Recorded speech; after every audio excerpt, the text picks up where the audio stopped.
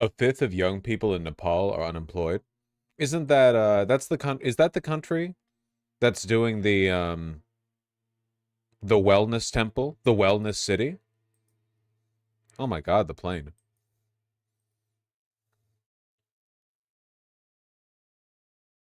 No, that's Bhutan. Okay, gotcha. Close enough. How do we? I'm fiddling. I'm fiddling, folks. I'm fiddling. River. There's a cat. There's a cat. Tearing up at the damn rug.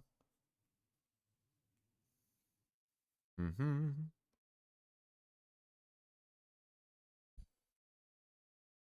Yeah, it's not bad. River. River. Ah. Too speedy.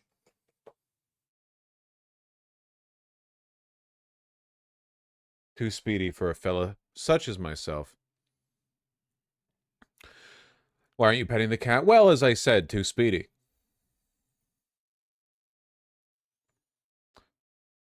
The left coalition in Norway won the general election. Oh yeah, I heard rumors about that.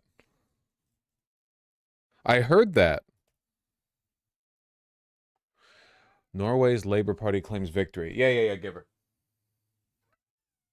Yeah? Are you suffering? Are you contained? Yeah? Whoop. Say something. Say something. Communicate.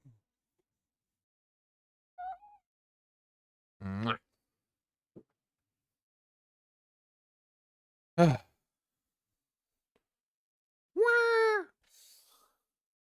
Baby.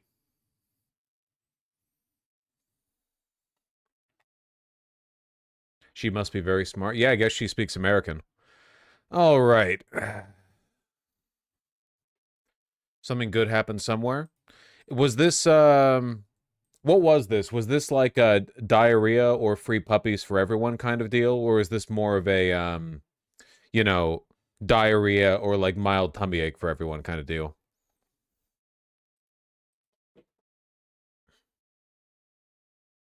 What's the ballpark? River.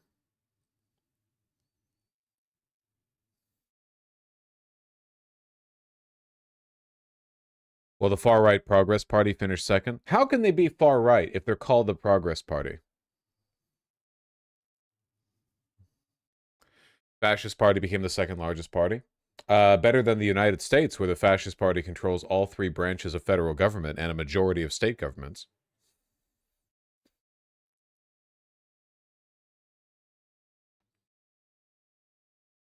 She is tearing up the damn rug.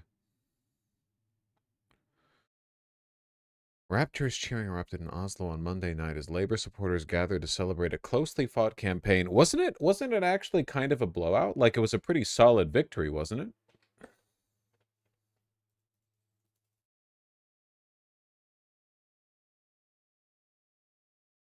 No 2 seats? Oh, never mind. What do I know? On Monday, Norway held its 2025 election, which polling experts had described beforehand as perhaps the most exciting... Oh, hold on. This isn't a news channel. This counts as content stealing. Al Jazeera, take it away. The Norwegian Labour Party is set to keep its coalition government by just a handful of seats after voting ended on Monday. With Prime Minister Jonas Gahr Støre withstanding a challenge by right-wing parties energized over the cost of living, immigration, and a wealth tax. We've been through inflation. We have got inflation down. Interest rates are going down. And then, of course, also what's around Norway now with war in Ukraine, the Middle East, how we secure our foreign policy in a predictable way. Jens Stoltenberg gave Labour a boost with his return as finance minister after nearly a decade as NATO chief. Stoltenberg has played a particularly important role, and he has very good diplomatic skills. So he's a skilled politician, I think, who I would like to continue to have in a government. I feel like the world is kind of like crumbling around us, and so I would like I would like stability in Norway. Norway's oil reserves maintain a $2 trillion sovereign wealth fund. Sheesh. But wild shifts in U.S. trade policy could threaten that fortune. The international situation with the election of Donald Trump in the U.S. made people sort of rally around the sitting government. Labor keeping its coalition will require addressing voters' concerns about whether the sovereign wealth... Remember the Swedish no-go zone from Fox News? You're thinking of a different country. That's Sweden, and this is Norway. I know it's easy to get them mixed up, but apparently the people from this part of the world get really particular about this. Fund divests from Israeli firms amid the genocide in Gaza, as the coalition's left wing demands. I voted for them before, and I wouldn't mind voting for them again, but there's also different parties that, you know, kind of feel like doing more for Gaza, and that's where my vote is going. Stora has said Norway should not support companies that profit from human rights violations. But Norwegian divestment from U.S. construction firm Caterpillar, whose equipment Israel uses to demolish Palestinian homes, has already drawn the ire of the Trump administration. Stora will need to navigate a world where politics is no longer local. Wilson Dysard, Al Jazeera. Heaven forbid. Well, good for the Labour Party, I suppose. There was much cheering in Norway's Labour Party headquarters when the initial election results were read out. The centre-left group came out on top with almost 30% of the vote. Centre-left. Oof. Ah, man. Labour parties used to mean something, huh? Used to be a real goddamn labor movement. Without an absolute majority, Labour will have to rely on allies to govern. They'll need the support of the 4 other left-wing parties in Parliament to pass legislation. The same system where we had a minority Labour Party government that negotiated in the Parliament. And I'm confident that will work also this time, not least because the Labour Party is so strong. More than 28%, by far the strongest party. Tax hikes for the wealthy, restricting oil exploration, and divesting Norway's sovereign wealth fund from Israeli companies are likely to be on the agenda for the newly elected government. Despite a strong showing for the populist Progress Party, Prime Minister Johannes Gahr Støre claimed the election result as a clear victory over the far right. Didn't the far right party gain like 25 seats, though? Like, they gained more seats than the Labour Party. Today, a signal is also being sent outside of Norway. We have seen this from many of our friends around the world, that it is possible for social democracy to win elections, even at a time when the right wing is on the rise. While they won't be governing, the Progress Party, led by Sylvi Listhaug, still saw a record surge in support, coming in second place. Listhaug campaigned on a platform of lower taxes and tougher immigration controls, helping her break ahead of the traditional right, comfortably beating the Conservative Party, who placed third. Yeah, I mean, the only real difference here between like every single European country and America is that because they have parliamentary systems, in their case, the fascist parties are overtaking and poaching the voters from the conservative parties, whereas in America, the Conservative Party just became the fascist party. That's it, really. You can understand these as congruent social movements, right? We're not really talking about, like, meaningful infighting. We're just talking... It's like the same thing happening in the UK. Voters are shifting from Tories to Reform, you know? But it's not really, like, a bunch of new people going over to Reform, for the most part. Just got here. Have you talked about Nepal yet? No? No? What's happening in Nepal? I've been playing Silksong. Protests against Nepal's social media ban grow more violent as demonstrators set buildings on fire. Okay, something's happening over there.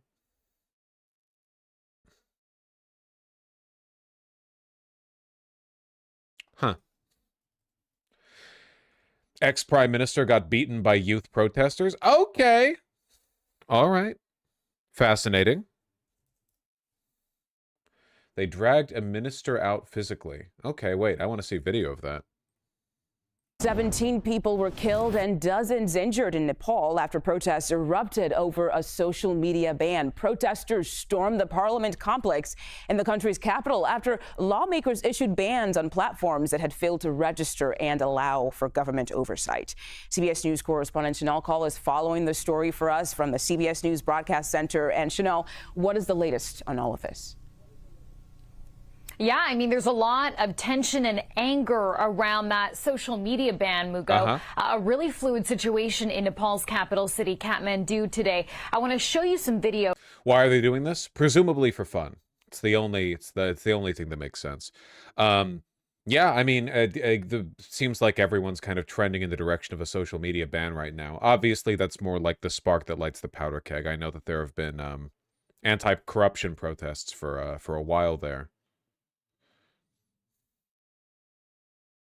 Revolution? We'll see if it turns into anything revolutionary. That would be surprising to me. This footage allegedly shows Nepal's finance minister being beaten and chased through a river. Now I know that YouTube wouldn't want me looking at this crap on stream. After successfully raiding the Singha Durba Palace in Kathmandu, Nepal, some protesters have armed themselves with long rifles. Social media companies, TikTok, Viber, and 3 other platforms we know did do that. They did comply with those notices. So right now, they are still available in Nepal. But the companies that did not do this, including Facebook, X, and YouTube, those have now been blocked. So this is all stemming from a bill that the government says is made to sort of ensure that social media platforms are, quote, properly managed, responsible, and accountable. That bill, Mugo, also includes asking those companies to now appoint some kind of liaison officer or a point person in the country. But so this is a color revolution? What? How could this be? What interest do we have in Nepal right now? are saying that this is actually sort of a tool for censorship. So again, the situation on the ground still very fluid, still very tense this hour. A lot of chaos around this. The government also now announcing a curfew around some key areas in the country, including, of course, the Parliament building and the presidential house. All right, Chanel Cole, thank you so much for helping us break down what's happening in Nepal. Yeah. We'll get to Israel. I guess we'll see where this leads, but historically, stuff like this has not panned out very well. It's not about social media ban. It's about corruption. Please do not mislead, misinterpret. Against corruption, not social media ban. My brothers and sisters didn't shed their blood over social media. They fought against corruptions. Okay, hold on 1 second.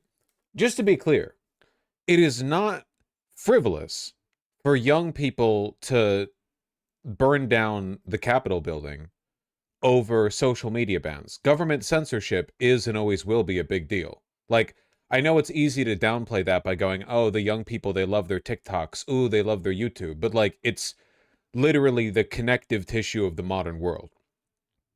So, like to be clear, like, jokes aside, it's not frivolous. Even if that was the only reason, I don't think that would be illegitimate. You know, I don't think that would, like, speak against them in any way.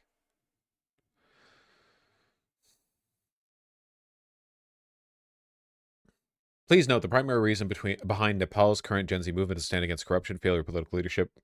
This protest in Nepal was never about social media bans. Okay, so what's the corruption? I mean, it's Nepal. I'm sure there's a bunch of stuff going on over there. People sure have strong opinions here.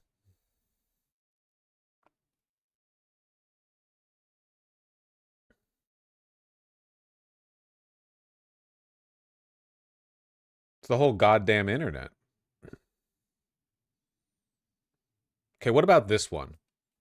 Is this one is the coverage for Mint a little bit more nuanced?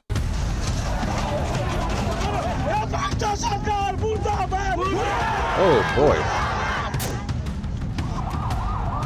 A Gen Z revolution just unfolded in Nepal. 19 people were killed, dozens injured after the Himalayan nation saw its biggest youth uprising in years. On September 8, thousands of young protesters broke police barricades in Kathmandu. They marched from Maitighar Mandala to Parliament. Many were in school uniforms. A mix of Stalinists and Sokdems in power. They aren't delivering the left-wing policies promised. Okay, but like Stalinism isn't an actual ideology, right? What are they doing? What's the ideology of a Stalinist? Murdering all of your close confidants? What are they actually doing? Probably nothing. The immediate trigger was a sweeping social media ban. On September 4th, Luffy! The One Piece. Sweeping social media ban. On September 4, Prime Minister KP Sharma Oli's government had blocked 26 social media apps. They're Maoists, not Stalinists? But that's also not a real ideology. The list included Facebook, Instagram, WhatsApp, YouTube, and TikTok. The official reason? Failure to register with the Ministry of Communications. Oli defended the move as protecting national dignity.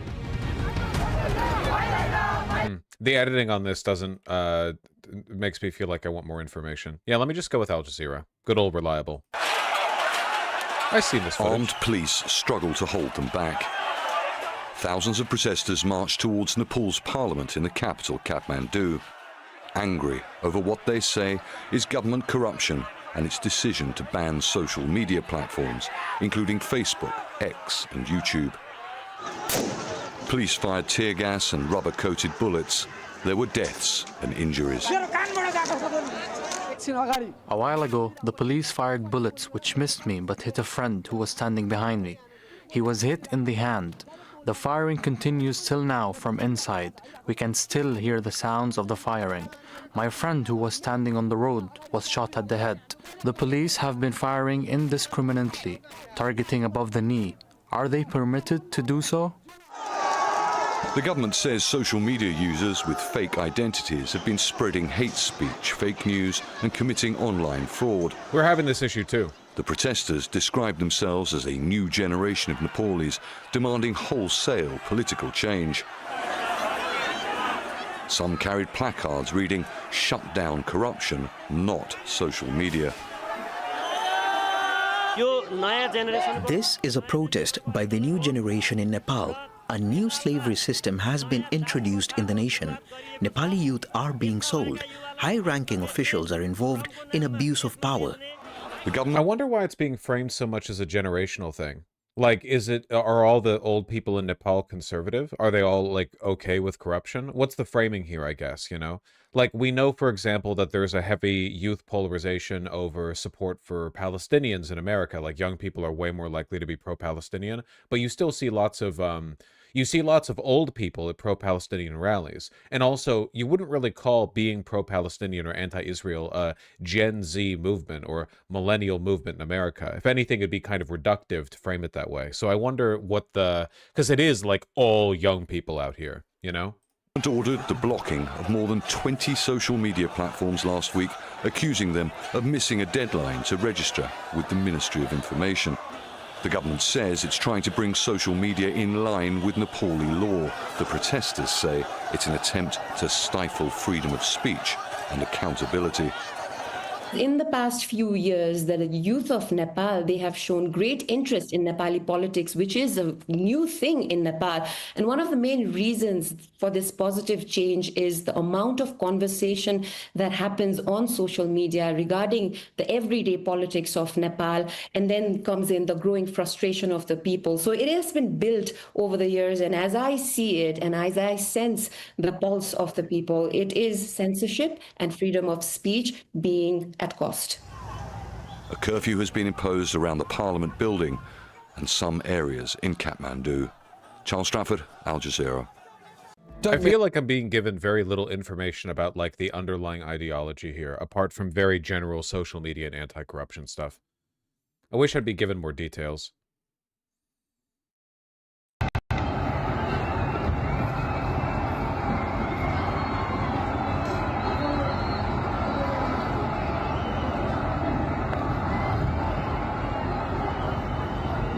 Like, what are we talking about, you know? I'm just interested, like, have there been any recent big incidents? You know, what's going on?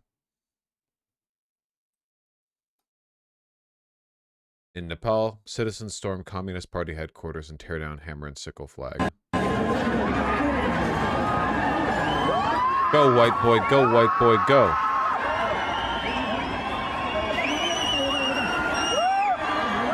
We got to get rid of these associations, man. It's so fucking bad for the optics of communists that there are like 50 tin pot dictatorships that call themselves communist, even though they range anywhere from like social democracies to, you know, fascist.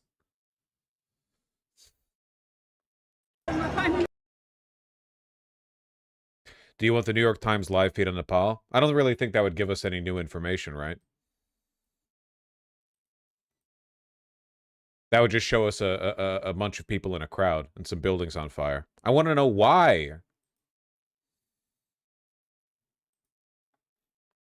Might just be youth unemployment. People don't tend to protest if they're busy working.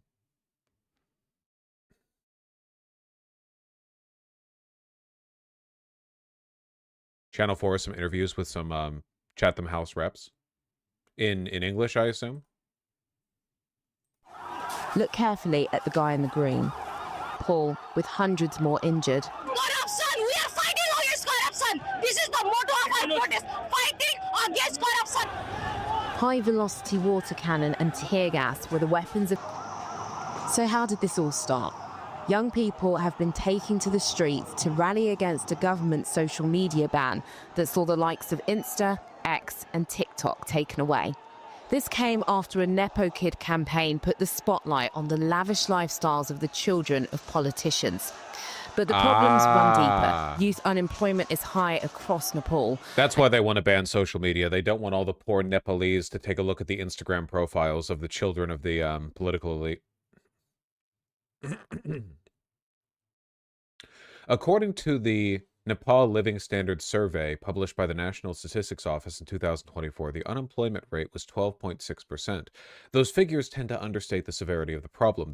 This represents only participants in the formal economy, leaving out a majority of Nepalese who work without officially reported jobs, mostly in farming, and the unemployment is heavily concentrated among younger adults. Finding no opportunities at home, more than 1,000 young men and women leave the country every day to serve long-term contracts in oil-rich countries of the Persian Gulf and Malaysia. Blah. Tens of thousands work in India as seasonal migrant laborers. Dude, do you have any idea how far down the civilizational totem pole you have to be a migrant laborer in India? Jesus Christ. You're like so far down on the food chain, man.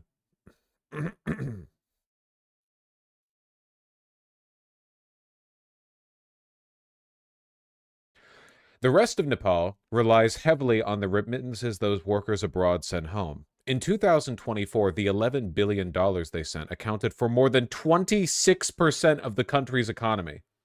Okay, I don't think this place is real. I think that I don't think this place has an economy at all. Remittances from working in fucking the UAE and in India make up 26% of your economy. That's insane. That is insane. Absolutely insane. And claims of government corruption are rife. All the Nepalese citizens are fed up of corruption. Every youth are going outside the country, so we want to protect our youth and make the country's economy better. For that, we need a new youth, new power, and new politicians who are well educated to move the country forward. Under pressure, the government lifted the ban, and the Prime Minister has now resigned. They had said after an emergency meeting on Monday that they made decisions to address the demands of Gen Z. But the government had justified the ban by saying they wanted to tackle fake news, hate speech and online fraud, an argument young protesters just weren't buying. Our demand and desire is for peace and to end corruption so that people can actually work and live back in the country. We will work to continue pressure on the government. The clashes haven't stopped. Kathmandu's international airport suspended flights, and the former Prime Minister's residence has been ransacked by protesters. But with the indefinite curfew seemingly being ignored, and it's crazy how different politics is in countries where the ruling elite do fear the working class to some extent. You know what I mean? Like, this could never happen in the United States. There's no way, politically, socially, or logistically, anything like this could happen in a country as developed as the U.S. But here, spreading to other regions, anger towards the government shows no signs of letting up. Well, we're joined now by Nayana Prakash, who is a research fellow at Chatham House. Thank you so much for joining us. I just wanted to start by asking, what's your reaction to what we're seeing in Nepal? Americans won't react like this to unemployment. They'll just kill themselves in their parents' basements. Exactly. All of Nepal is like that one Family Guy meme when he was a crisis line call center worker, and he was like, wouldn't it make more sense to kill them or something? That's the ideological dynamic that separates the developed world from the undeveloped world. As much as it may seem that these protests have come seemingly overnight with very little provocation, the idea of, the frustration with corruption in the current and, well, the former government has been there for quite some time. And the social media ban is only the kind of the straw that's broken the camel's back in this instance. What did the government say? What was their reasoning behind the social media ban in the first place? So social media bans like this typically happen when the government wants social media companies to comply with governmental norms and the way of doing things in that particular country. It's not unusual in South Asia. We've seen that happen in India, obviously in Nepal's neighboring country, obviously China not far away as well. So social media companies simply had to register with the Nepalese government in order to continue doing business in that country. Many of them failed to do so and were thus banned, which triggered... Third world country governments are so stupid. Well, yeah, because they're effectively just autocracies without the social framework of an autocracy, right? Like, in terms of the political dynamic and the class divide, Nepal isn't really that different from how it was as a monarchy. But now there's the pretense, politically, of it being a democracy, which means you have this awkward inconsistency. Everything in the country is, like, economically, socially, is set up in a way that is meant to work with an autocracy. But if you're a democracy, like, that's a name you have to keep, which means that there's going to be an inconsistency between your behavior and your promises. Corruption doesn't matter as much when it's a monarchy. Like, it all belongs to the monarch anyway. Protests which were sparked by, but not limited to, social media. And what are the protesters saying in general, and what do they want? So there's quite a variety of responses from the typically young protesters on the streets in Nepal. We're seeing that a lot of them refer to themselves as being... The legitimizing factor of the divine right of kings was really pulling the weight of stabilizing society for all of human history. Yeah, unfortunately, I think we're kind of getting there again, We had a lot of fire and energy for democracy for a while, but things are not stabilizing the way that they should, I feel. We're not we're not where we need to be. Gen Z, as being youth protesters, many of them in their 20s or younger. They referred to frustration with the corruption of the government. They referred to frustration with the fact that obviously many social media platforms are used for employment purposes and commercial purposes, as well as being tools for keeping in touch with friends. There's also a frustration... Dude, holy shit, I was right. Democracy was hard won in Nepal, but it has not met the aspirations that sent protesters to the streets this week. Many of the Gen Z protesters are fixated on the son and the daughter-in-law of former Prime Minister Sher Bahadur Deuba. They bitterly post images of them and other politicians' children flaunting lavish lifestyles. I wasn't even joking. Yeah, it's literally like, stop letting them see my children's Instagram feed. It's making them jealous. The tiered society in Nepal, and what's a hashtag that's been kind of prominent in this is hashtag Nepo Kid or hashtag Nepo Baby, which is a reference to the idea that the prime minister's children or the children of ministers often enjoy a much more privileged lifestyle than many people do in Nepal, especially with unemployment rates rising, with tourism in decline. The protests kind of amass a great deal of frustrations with the way things are in Nepal. And social media is the tool and the vector through which a lot of young people have understood how different life can be, both in Nepal and outside. And it's a way for them to vent their frustrations and to see what's going on in the world. And they see that as being taken away by the government. Do you think that that is why they've reacted so strongly? Yeah, I think that there's been a sort of trivializing of what social media can mean to young people, both in this protest and across the world, in that, you know, social media isn't just a way that we chat to our friends, etc. It's a way that we feel connected to any kind of networked society, both locally and globally. And it's also kind of plays a role of citizen journalism. And we've seen that with protests over the years in various contexts, whether it's Black Lives Matter in the US, whether what's happening in Gaza and Palestine. It's a way for people to understand what's going on in other parts of the world. And I think when that tool is taken away, we should see it as a clampdown on freedom of speech and a form of censorship. And I think the young people in Nepal have been quick to react to this because Nepal is historically a country that's allowed some kind of greater level of freedom of speech than some of its neighbors. And so I think that the protest by young people reflects the Gen Z in Nepal did the impossible within 24 hours. As a Nepali, I never thought this would be possible. People, everyone forgets this. Everyone gets caught up in like the aesthetics. None of this matters unless something changes. Everyone gets really fucking hyped up over seeing a bunch of young people taken to the street. And that, like, everyone was super hyped up. It was transformative. George Floyd protests. What happened? Nothing. Nothing happened. A billion Americans were out there on the street. Nothing happened. Nothing changed. Like, God, how many protests have there been in Georgia, you know?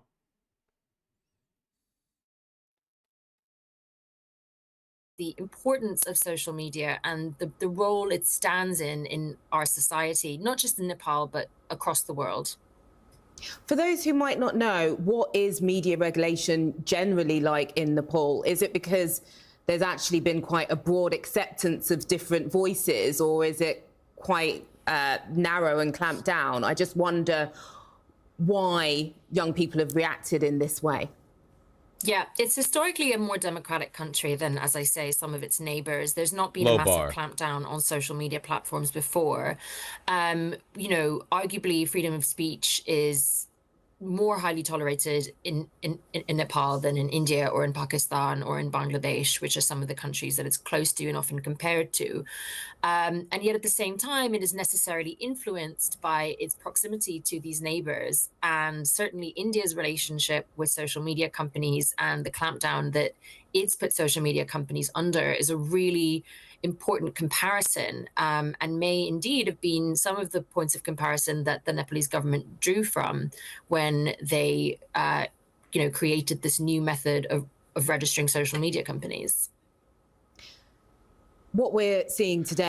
I'm sorry. I keep seeing like this while I'm trying to look for supplemental information. This sentiment, I think, is outright counter-revolutionary.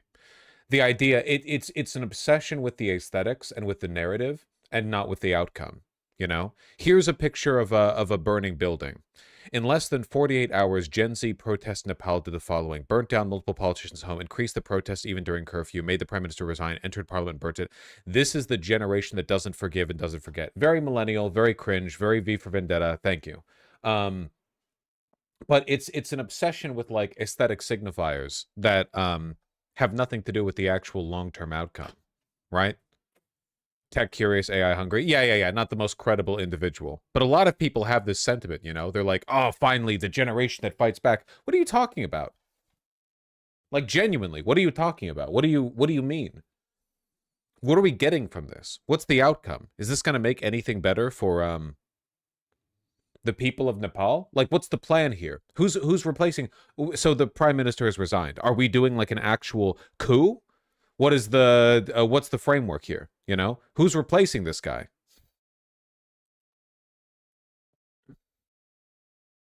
Trying to essentialize it for a generation. Yeah, no, I genuinely think that like the framing of this as a generational protest might be. I mean, again, even if the Nepalese are doing it, that doesn't mean I can't criticize it. Go white boy, go. You know, I just feel like you're attributing potential success to factors that are not necessarily relevant here.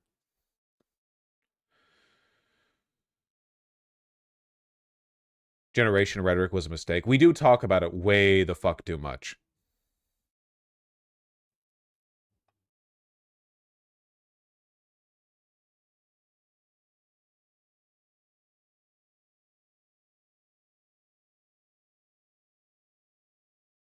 Narratives are important, though. Yeah, if they don't suck. If they're not loser narratives. Is protests continuing? The Prime Minister might have stepped down, but that hasn't seemed to stop young people going forward and protesting. I wonder, where do you see this ending? Well, I think, you know, tech companies are back. These social media platforms are back online. The Prime Minister has resigned. But as I said, this isn't just a frustration with one single Prime Minister. It's perhaps a frustration with government writ large. And some of these protesters are protesting for things that don't have easy solutions. Like I said, you know, more jobs or... The Nepalese are not quite so atomized Americans. Yeah, but it's not just about atomization. Like, this is a dual power thing. You can't just have angry people on the streets. You need some kind of legitimizing force, right? Like, every successful revolution, or almost every successful revolution, is not built just off a peasant mob, right? It's built off organized structures that are ready to take power when the time comes. And that can be a sympathetic party in government. That can be like a paramilitary force that's been working with the protesters. There has to be an organization. You can't elect, you can't just like choose a leader out of nowhere after you've burnt the parliament building down. Like, oh, just choose from one among the rubble. Like, it doesn't work that way, you know? Like rising unemployment rates. These aren't things that can be sorted out overnight. And I think there's also very much a frustration and an anger at the speed with which the government took to putting the army on the streets. And I think the violence and bloodshed is really significant and something that we should bear in mind. I think protesters who were angry before are likely to be even angrier, even more upset with the government, which clearly, you know, has clearly created a separation between the civilians. What do you think Nepal should do to elevate their condition at this point? Jesus fucking Christ. What the hell? I'm just a live streamer, man. This country, a quarter of its economy is remittances from India, okay? What the fuck do you... I don't know, dude. I don't know. Do they have, like, water treatment plants? Do they have a working electrical grid? I have no idea what the hell we're working with here. And the government. And I think that we're likely to see, if not more bloodshed, at least more frustration. Oh, fuck. Everyone in YouTube chat is generation posting. Holy shit. The boomers got amazing post-war economic boom. The boomers are the generation that started at the finish line, then act like they ran a marathon. Guys, I'm going to be real with you. Being, like, hyper-fixating on the unfairness of the different generations and where they started in the world is unironically like white nationalists posting about how fucked up it is that they were born in this generation, not the previous one. Like, you are projecting grievances about your life onto a very broad, like extremely varied tapestry. Like, do you think life was easy for black boomers? Do you think every boomer is upper middle class, or are those just the ones that you hear about now? Like, do you think that do you think boomers that are doing well in the Midwest or Appalachia, or is it just like the ones who bought their houses in California in 1972 you're thinking of? Just everyone's looking for something to blame, all right? Like, yes, the boomers rode the crest of an economic sine wave that reverberates every couple of generations under capitalism, but you can't make that about the boomers, man. That's about capitalism. The reason they did well and you're not doing well is because they grew up and profited from a generation of domestic manufacturing and economic boom in the post-war world, and you're living in the era of like Labubus and Uber Eats, okay? That's not really like their fault morally. It's not as though if you were born in their generation, you wouldn't have benefited from that. It's literally just like you might as well be a third worlder getting angry, like existentially angry at the fact that Americans are wealthier on average. But not in like a politically useful way. You're not like, you know, using it to organize your thoughts or develop any system for change or try to like improve things for the people around you. You're just like mad about it and you just stay mad, you know? More anger, more protests. And this has just kind of been, you know, the dams are open now, I think. I think just one more point I wanted to add. You mentioned other countries like India and Pakistan. Do you see this Gen Z protest almost spreading to other countries in the area? Would that be a possibility? The Himalayan spring. I think it's difficult to compare with India, which is a much larger country, and also the government enjoys a level of support that that this government in Nepal did not necessarily have. The Indian government's much more familiar with clamping down on protest as well, and in the light of recent events with Pakistan, has, you know, got a popularity boost basically. But I think on a more regional level, you know, in states, you know, we've seen other major protests in India as well, and I think there's no reason why this kind of protest shouldn't be seen in other post-colonial countries outside of South Asia, or indeed in other countries through the world, because this form of Gen Z youth protest is something that I think has become very normal in the last decade, and is something that we'll definitely see more of. We'll see.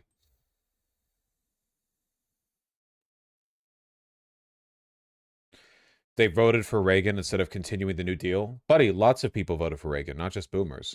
Like, tons of people did. Also, like, a ton of Gen Z men today are Hitlerites. I just don't understand the obsession with blaming, like, broad demographics when you should instead work to isolate the material conditions that motivated people's behavior, you know? Everyone's looking for a group to blame.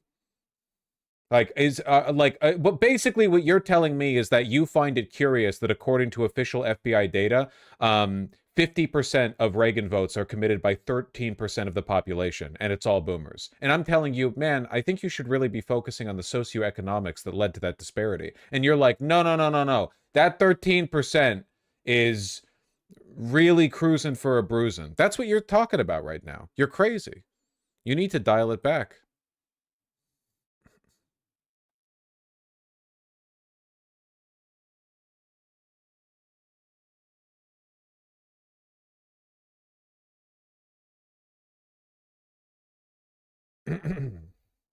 I mean, it makes sense in the boomers telling me to pull myself up by my bootstraps is annoying. Yeah, but the problem is that most of you haven't actually heard that told to your face in years. Like, it's an internet meme that's grown. I guarantee you the vast majority of you have not had a boomer tell you to pull yourself up by your bootstraps ever in your life, or if it has happened, it's happened like, I don't know, years ago. It's just something that's circulated widely because it's like a memification of a broad sentiment that doesn't really have anything to do with boomers. The idea that we live in a meritocracy where everyone should be responsible for their own well-being isn't a boomer thing. It's literally like a cornerstone piece of the ideology of capitalism.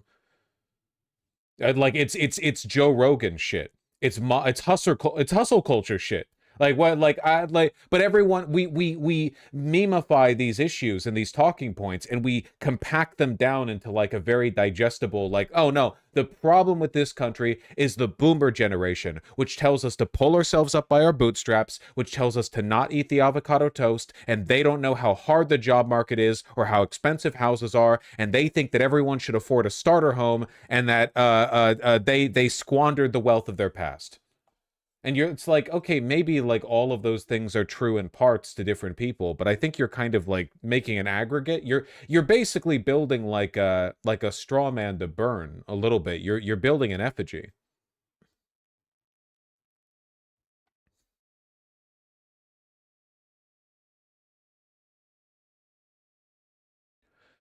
You're talking to people who can't even manage to pull themselves out of bed before 10 a.m. Yeah, basically what I'm saying is clean your room before you try to change your world, okay?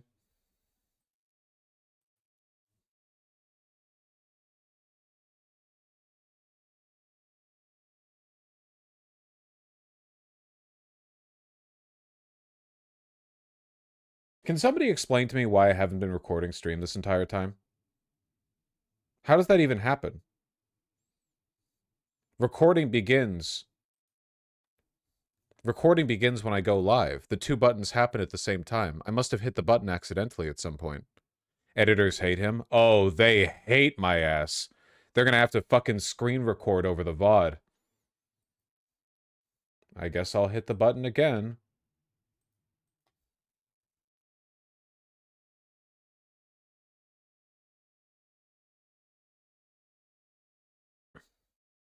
I mean, they didn't miss much. No, just an hour talking about the struggles of another country, a country of 30 million people. You know, it's not much. It's fine. You fucking Westoid.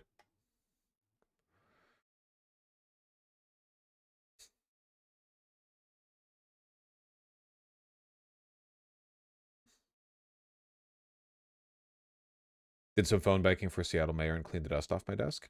Nice. Happy to hear that. Hell yeah. Okay, let me close this window, and now we're recording.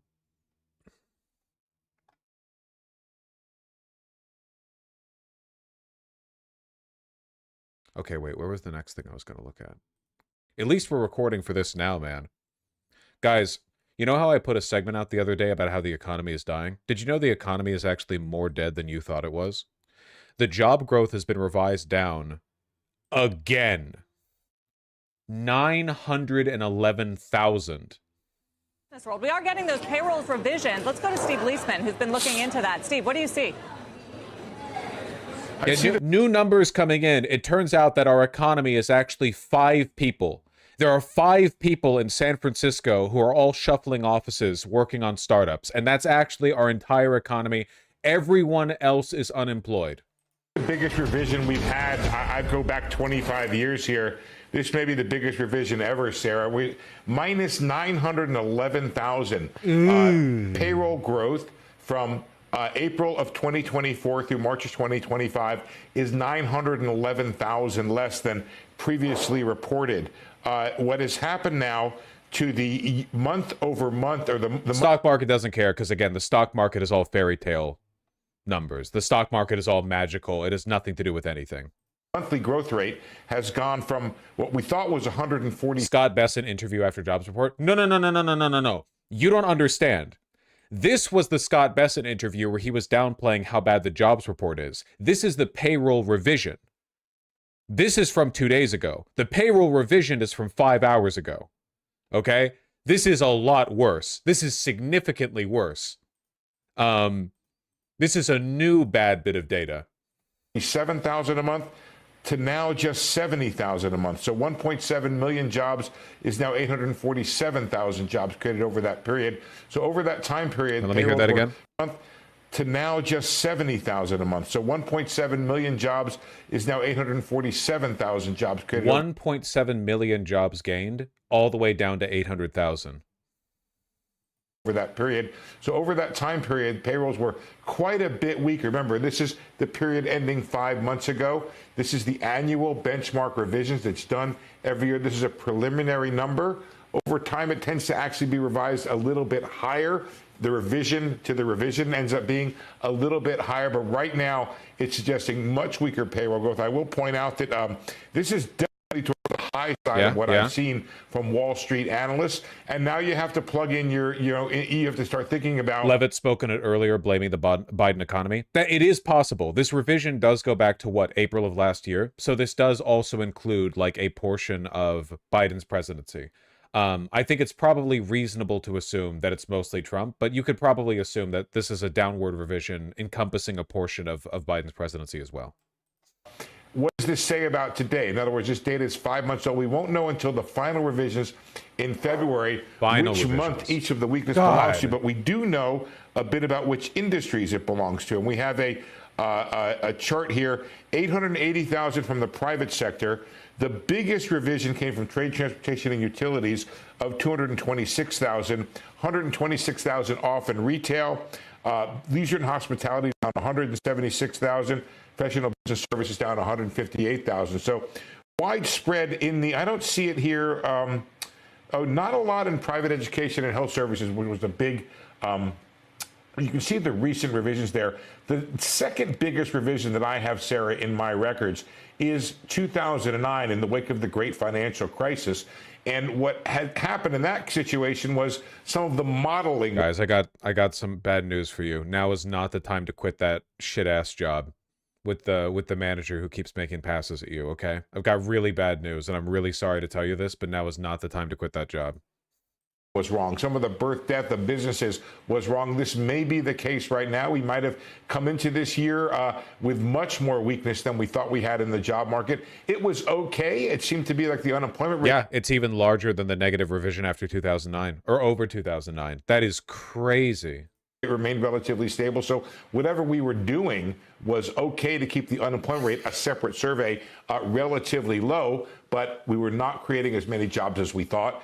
And whether I know that some Fed officials, Chris Waller among them, think this is part of a broader story. I wonder if anyone who watches CNBC regularly, like as a avid, one interested in business, I wonder if they ever reflect on the fact that like really bad economic data plays over the stock market doing well. Like if that disconnect ever means anything to them. Weakness in the job market that should cause the Federal Reserve to cut. And we'll see what happens now to the, I don't know if we're able to get you right away an update on Fed funds futures, but certainly the market was primed for 325 basis point cuts this year. This pretty much does it though, right? It's pretty much guaranteed now that the Fed cuts rates. They've been hovering, they've been estimating that for a while, but when the rate cut comes, like they have to do it now. There's no way. With the numbers going down like this, like they've got a red button they need to hit. And it won't even help. It might help like marginally. It might help a little bit. And we'll see if I could take a look right now to see if there's any more play on a 50. And there isn't, and there probably shouldn't be. So wait, Trump tried to take control of the agency to report on good numbers, and they still revised even worse numbers. It's not that simple.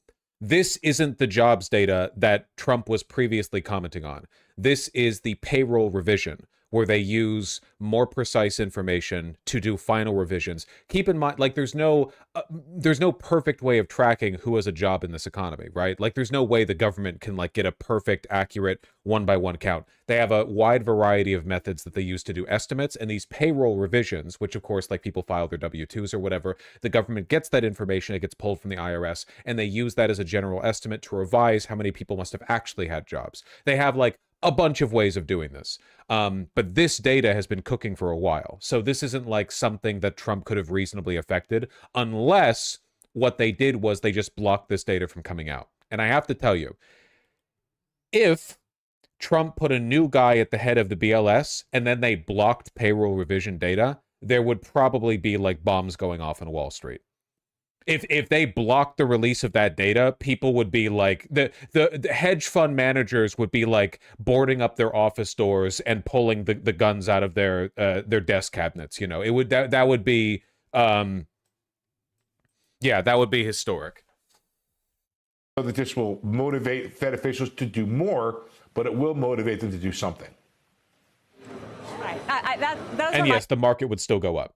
Two takeaways, Steve. Number one, this sort of ratifies the idea that they should cut next week and that job growth has stalled and has slowed and looks even worse than they originally expected. And the last few months have been weaker. And then the second is my question about the process. So how were we almost 1 million jobs short? In terms of, there have been questions lately about how this process, this data, the president raised it, he fired the BLS chief. Does this feed into those concerns about how the data was so off? I think it should, and I'll tell you why, Sarah, because when I look at the history of these as a percentage of payrolls. I really don't think that a rate cut would even affect the unemployment rate this much, because as we've seen, the problem is that nowadays so much of the money circulating in our economy is outside of the real economy. Why would businesses increase how many people they hire when it's just more profitable, especially with a lowered Fed rate, to engage in the constant like speculation and borrow scheme? Like what would okay, so you're a struggling business, right? You're not making much money, you're laying people off, the government lowers rates, so now you can borrow money basically for free and you can invest it and everything's going up. Why would you hire more people? Like why would you the money you're making is in the speculation. Why would you waste money in the relatively unprofitable sector of hiring people and selling goods and services? What's the purpose,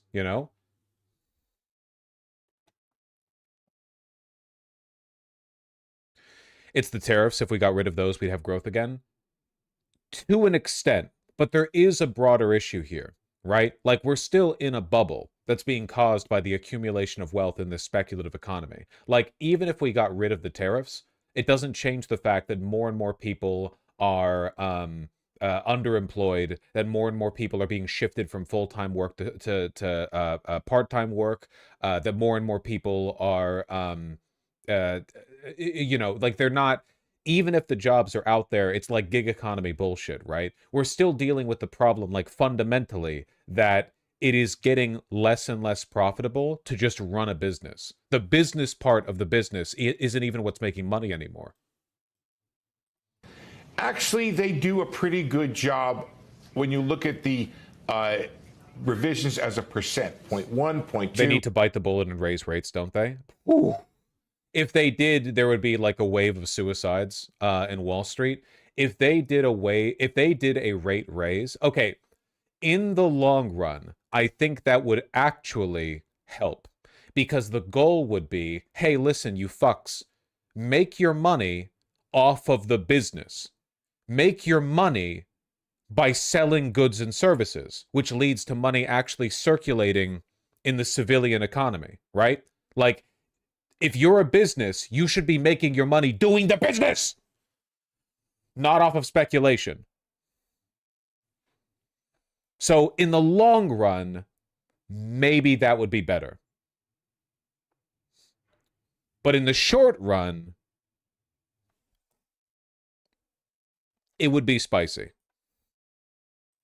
It's averaged about 0.3. This is 0.6. This is double the average. So, and let me just see if I can find out the last couple of years.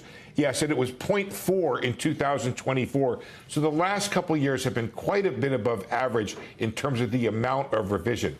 What's happening here is we're getting jobless. You know why that is? I bet you it's because of the increase of gig economy bullshit.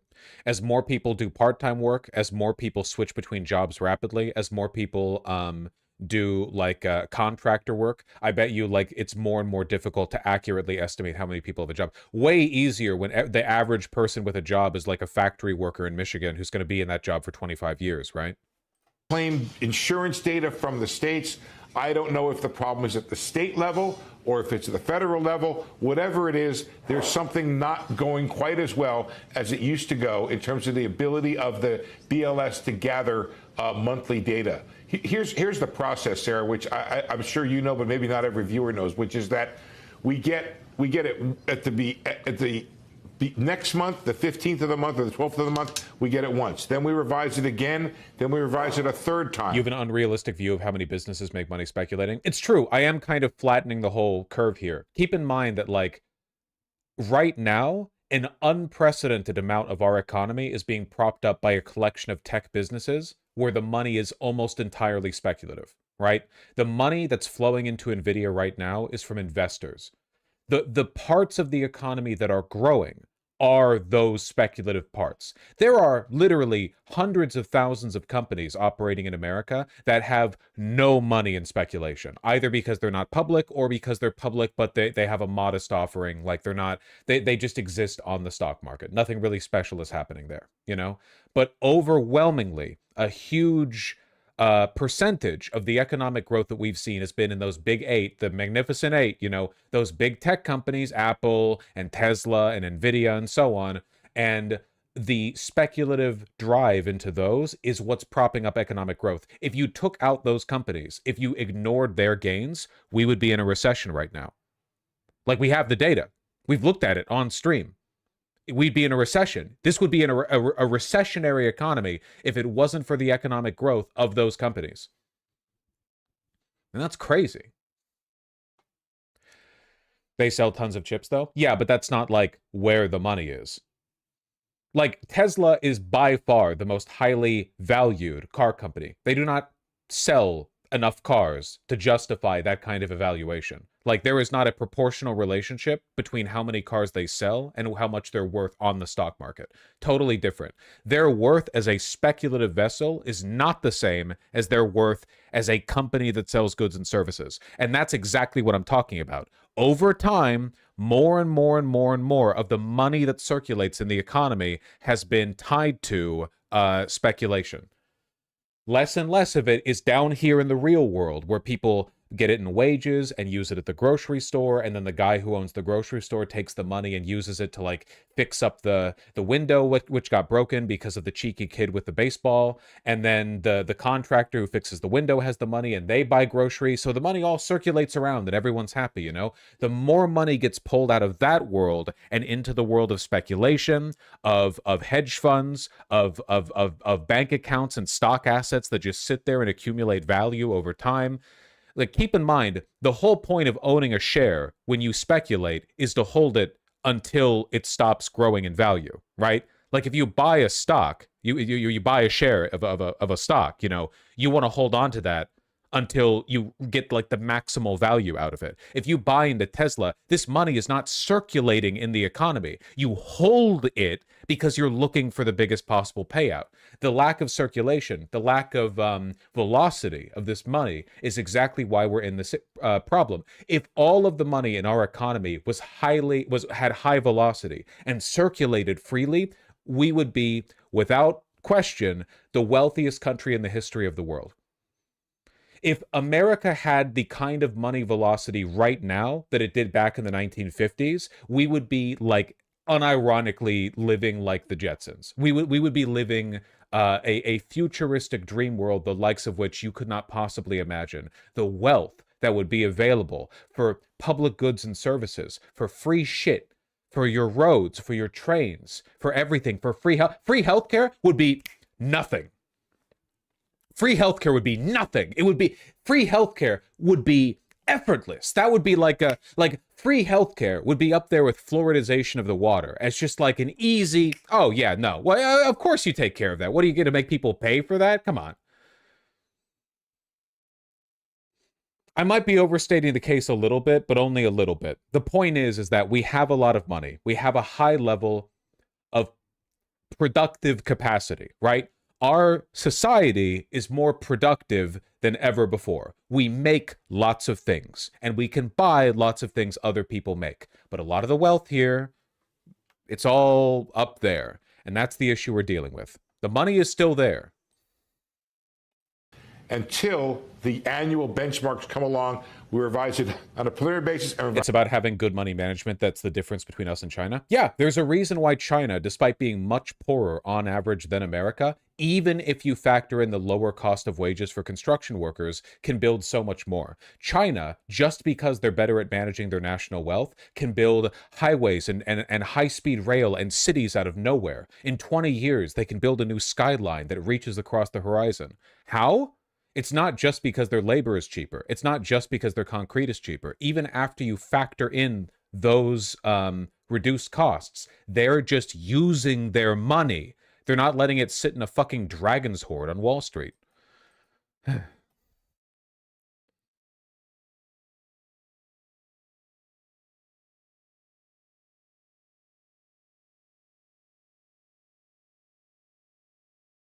Not that we don't have our own infrastructure issues. I'm not claiming that China's perfect, but there is, and you're lying if you disagree with this, a difference between how much China builds and how much we build. An enormous difference, despite China having much less money than us. There's no arguing that. Yes, a lot of the stuff in China is subpar in quality compared to the stuff that we produce infrastructurally, but a lot of it isn't. Like, a lot of it is, but a lot of it isn't, you know? They use their money. Tanky arc? No, good monetary policy arc, man. That's all. Just at the bedrock of at the foundation of everything wrong with this country, it all comes back to monetary policy, okay? It's all material forces. We are never going to fix what's wrong with this country unless we address that. How the fuck is it that we're the wealthiest country in the world, but we're like we're like $1 trillion deficit and we can't afford anything? All of our infrastructure is crumbling. It's because the money has no velocity. All of the trillions of dollars at the top up here should be pouring down and circulating, and then it gets taxed, and then it gets used on stuff. Paying contractors, paying people out tax rebates, free healthcare, and then the money's back down here, and then it goes up in taxes. That's how it's supposed to be. The money goes down. Everyone gets it. Everyone uses it. It gets taxed. It goes down. It gets taxed. Everything keeps moving. It's not supposed to sit in a fucking dragon's hoard. Sorry. It again. We keep counting it and keep counting it, but it looks like the counting, as was evidenced in that big June revision on the preliminary stuff, is not as good as it was, and it's not as good as it was even on a annual basis. So we seem to be having a problem here, and something needs to change. I've often thought about the idea of, can we do better getting better data from the states on a more consistent basis? Steve, thanks for that important number. Maybe one. It's really fucking bad, man. It's really fucking bad. Breaking economic data. There are revisions to the Bureau of Labor and Statistics data for payrolls. We're expecting a drop again. Last time we saw... By the way, to be clear, I just want to clear this up because I know a lot of you are joking, but I know a lot of you are also like genuinely stupid. Trickle-down economics is the idea that when you enrich wealthy people, poor people also are enriched because of the wealth of the wealthy people. It's factually incorrect. It's been proven wrong. It's been known to be wrong for decades. What I'm talking about is redistributive economic policies, which is the opposite, the actual direct, literal opposite. I'm talking about taking the money from wealthy people through taxes and then redistributing it through massive social investment programs, paybacks, UBI, that can then be spent freely in the economy. And if during that time period, in between big taxations, wealthy people accumulate a lot of money, that's fine, dog. Guess what happens next April? In between April 15th, 2024 and April 15th, 2025, you were able to get a startup and get 2.3 billion in speculative investment, which you were then able to get the bag off because you were the primary investor to begin with. That's great, dog. Now pay up. That's a 98% marginal tax rate for people making over $10 million a year. Yoink! And then it goes right back up to the fucking top, and then it goes right back down. That's not trickle-down economics. That's, I don't know, waterfall economics, okay? Nothing stays up at the top. A drop of 818,000, and wow, this time we get a bigger drop. Let's get over to Michael McKee right now, Bloomberg's international economics and policy correspondent, with the numbers. Mike? Well, it looks like a big miss in terms of the upside. We're down 911,000 jobs from what we anticipated last year. This is through March of last year. So there were 911,000 fewer jobs in America in March of last year, and that's for the 12 months that go back from there to April of 2024. Does it mean a lot? Well, it would mean something if it really stayed that way. We do anticipate some additional changes to it before we get to the release of it in January, the final release in January. Oh yeah, I'm sure everything that's going on right now is going to really boost those numbers. January, in the January employment report. What this means is about 76,000 fewer jobs. Call it convection economics. Actually, that's a pretty good way of visualizing it, right? That literally, that is a good way of visualizing it. Like the way convection ovens work, where it's heated at the bottom and then the hot air rises, then it cools to the top and comes down. The idea is that it keeps circulating over and over. And it wouldn't work if like a bunch of cold air just stayed at the top and never moved. A month were created in that year from April 24 to January to March of 2025. Shows the economy was bad weak. Time to quit my job last week, lol. You're a brave you're a brave son of a bitch, you know that? Who dilly? Weaker than anticipated. We don't have a month-to-month breakdown. We do know that this is just for that 12-month period. Once we get the January final revision, then they'll break it down by month. But essentially, at this point, we're looking at a much weaker economic picture for the labor market over the last year or so. So just looking at the market reaction, Mike, you get an S&P 500 that still remains little changed. It's water cycle economics. Yeah, that's another great way of thinking about it. We have a finite amount of water on Earth, basically, right? That's like a finite, consistent number.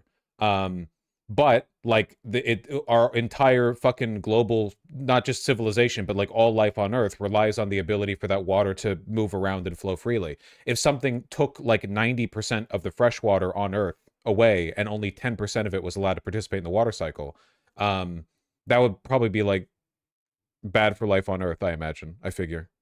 basically flat, as is the NASDAQ. The real move potentially in this bond market where Yeah, yields like have been moving higher. Now those are also unchanged. So giving up some of those losses for at least the front end of this curve, turning into very, very slight gains.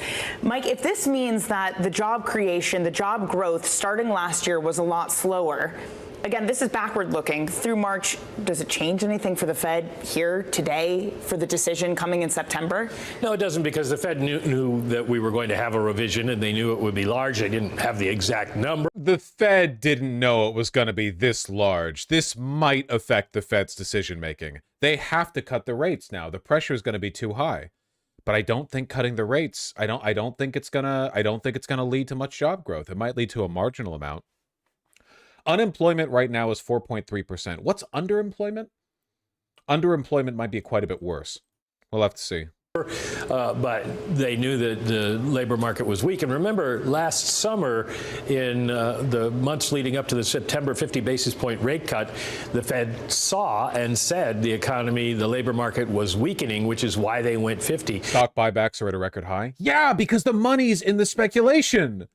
Of course stock buybacks are at a record high. Why the fuck? What kind of idiot, if you have the kind of money to do a stock buyback, why the fuck would you ever, like a dumb idiot piece of shit, try to make money selling goods and services? Like some kind of rube. When you could make money by using the company's money to just make the shares held by the fucking board more valuable. Why would you ever do that? You can make way more money doing a stock buyback.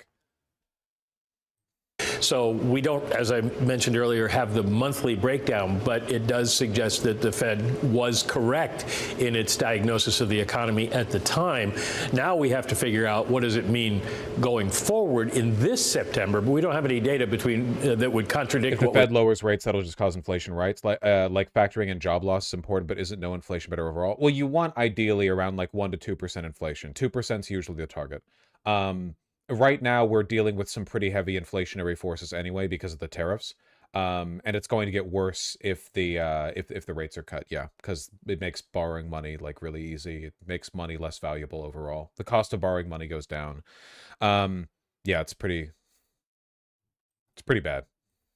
We've got between March and now. So they're looking at what's happening now and going forward rather than what happened essentially months ago.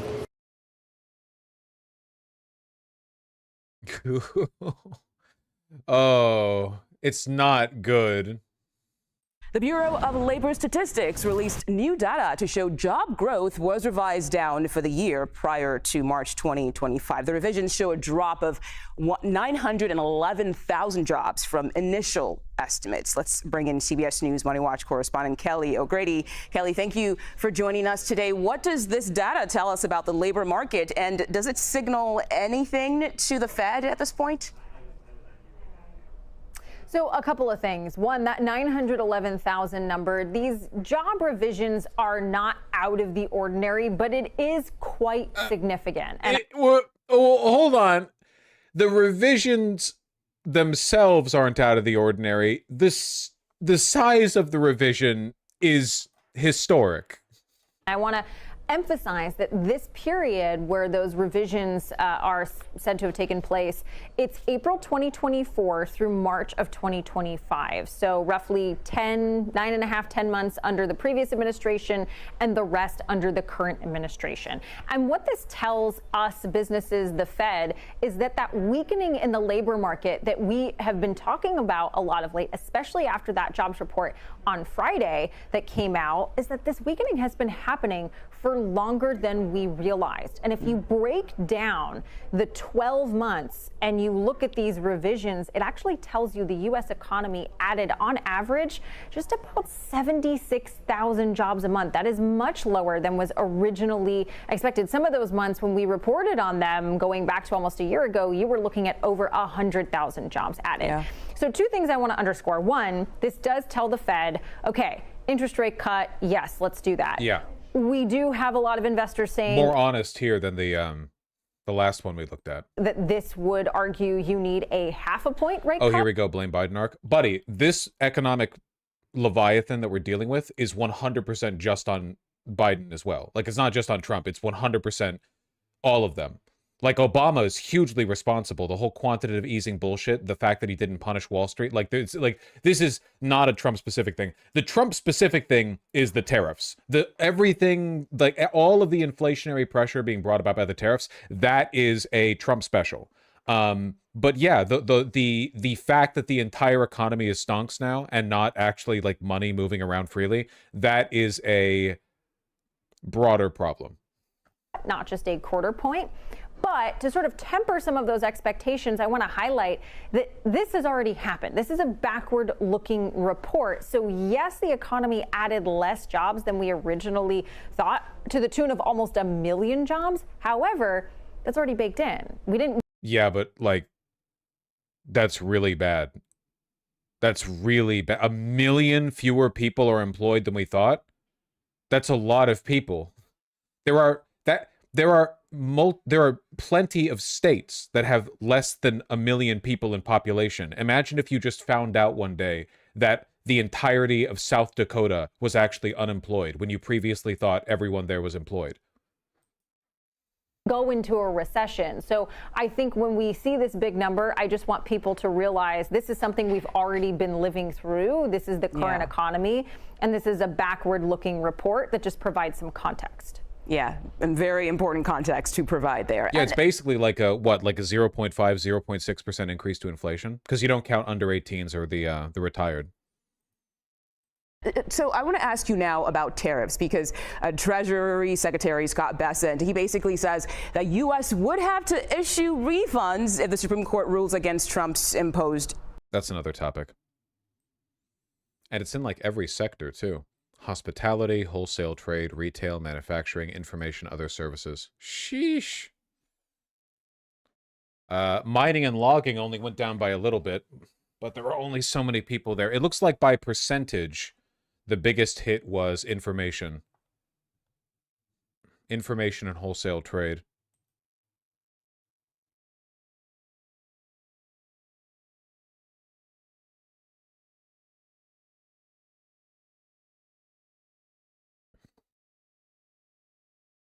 Is this not available by month? Jesus, how fucking detailed do you think the data is? It's difficult enough to get these numbers, you know?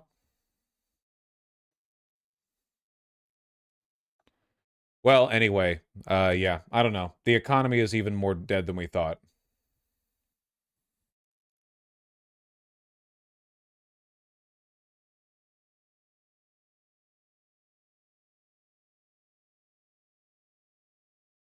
Is leisure and hospitality not the highest? We're talking about percentages.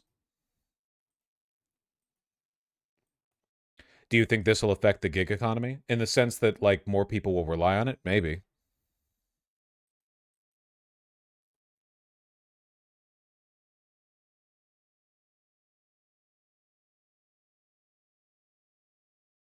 God, look at that. The employment situation. Unemployment is creeping upwards. Non-farm payroll employment over the month change. And then right here, once the tariffs kick in, kerplunk. But now it's even worse.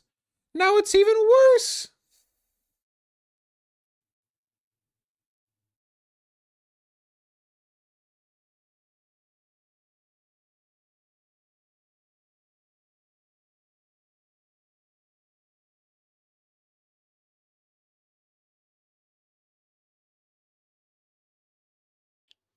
Well, how opposed are you to the stock market? Are you against the principles of it as well? Yeah, I've pretty much been radicalized into like an obscene, like Old Testament era anti-indebtment position, basically. Like I basically am against loaning as a concept now. It seems like it seems like if you allow people to borrow money and charge interest at it, you set in motion a bunch of dominoes that 4,000 years later will lead to the entire economy being an infinity trillion-dollar single share of one economy's stock, or sorry, of one company's stock, and the rest of us have to play around with like 50 cents to trade for laundry and groceries and stuff. It's just the mathematics on it don't work out. I don't believe in this. What's the alternative? Not having loans or anything like that.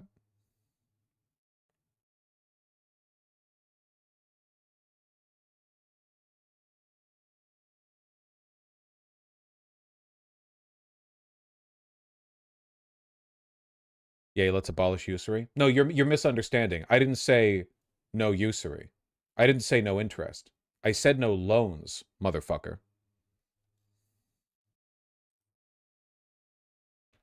The interest isn't even the thing that matters. After all, the thing that we're most concerned about, which is that, you know, the economy is going to go haywire when the Fed lowers the interest rate because borrowing money becomes essentially free. If there's no usury, borrowing money is always free.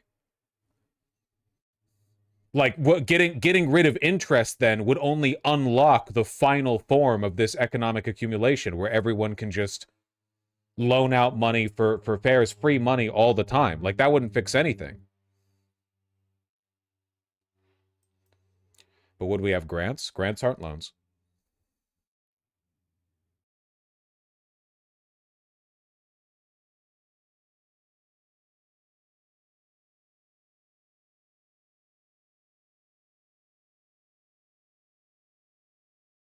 Loans are loans. People use those for college. I'm sure you can imagine a world without college loans.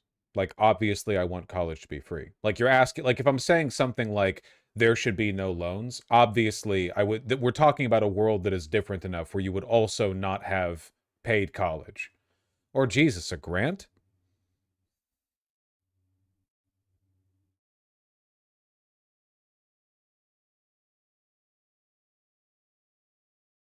Why do banks loan money with low interest to corporations when inflation means they're losing money when it's paid back? Well, they're not quite losing money when it's paid back. The rate of lending it out is still lower, or sorry, is still higher than what inflation would devalue the currency for, but also it's really complicated.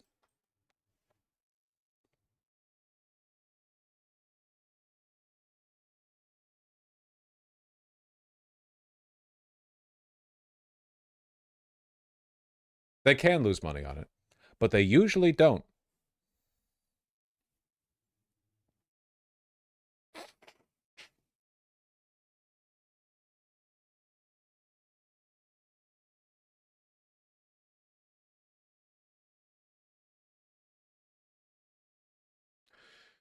Ugh.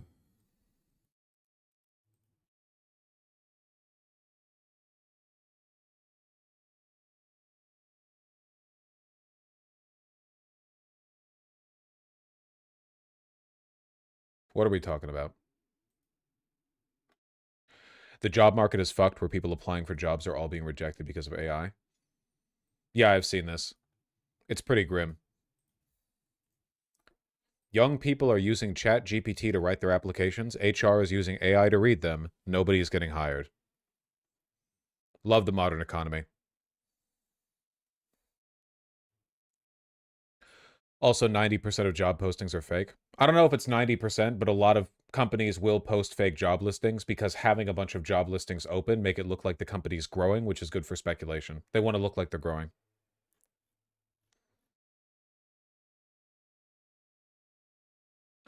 Harris started looking for his first real job months before his graduation from UC Davis this spring. He had a solid resume, he thought, a paid internship at a civic consulting firm, years of volunteering at environmental defense organizations, experience working on farms and in parks as well as offices, a close-to-perfect GPA, strong letters of recommendation. He would move anywhere on the West Coast, living out of his car if he had to. He would accept a temporary, part-time or seasonal gig, not just a full-time position. He would do anything, filing paperwork, digging trenches, to build his dream career, protecting California's wildlife and public lands. He applied to 200 jobs. He got rejected 200 times. Actually, he clarified, he didn't get rejected 200 times. A lot of businesses never responded. Right now, millions of would-be workers find themselves in a similar position. Corporate profits are strong, but the jobless rate is 4.3%, and wages are climbing in turn. But payrolls have been essentially frozen for the past 4 months. The hiring rate has declined to its lowest point since the jobless recovery following the Great Recession. 4 years ago, employers were adding 4 to 5 workers for every 100 they had in the books, month in, month out. Now they're adding 3. At the same time, the process of getting a job has become a late capitalist nightmare. Online hiring platforms have made it easier to find an opening, but harder to secure one. Applicants send out thousands of AI-crafted resumes, and businesses use AI to sift through them. What Bumble and Hinge did to the dating market, contemporary human resource practices have done to the jobs market. People are swiping like crazy and getting nothing back. Every time Harris logged into LinkedIn or Indeed, he would see scores of gigs that seemed like they would be a perfect fit.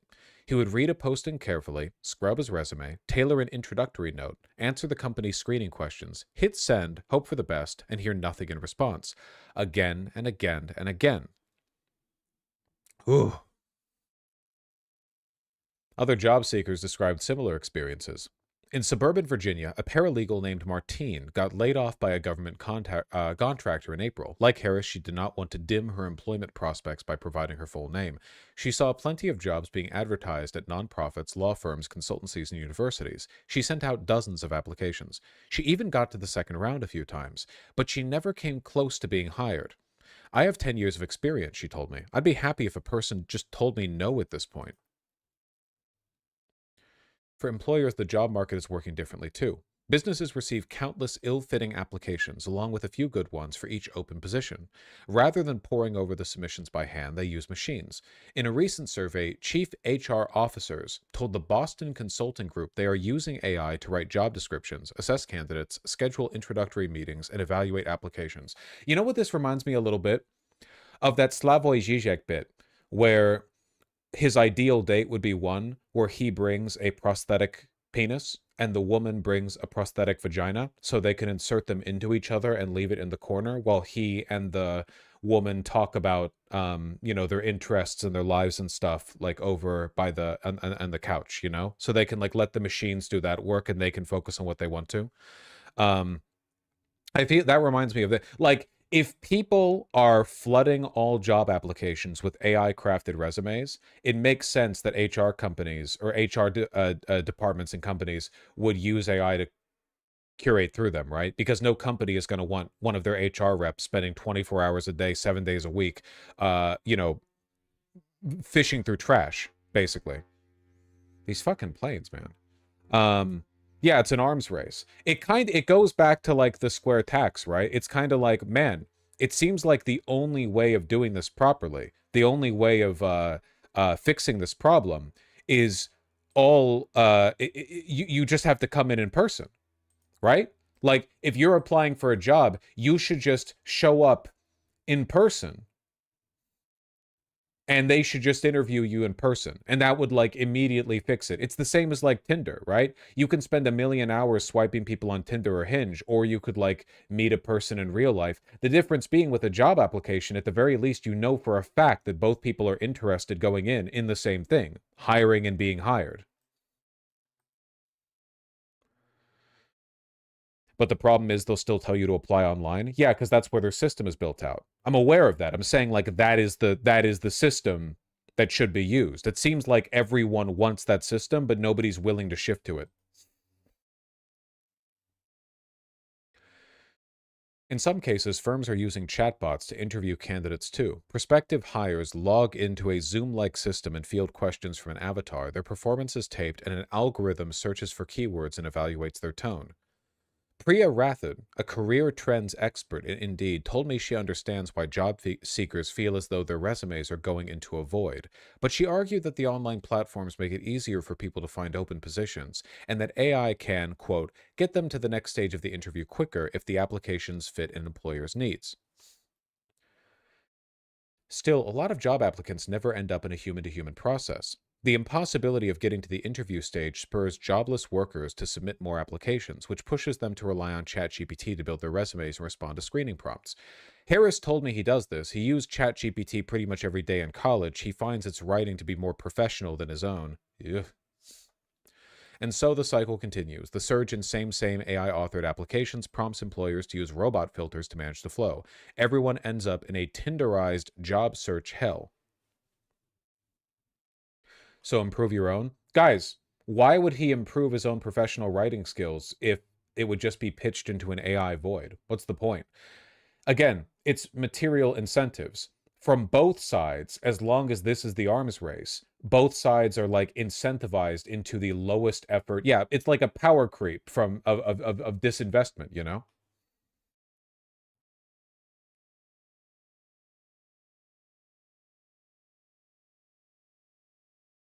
For months, the economy has been in a low-higher, low-fire equilibrium. Virtually every sector of the labor market except for healthcare has been frozen. The amount of time a worker has spent looking for a job has climbed to an average of 10 weeks, meaning that Americans are spending 2 weeks longer on the job market than they were a few years ago. The share of American workers quitting a job has fallen to its lowest level in a decade because of concerns about rising prices and jitters about slowing growth. The equilibrium now seems to be falling apart, and a full-on recession looks likely. Black workers have experienced a dramatic surge in joblessness, in part because of the Trump administration's mass layoffs of federal employees. The 154,000 civil servants who took the White House's fork-in-the-road deferred resignation offer will receive their final paycheck this month. More than 10% of workers under the age of 24 are searching for a job.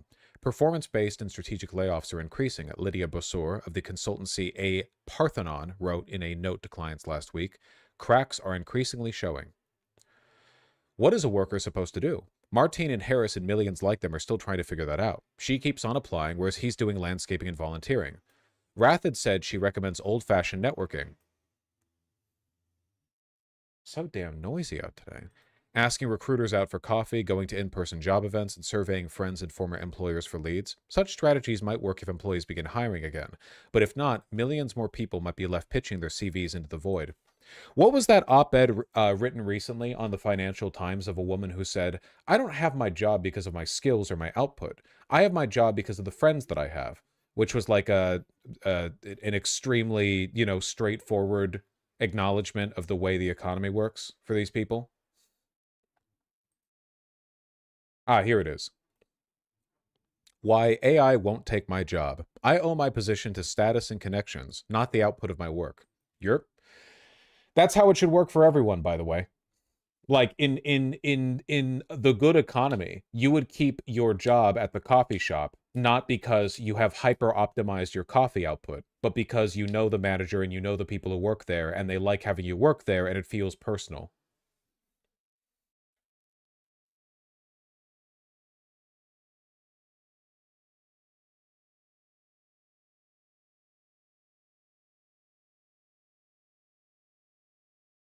Interpersonal networking still key to finding work? 100%, yeah.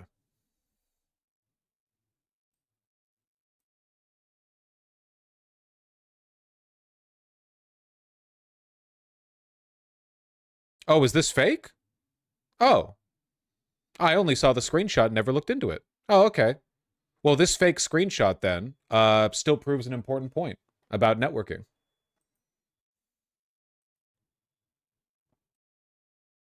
It's spiritually true. Yeah, I mean, whether or not the article was, I don't even know what the joke is. Why would somebody fake this? It's true. Like the sentiment is true. Oh, is this like a sexism thing? Is it like women at HR have their jobs because around the water cooler they all gossip about how their husbands have tiny penises, and that's like all the people getting jobs are that one lady, Like that one meme, the I love candidates, but I would never, ever, ever, ever hire one, And the graph behind her with the chart decreasing over time, number of candidates hired, that kind of thing. Like people seem to genuinely believe HR is the one who makes hiring decisions.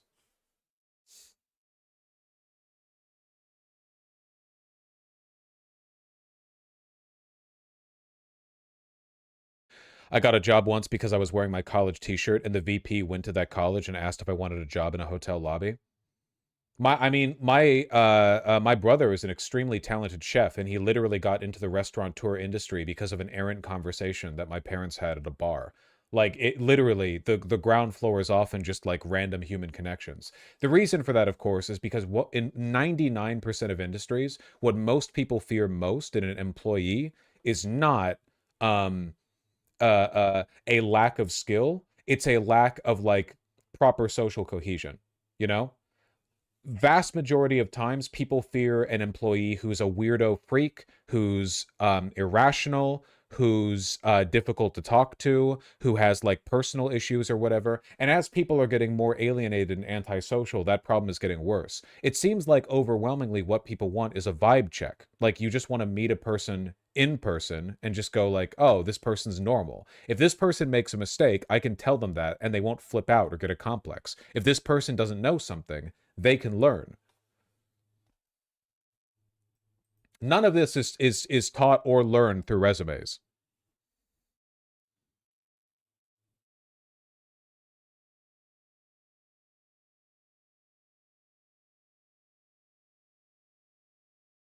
Still, pretty grim, huh? Real article for reference. Why AI won't take my job. The technology is no match for felt experience in the real world. Okay, that might also be true, but like, again, I don't understand what the joke is here because this is how jobs are supposed to work. Like, obviously, the output of your work is relevant, but do you think that when you apply for a job, it's rational for that employer to then, like, rationally compare your output in that job to every single other potential candidate of the millions of people out there? No? Like, that's a little weird if you think about it. Like you're applying to work at Starbucks and you're getting added into like an algorithm database to assess your productivity at a like percentage-wise, what is your like phrenologically determined aptitude for talking to employees when you should be cleaning the fucking espresso machine, you know? Like dial it down a little bit, okay? We're all just human.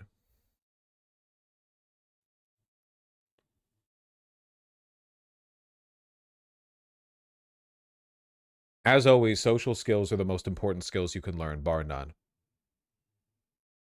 Yeah, memes like this are extremely funny, but it does make me worry a little bit that people unironically think that the economy is being gatekept by a professional cast of HR ladies in their mid-30s who live with their cats. When in reality, what's happening is that extremely wealthy AI consultancy groups are pitching these resume searching algorithms to businesses as a way of optimizing their workflow, and the managers are accepting it, and the HR ladies are just the people you happen to meet with after you've gone through that wall of the aforementioned Zizek, artificial pussy, artificial penis fucking, you know? Like, the HR person is just like the person on the other end of the wall that you see. They're not they're not managing that.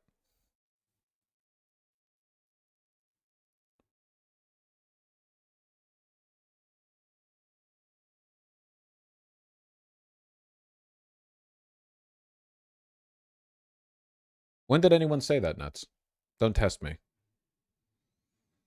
Well, they're too mad to think about that? Yeah. They serve the basic function the AIs do now? Not really, no. Like, companies have always been particular about hiring people, but like now we're in an arms race of disinvestment from the process of hiring hiring employees or applying to these companies, you know? We're in a different game. We're in the end game now. I guarantee you guys, it is much easier to find a job with local businesses that don't have an online AI portal than it is to go work for like a major company right now. Good luck applying to fucking Microsoft or whatever, okay? If you could probably get a job at like a local place much easier.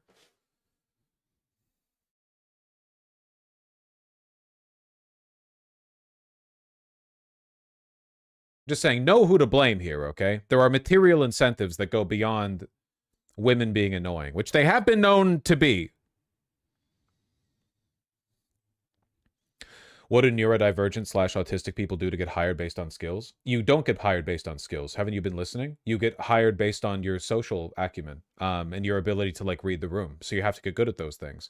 Social skills are just that. They're skills. Whether or not you have an intuitive grasp of them doesn't really bear in your ability to get better at them. You just have to think about it. I'm not saying that's easy. I'm just saying it's what you have to do.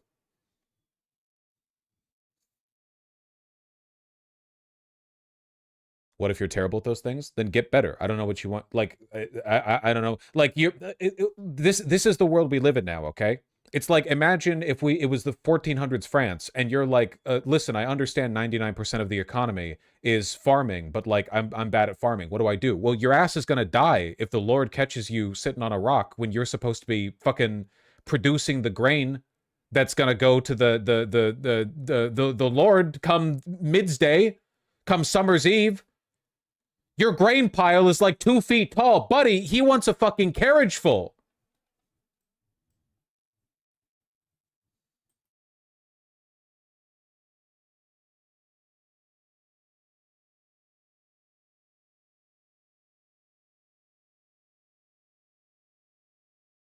Some people literally can't though. Do they just die? I don't know what you want from me. You can't blame me for the world being unfair, dog. I'm just offering advice.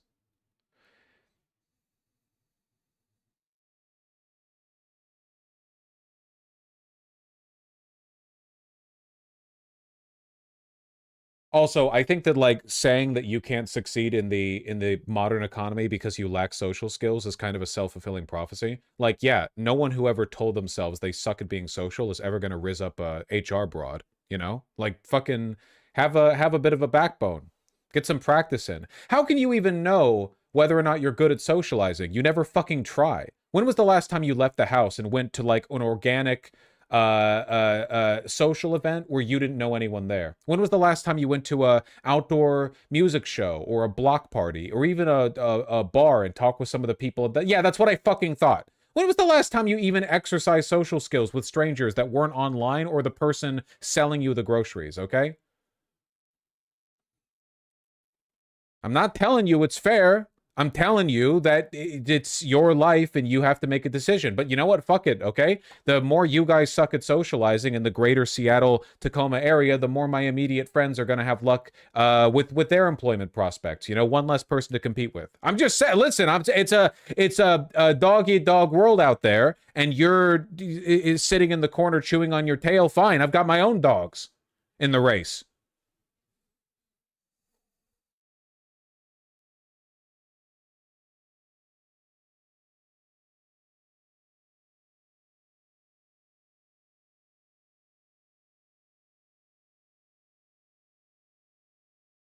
I introduced myself to the waitress at a sushi place I frequent near I live. That's dope. I like to hear that.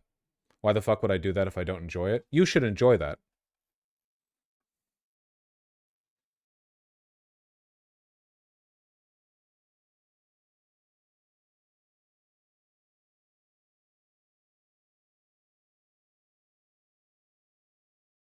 Well.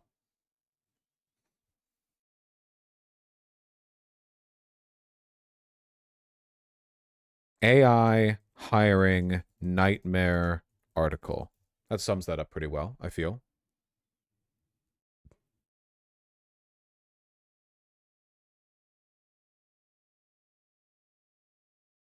Analogy starting to go off the rails a little bit. Yeah, a little bit. Maybe like a tiny bit.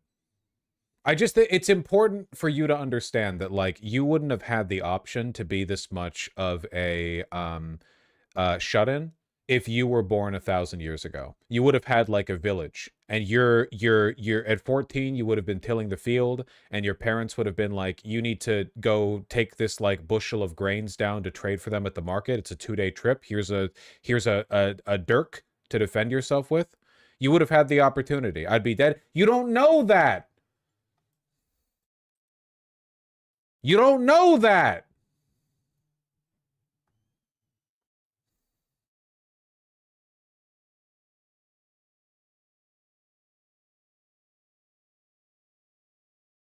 Dude, people couldn't even be this much of a shut-in during the 90s. Yeah.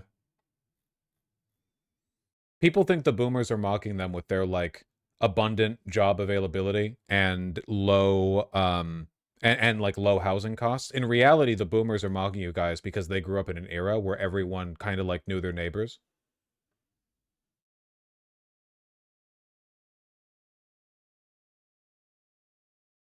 Vosh is ableist against quirky, mysterious loners. That's fucking true. I am. That is very true. Vosh is not advocating masking. What the hell is wrong with chat? People get really defensive whenever I talk about this, man. People get really defensive. Sometimes I wonder why Vosh has only 500,000 subs. Only. Then he opens his mouth and says some shit that reminds me why. It wouldn't, like, pivoting into super duper meritocratic hardcore self-help stuff actually, like, really boost my sub count? Like, isn't that the entire manosphere? If I was like, listen up, dipshits, the reason you don't have a Lambo is because you don't talk to 57 hot cashiers a day. Like, wouldn't that be the... I feel like, if anything, that's the profitable market to go into. Find me the big YouTubers who are like, no. The reason you don't have a job is because of, like, everybody else's mistakes, not yours. You shouldn't have to go outside. Where's the, like, neat-pilled money at? There are no neat Andrew Tates.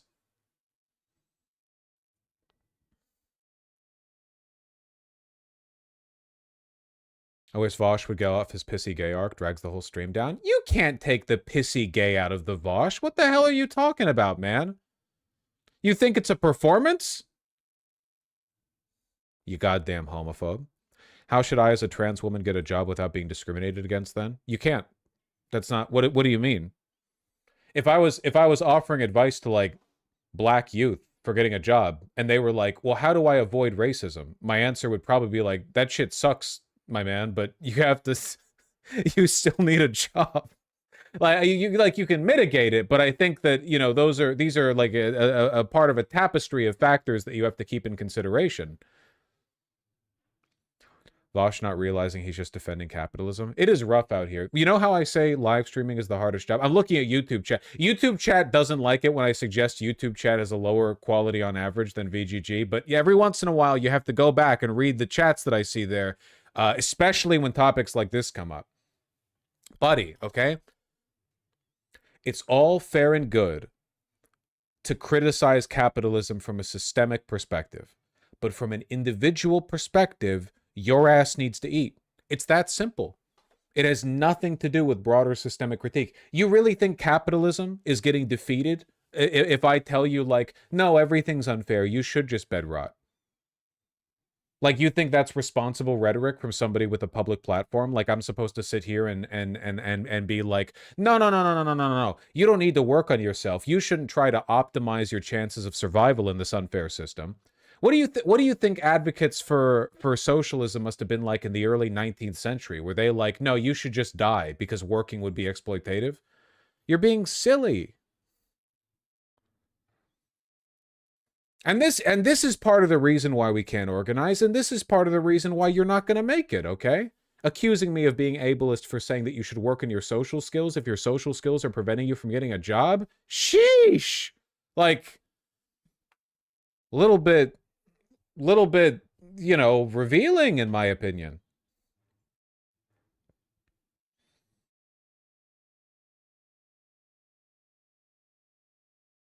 You always look at the worst comments? Yeah, well, you know.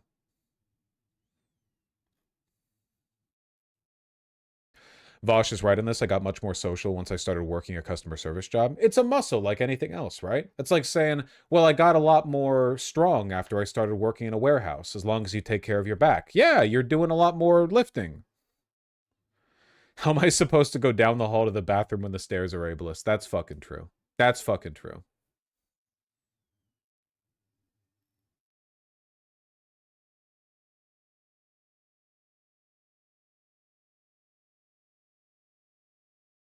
It is just a skill, though.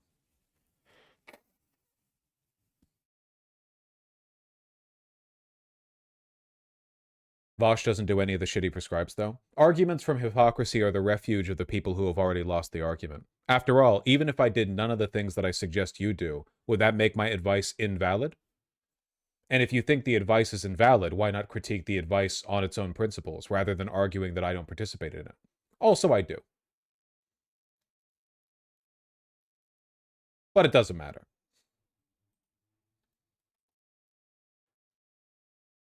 It's a whataboutism? I don't know, man. I just think it's real sad, personally. I just think it's real sad. You see so many people like this online, and it makes it's like the burrito taxi thing, right? It makes it a little bit difficult to sympathize with a person's economic struggles if they're spending $800 a month on the burrito taxi. And you know, that doesn't mean capitalism isn't unfair or whatever, or that we're not all getting strangled economically. It's just like you shouldn't spend $800 a month on the burrito taxi.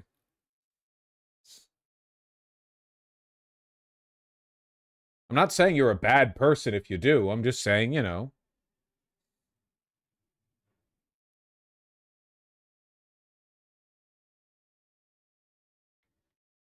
I'm not saying you're wrong in telling people to be social, but damn, man, do you have to preach at us basic things? Yes! Oh my god, yes.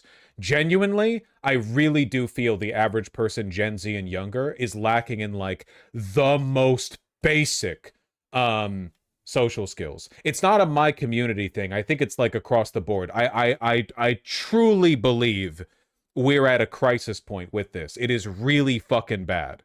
It is really goddamn bad. Yeah.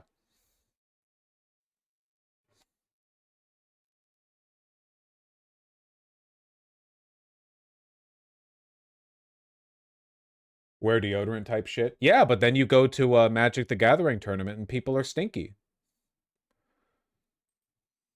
I've talked to a bunch of you in Discord calls over the years. Some of y'all are awkward bitches. That's true, Thana. That's true. Call them out. Yes.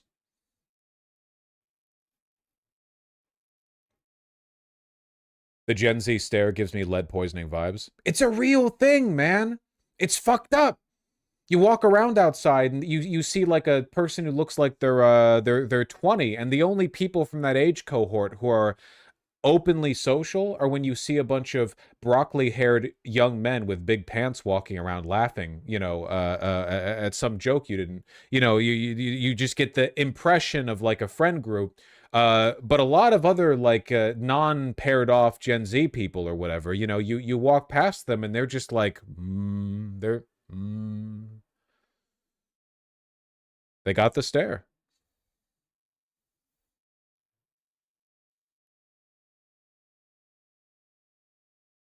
I film weddings and Vosh is 1,000% correct. My Gen Z and younger clients do not know how to communicate. I'm just saying it's a real issue out there. That's all, okay? That's why I talk about it.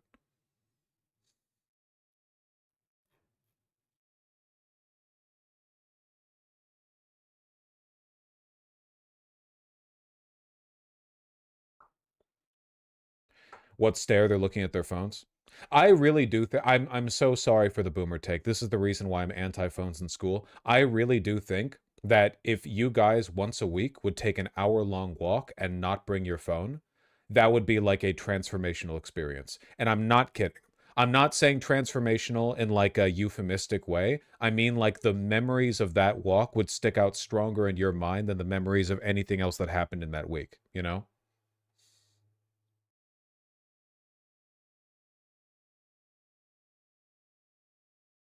I guess I'm thinking mostly in the context of living in a city, but you can like, you know, go into coffee shops and you can look at stuff and you can look at a bug.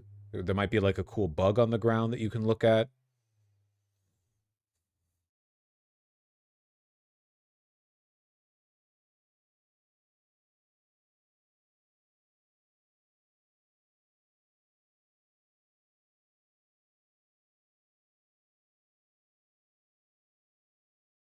Now I live in a small town. I still get 140 plus miles a month. Nice.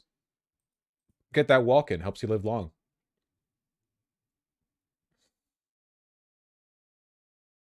I like to spend a few hours a week at the city park staring at the pond, no talking, no phone, and it seriously improved my mental health.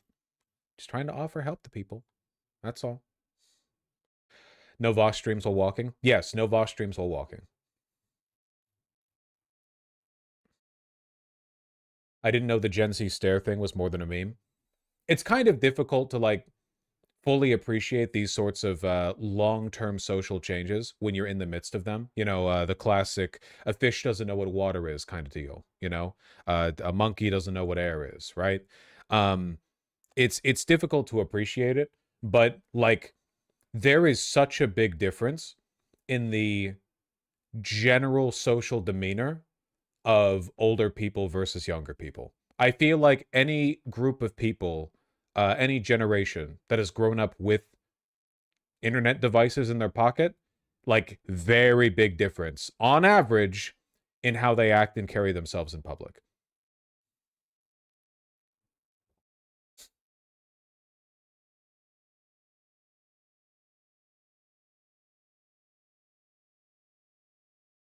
The lead paint stare is funnier, but lead paint doesn't make you like detached that way. It makes you angry. It'd be more like the lead paint crash out, the lead paint, you know, rush down, the lead paint left hook, the lead paint drop kick.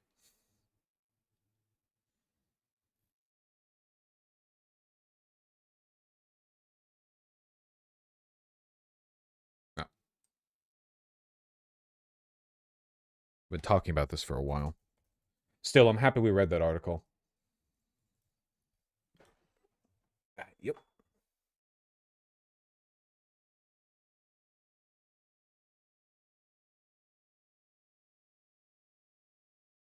You're just thinking of terminally online people. One thing, and this is really difficult for people to grasp these days, everyone is terminally online. Everyone is. The divide that existed back in the 90s and early 2000s is not real anymore. Like, yeah, some people might be more terminally online than others, but nowadays, even a relatively offline person is extremely online by the standards of like 2003, you know? It's all the time, everywhere. But everyone, we still want to put up walls and pretend that, like, well, no. Listen, I'm not terminally online, somebody who's developing opinions on the plot of Umineko and whose job and hobbies are all computer-oriented and who has a bunch of social media accounts to manage. The real terminally online people are the people who spend like 8 hours a day on W Place with the Uma Musume horses in memoriam because one died today. That's the real terminally online person. In reality, we're just different, you know, shades of the same hue. I feel we're in the same boat. Just exercise some self-control and be self-aware about what you are.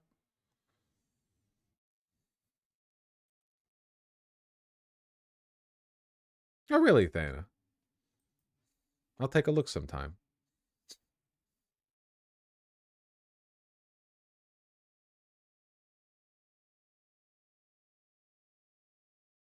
I watched Jaws for the first time. I'm happy to hear that. Okay. We should probably move on and talk about, like, other things.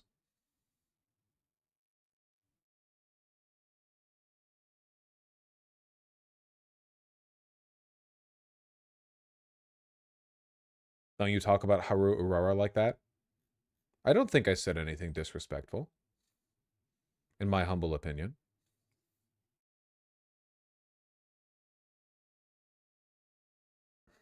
How about that, Qatar? Thoughts on the Burkina Faso discourse? Oops, there goes another village to ISIS.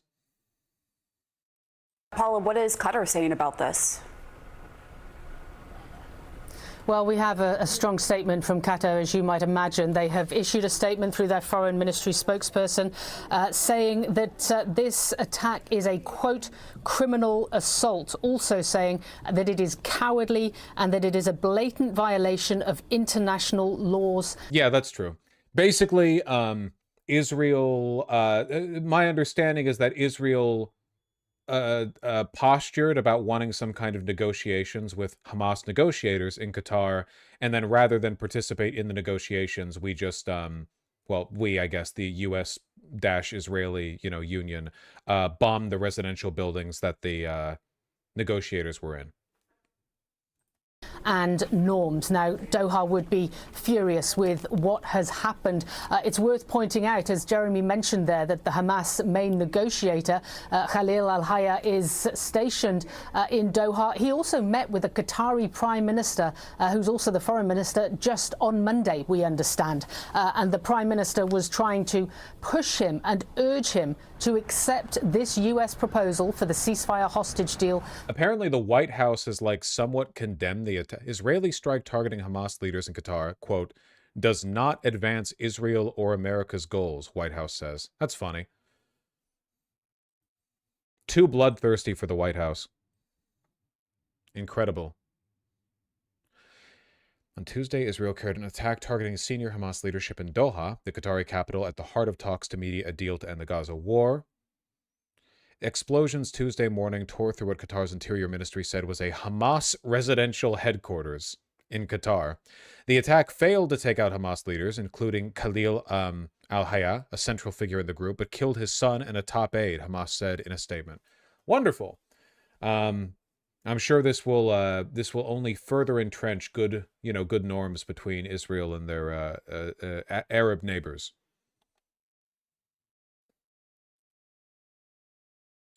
The Trump administration criticized the Israeli strike in stark terms. By the way, we might be publicly criticizing this, but I'm sure we knew about it anyway. This morning, the Trump administration was notified by the U.S. military Israel was attacking Hamas, which very unfortunately was located in a section of Doha, the capital of Qatar. Yeah, because Trump loves Qatar. He loves the shiny. He loves, yeah. He loves it. Carolyn Levitt said at a news briefing Tuesday afternoon, unilaterally bombing inside Qatar, a sovereign nation and close ally of the U.S. that is working very hard and bravely taking risks with us to broker peace, does not advance Israel or America's goals.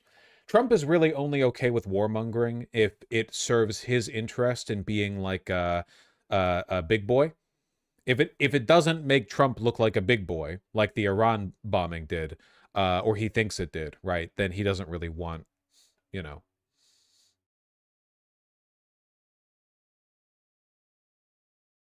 Levitt did not say the extent to which the U.S. was forewarned of the attack, but said the White House was notified of it by the military. Great, great, great. This will continue forever. Ryan Grimm tweeted about it. About the U.S. complicity in the attack. Here's what happened. Trump set a peace deal to Hamas. Hamas met to discuss in Doha, where the U.S. is mediating talks and has a base, and Israel bombed them, presumably with U.S. support. Yeah, that sounds about right. The strike in Doha was aimed at Hamas negotiators who were gathered to discuss Trump's ceasefire offer. According to a Hamas official speaking with on Al Jazeera, as much as Trump carried out fake nuclear talks with Iran in order to kill Iranian negotiators. That's true. We did do that with Iran as well, didn't we? That's like a trademark Trump tactic.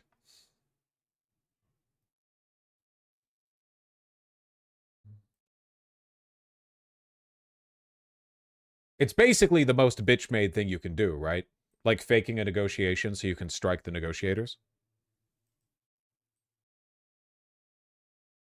International condemnation of Israel's attack has been mounting all day. French President Emmanuel Macron said Israeli strikes in Qatar are unacceptable and war must under no circumstances spread in the region. British Prime Minister Keir Starmer said, I condemn Israel's strikes on Doha, which violate Qatar's sovereignty and risk further escalation across the region. The German Foreign Ministry said the attack was unacceptable, violating Qatar's sovereignty and threatening efforts to free hostages. Meanwhile, Turkish President Recep Tayyip Erdogan said the attack was a clear violation of international law, adding that Turkey stands with its Palestinian brothers and its ally Qatar with all its means. In a moment, Charlie Angela will have more on the reaction from the UK. But first, here's Natasha Butler. Reaction from the UK. Well, I have a feeling what they're going to say. I have a feeling I know what Starmer is going to say. In Paris. Well, the French President Emmanuel Macron has reacted, putting out a tweet in which he said today's Israeli strikes in Qatar are unacceptable, whatever the reason. I express my solidarity with Qatar, with its emir. War must under no circumstances spread in the region, he says. Well, Emmanuel Macron there warning against any further escalation. France showing its solidarity with Qatar, and France condemning those strikes by Israel. The French President Emmanuel Macron has been increasingly vocal in his criticism of Israel's war in Gaza in recent months, of the humanitarian suffering there because of Israel's actions. Tensions between France and Israel really at a low. The French president is also leading a charge for countries that haven't yet recognized a Palestinian state to do so. We know that France will recognize a Palestinian state in... What will Macron do if Israel doesn't listen? Probably the same thing that he did the last 500,000 times that Israel didn't listen. Look, there's just not much. We're dealing once more with like the disconnect between Western leadership and Israel, where the West wants to use Israel as our preferred like petri dish for military and surveillance technology, and Israel really wants to do like a big Holocaust and establish Greater Israel, you know? And as much as we need Israel to be that testing ground, it's actually really politically inconvenient for Israel to do stuff like fuck up the Gulf states. New York this month. France not the only European country, though, reacting to that news from Doha. Also, we have heard from the Spanish government, who strongly condemn these attacks, calling it a flagrant breach of international law. The same with Ireland, also their government condemning these attacks. All those countries watching developments very closely indeed, as you can imagine. Natasha Butler, Al Jazeera, Paris. Very fun. Oh, is this security camera footage of the bombing?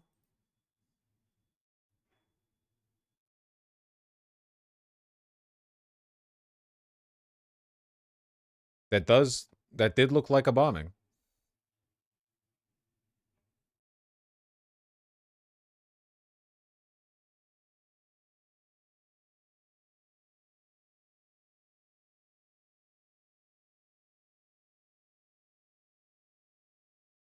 Well, just past 17 GMT, that's 8 p.m. here in Doha. We're following breaking news. The Israeli military has carried out airstrikes on Hamas leadership here in the Qatari capital. A senior Hamas member has told Al Jazeera that at least 2 people have been killed.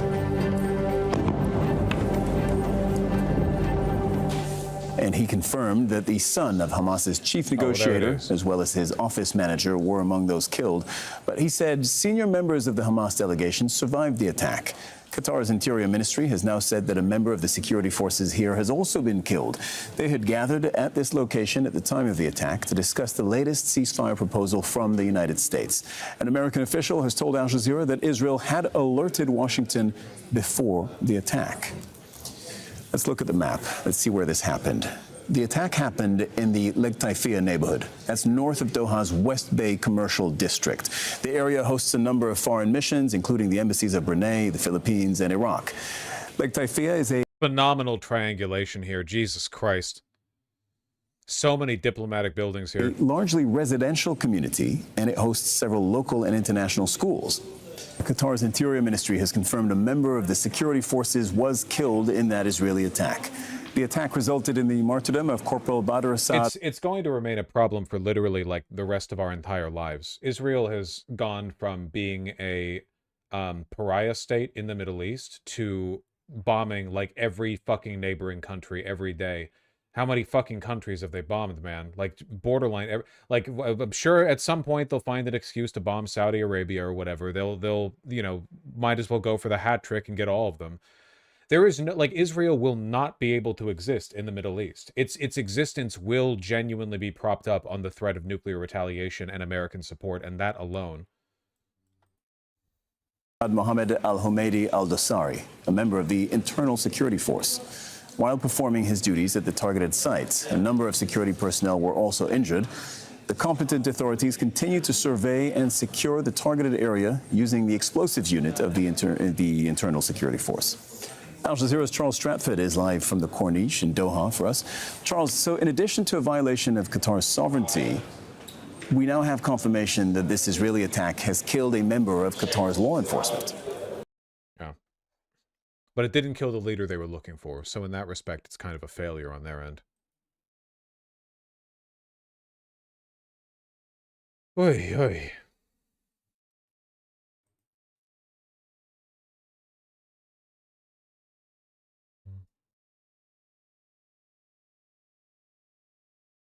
Many such cases. Yeah.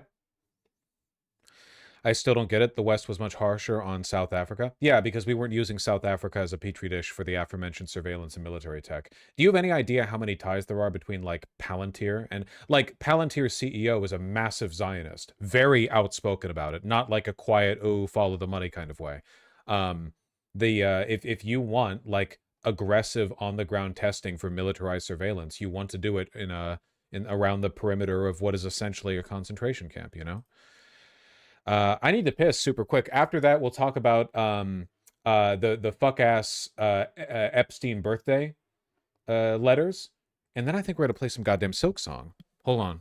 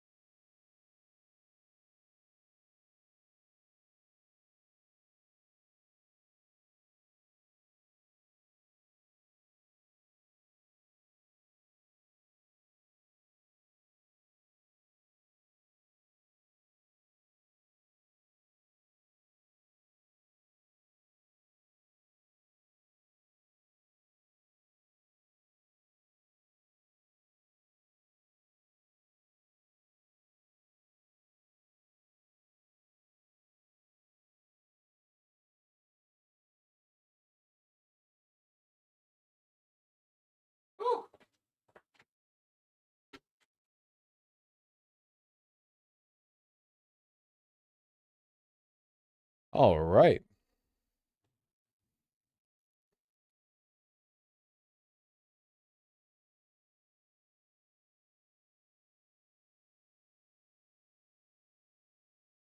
Will you be doing a segment on your thoughts and Silk Song? Dog, let me finish the damn game first. How was the piss? It was pretty good. It was pretty good. Have you used the Focus Friend app? I find it very helpful. I have no idea what that is. You see the video of Rogan falling for another AI video. I wanna cover this. I do. I won't do it right now, but I do want to cover that.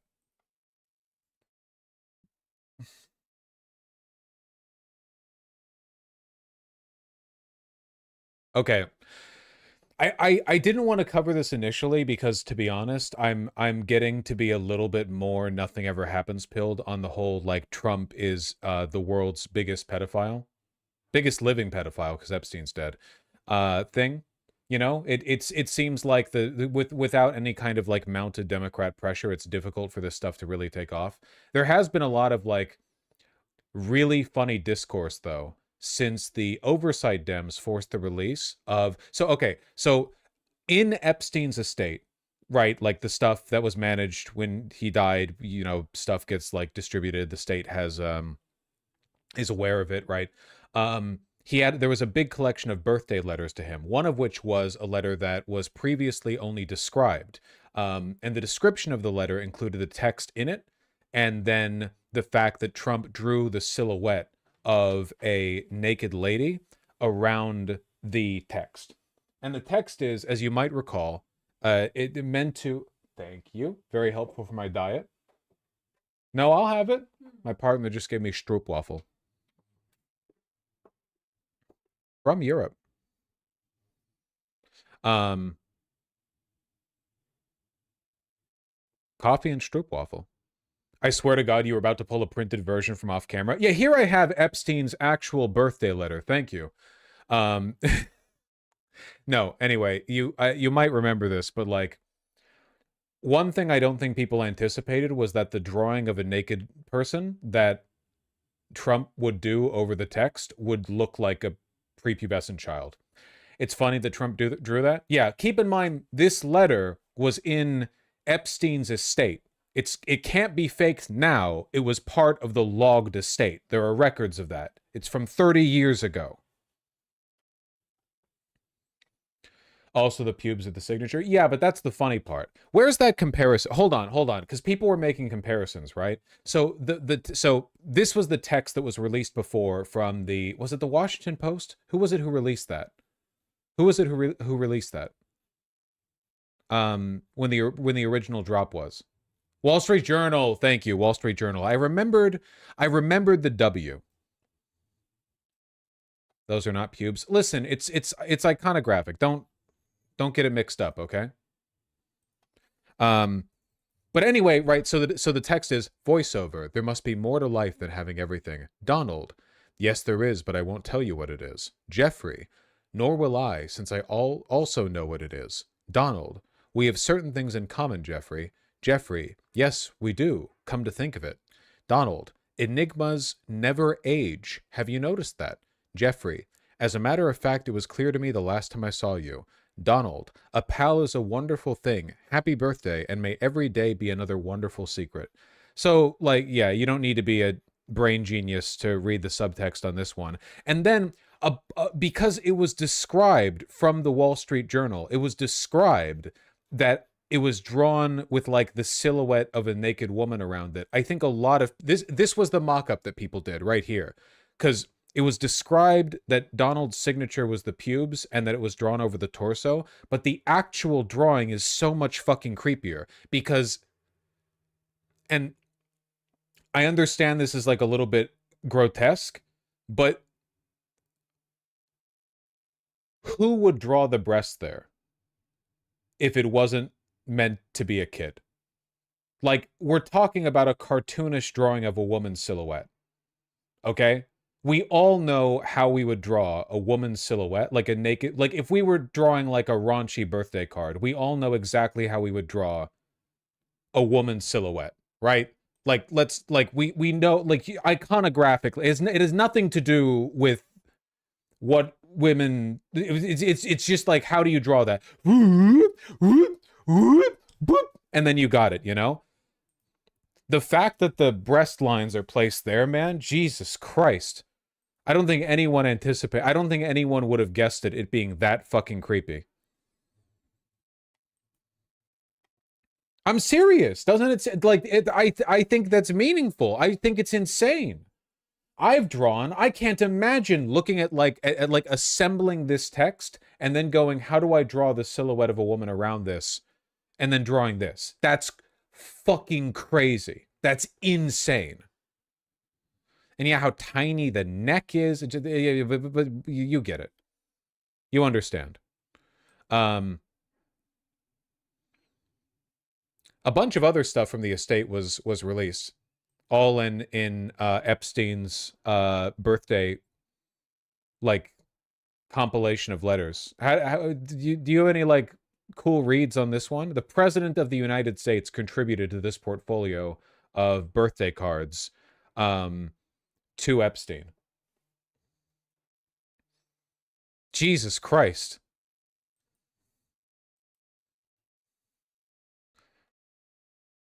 Isn't part of the grotesqueness the fact that we sort of all assumed that the wealthy elite pedophiles would all be like, I don't know, creepy occultist Illuminati types, and in reality they're all just really stupid and juvenile? Like the pedophile Illuminati isn't a bunch of people in like red robes with ritual sacrifices. It's like the most obscene, grotesque, unclass is I don't know what you put it, like the opposite of classy. Everyone wants to believe the Illuminati is classy. It's not. Yeah, they're all mental midgets. They're all fucking 10 years old in the head, which is, I guess, appropriate considering the...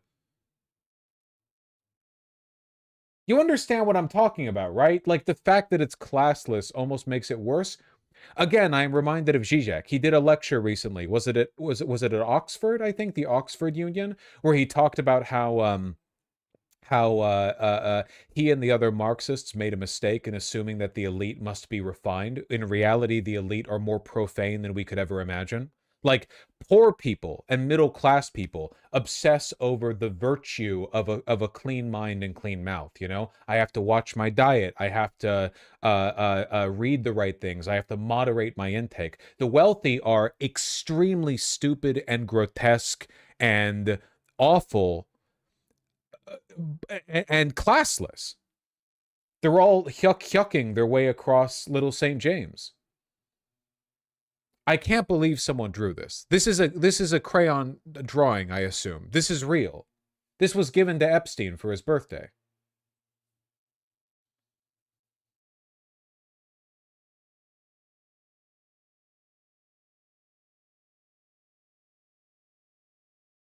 They get worse? Yeah, I'm aware. This one straight up looks like it's from a horror film. Like this one, there are so many reads. Like this is like you could commission an artist and say, "Can you depict something disturbing for me, but like make it layered?" You know? Trump drew that? No. Trump drew the one with the silhouette of the underage girl around the text in which he and Epstein talk about sharing a delicious little secret that never ages. Yeah, this is 100 Days of Sodom shit. We don't know who wrote this one. Oh, wait, it says right here. Alberto Sridaramina Gomez, 2002. I don't know. Whoever that is. I'm sure he's wealthy and well-connected.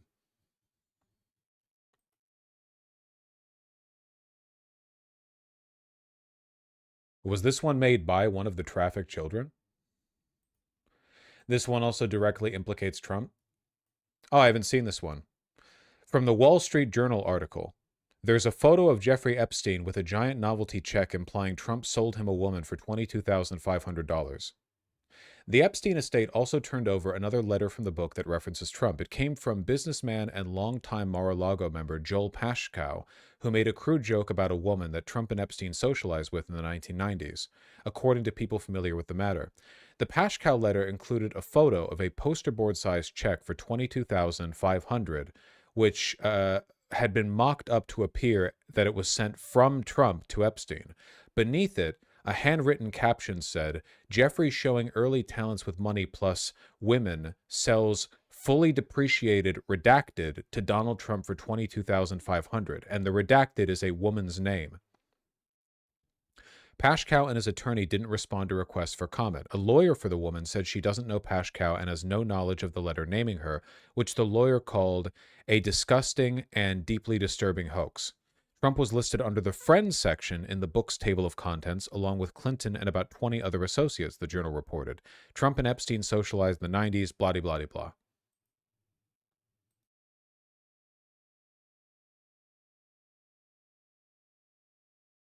Huh.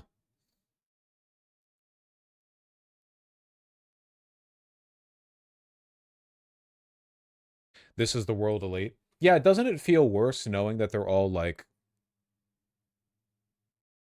I'm trying to find the right words here, because gross isn't the right word, because they would have been gross even if this was all sophisticated. Retards, yeah, I guess. The woke left doesn't want you to have the one correct term for describing this behavior.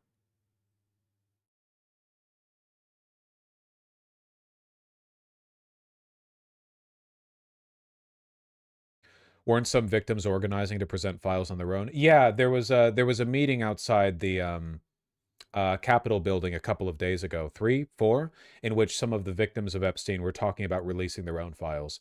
That being said, I don't know what they really could release. Like, my guess is that if you were at any point associated with Epstein, he probably took pretty extensive precautions to make sure there was nothing you could do to go to the police or implicate him over. So, you know, I don't know what they would have, but it's possible that of the hundreds and possibly thousands of women who were trafficked, that some of them are around, willing to talk, and have some kind of information, you know?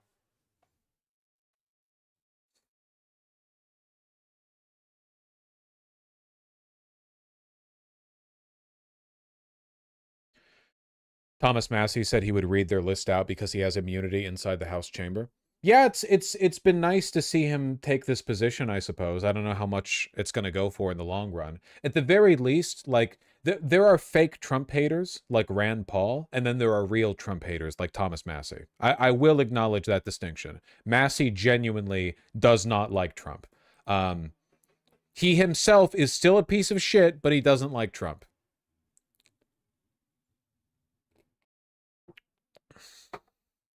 Massey's Twitter posts are so funny. Yeah. Yeah, let me pull it up. No Fed posting, even about the demon pedophile Satanists that are on screen, okay?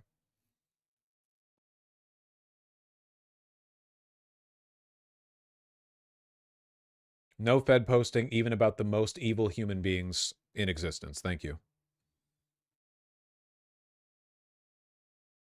Rep. Massey's discharge petition on releasing the Epstein files is all but certain to force a House vote by the end of the month, even if no additional Republicans sign on, because 2 empty seats in Congress will be filled with reps who will sign.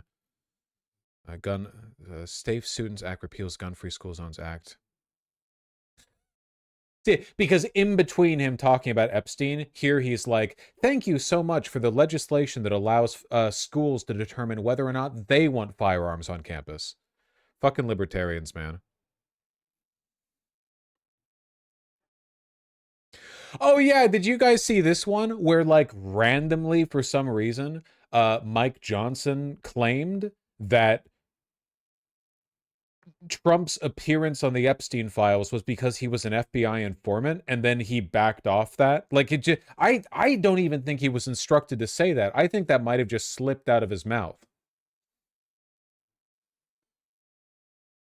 Yeah, he was fucking those kids for justice. He was taking notes.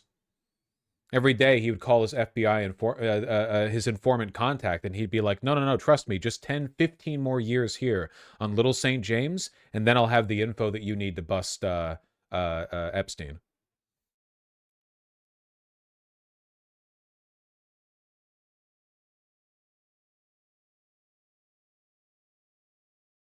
Yeah, exactly. If Trump was an FBI informant, we would have heard about it already. Hey, that's a good post. Have a blessed Sunday. It was a foggy but beautiful morning here in Northeast Kentucky. That's nice. This is what every day looks like if you're a Republican fighting to release the Epstein files. This is what your mornings get to look like.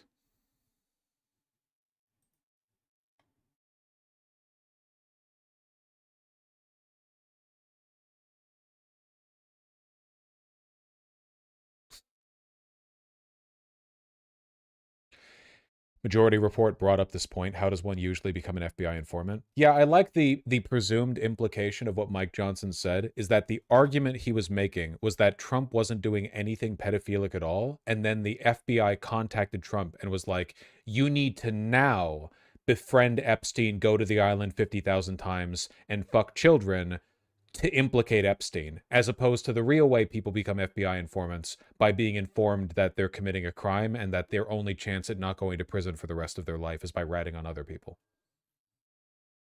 Yeah, we need you for one last job.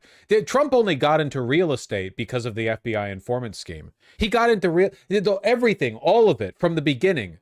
His father was grooming him from the start to bust Epstein down the line, okay? All of this was part of the long game.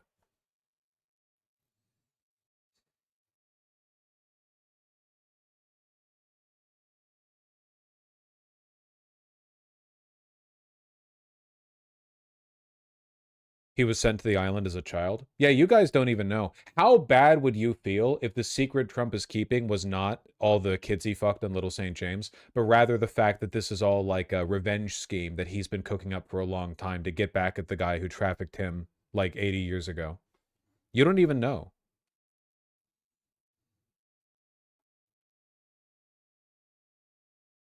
What if Epstein Sr. got him?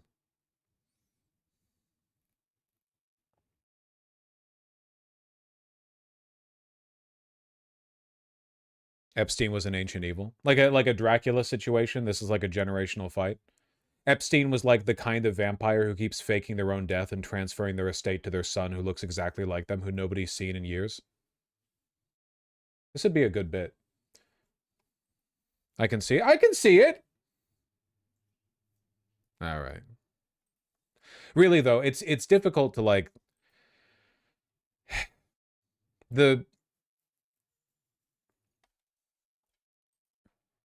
it's really bad. I don't know. Our government is run by evil genocidal pedophiles. It's pretty bad.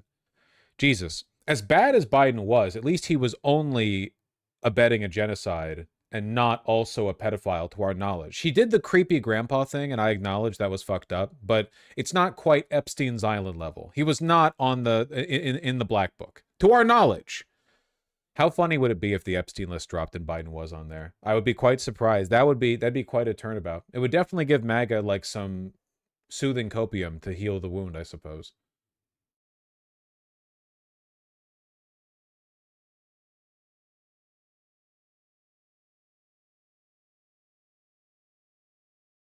He was too poor to be in the club. Yeah, he's a fucking loser. Fucking loser. Couldn't even get on the Lolita Express. Honestly. All right, hold on.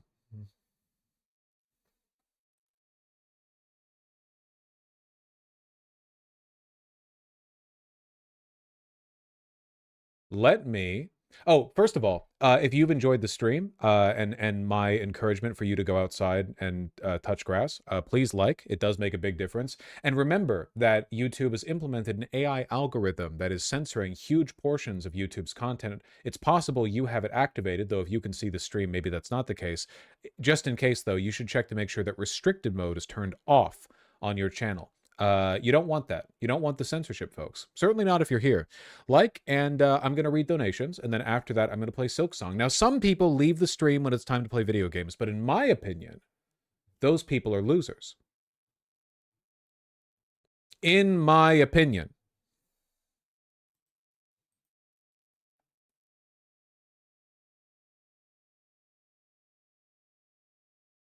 I'll stay if you turn on TTS. Well, sure, it's video game stream. Is that a USA thing? No, it's global.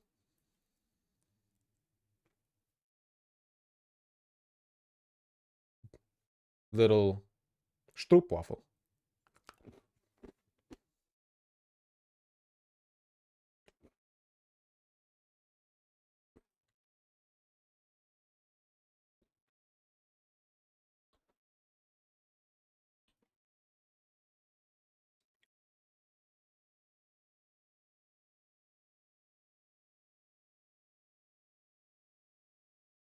Can I have some stroopwafel? No.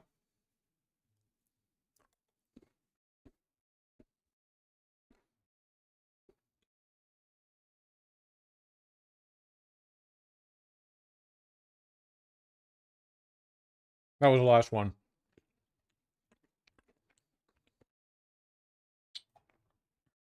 That's really funny, Masaigu. It's so funny how Trump is such a bloodthirsty piece of shit, but he clearly doesn't give a fuck about Israel, you know? He doesn't give a shit. He's not here for the big Zionist project. He literally just likes it when people praise him for being a big boy.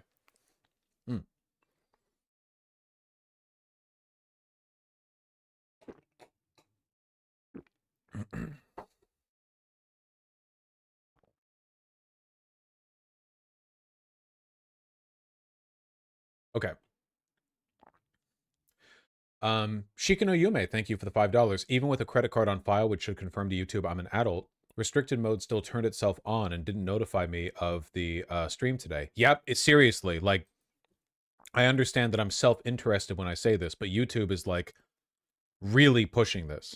And honestly, it does fill me with a great deal of anxiety, you know? How many people over time are just going to be, like, algorithmically blocked out of my content in a way that they can't even address? Gotta be vigilant. NPC Porky, thank you for the tier 1 sub. Faux Real, thank you likewise. Milky, thank you for the $5. Jay the Cappy 1, thank you for the $10. Literally here for the get off your ass and play the hand you've got, even if the cards suck takes. Ooh woo, disability fetishism and learned helplessness, help nobody. Yeah, I don't think there's anything wrong with needing help or with being, like, disabled or having a tough time with stuff. But if a person gets, like, defensive over the idea that you need to work on yourself, that to me is the biggest red flag imaginable, you know?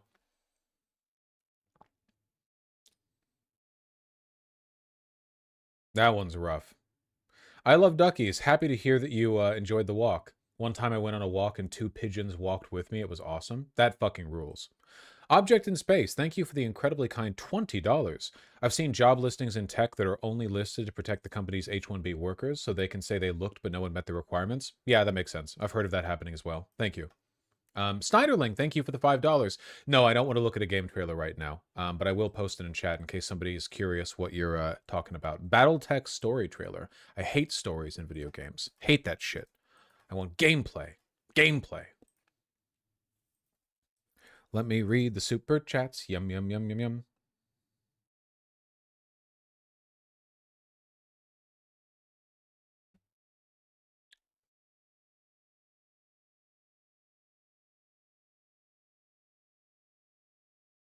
Asakar Tejan, thank you for the $10. Speaking of Reagan, remember 40% of the voting population did not vote for him? Sure, but it was still quite a sweep, right?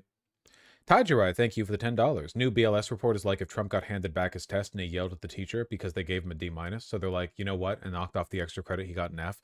Yeah, it's probably only going to continue to creep downward over time. You know what? 1 second. Let me send the editors a voice message. I'm going to mute myself because I don't want to type it all out because that'll take too long. 1 second. I don't want you guys to hear how crass and cynical I am about the algorithm when I'm not on stream.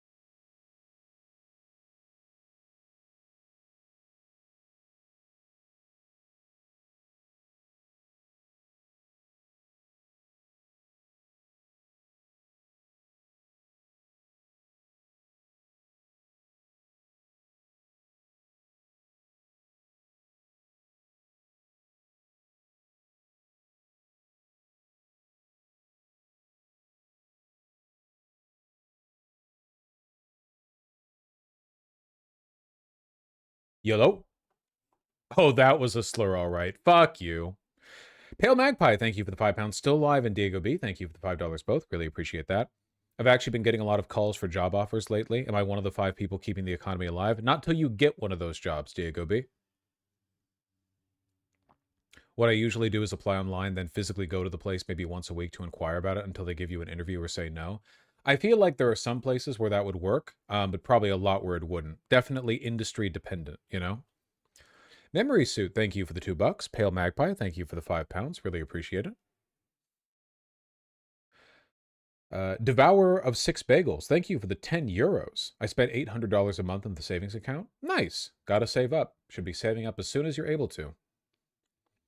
Jafara 1, thank you for the $5. I'm autistic and older millennial. Kids these days can't even look you in the eye when talking to you. I appreciate my mom forcing me to socialize. Yeah, it really does help.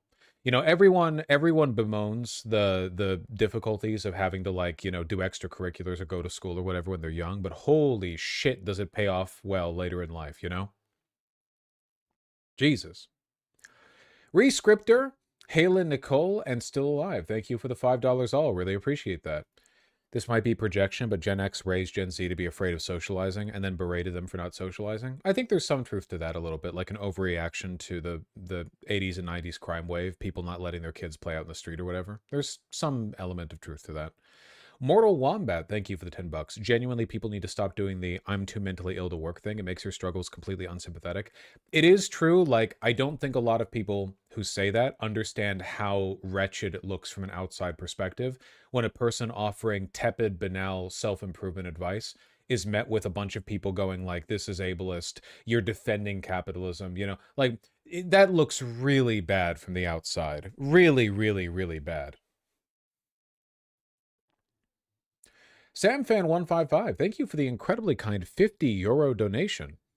Imagine how this talk would play out in the smoking room with the aristocrat ball. Have you heard what Count Donald's been doing? He's been using his signature to denote pubic hair. If there's a man bawdier of wit, I've yet to meet him. I really do think this is kind of like the obsession with making serial killers really smart in fiction. In reality, serial killers are often deeply intellectually and emotionally compromised. They're not Hannibal Lecter types. Serial killers historically have been weird, stupid freaks who lash out angrily at the people around them. And, you know, there's not really any romance to it. I think to the same extent, like, we try to ascribe that sophistication onto the elites today. We do this all the time with tech giants, right? With you know, we're like, how did Mark Zuckerberg get all that wealth? He wakes up every morning at 3:30 a.m. and then he reads one book. Then he takes a cold shower. And like, we mythologize their lives to try to justify why they have so much money. In reality, these people are generally not impressive. Chasen, thank you for the $2. Very kind of you. All right, I'm going to turn TTS on. Boop. Guys, we're in the Citadel. Hold up. I will not hold up.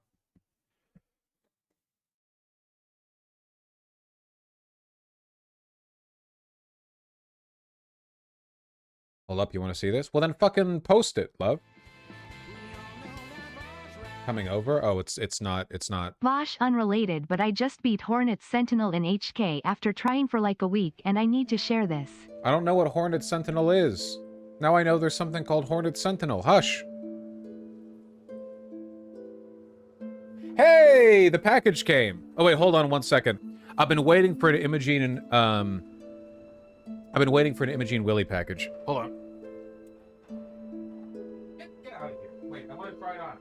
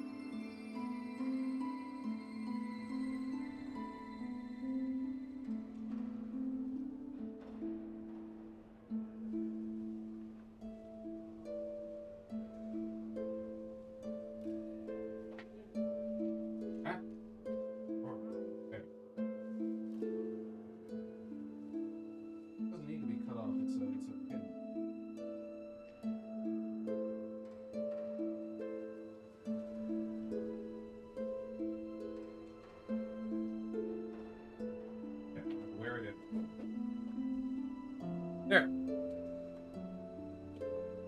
I went one size down relative to what I normally get.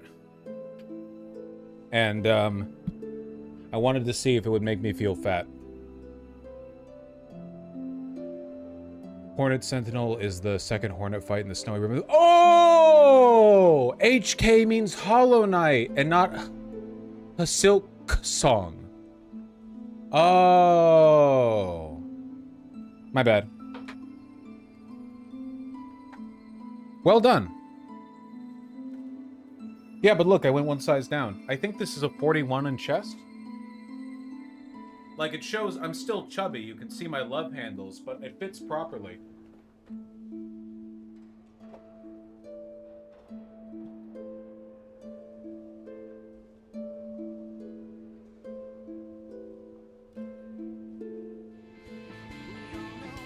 Oh, the music's been playing. Nice. Your package came in the mail? Many such cases.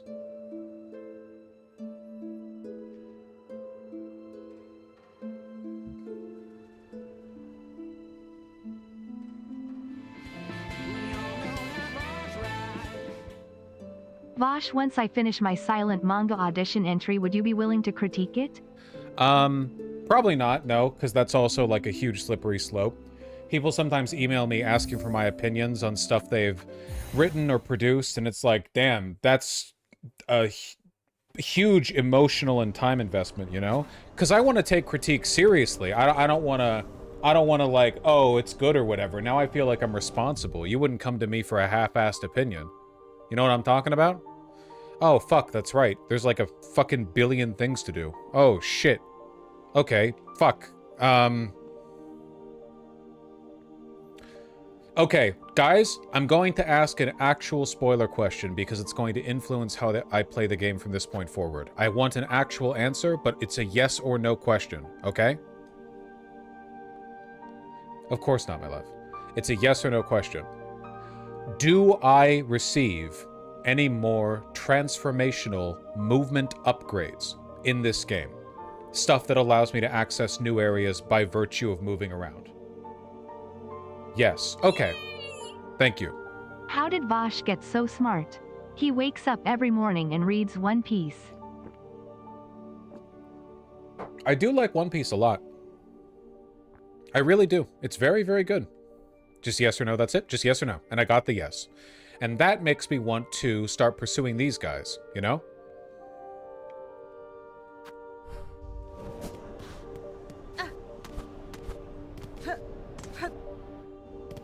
Will there be more sociology or just silk? I mean, I'm gonna keep talking. Okay, hold on, wait. The underworks are down here. Do I want to go back to the underworks? I'm kind of curious about exploring... the underworks a little more. I couldn't get past this right here. But I want to see what's down here. Yeah, I'll go there. I'll go there. I just want to fill out the... Oh yeah, guys, after much work last night and this morning, my beloved partner, who's there in chat, beat Lace. You can also go through, you also have the white key. Oh, that's right. That's right. The white key is right here, right? The white key leads to this part right here? Like there's a door right here? I remember it being on the right-hand side. It was at the bottom right of a room. I think this is where the white key is. Okay, I'm gonna put, there. I'm gonna put that right there to keep that in mind. And I want to go here? Okay, yeah, let's go. Do I want to take the upper path or the lower path? I think I want the upper path.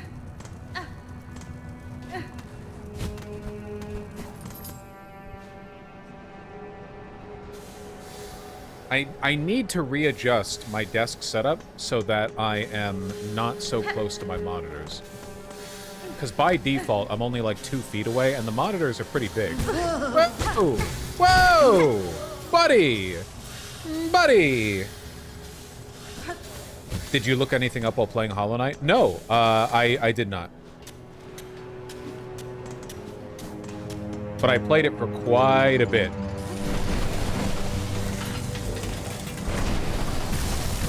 Timing did not work out there.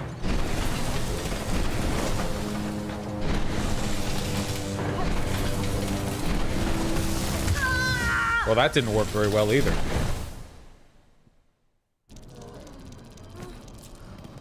Okay, let's take this seriously. I unintentionally misled my partner when it came to where they need to go to get the dash, and they ended up spending 4 hours wandering around aimlessly. It was not my intention.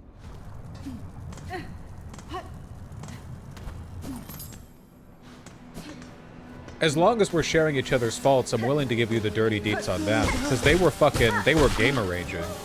They were fighting Lace, and they do the thing where when they want to move their character in the game, they like swish the controller around in real life. Like whoosh, whoosh, like that, you know? You know what I mean? Like if they want to move left or right, they like move their body into it.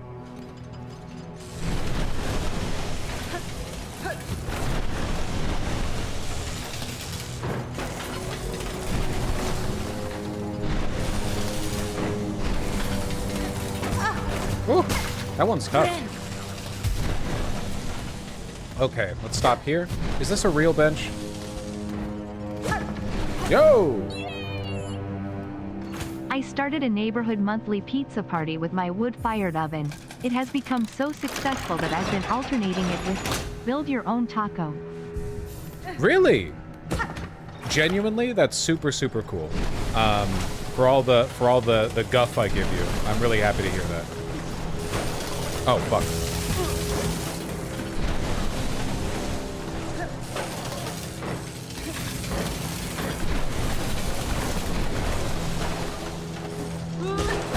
Hey. Hey. Honestly. Maybe the upper path was not the best path to take. Ah, well. Woohoo! Never punished. Okay, now we go all the way down. Earlier, I knocked a bell down, and I think it fell all the way down and knocked through something down here. That's my theory. That's what I'm hoping for. And it looks like it did. It did!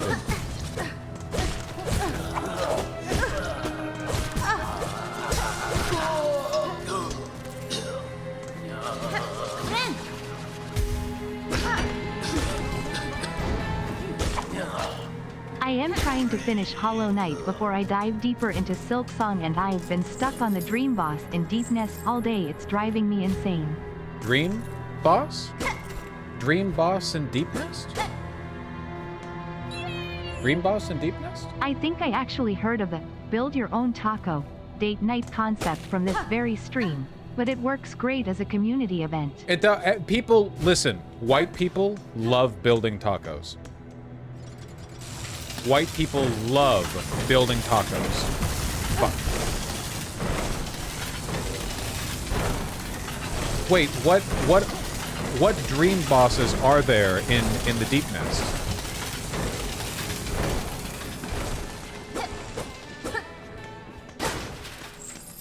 Your content has made academia basically a hobby of mine next to studies, and I really appreciate your work. Disliked, unsubscribed, and reported smiley face. Love you, Vase. Thank you. I think it's just the lost kin, but that's in the abyss. Thank you, I really appreciate that. Wait, Delver's drill drives the wielder downwards while spinning the drill with destructive force. That sounds interesting. I might use that a lot more than the buff potion that I have right now. Now we have to get back out.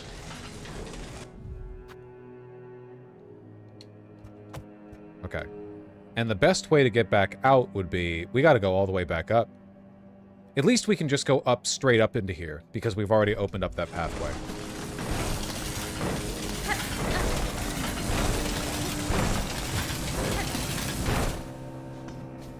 I love the potion. I have, like, RPG brain. I typically never use buffs.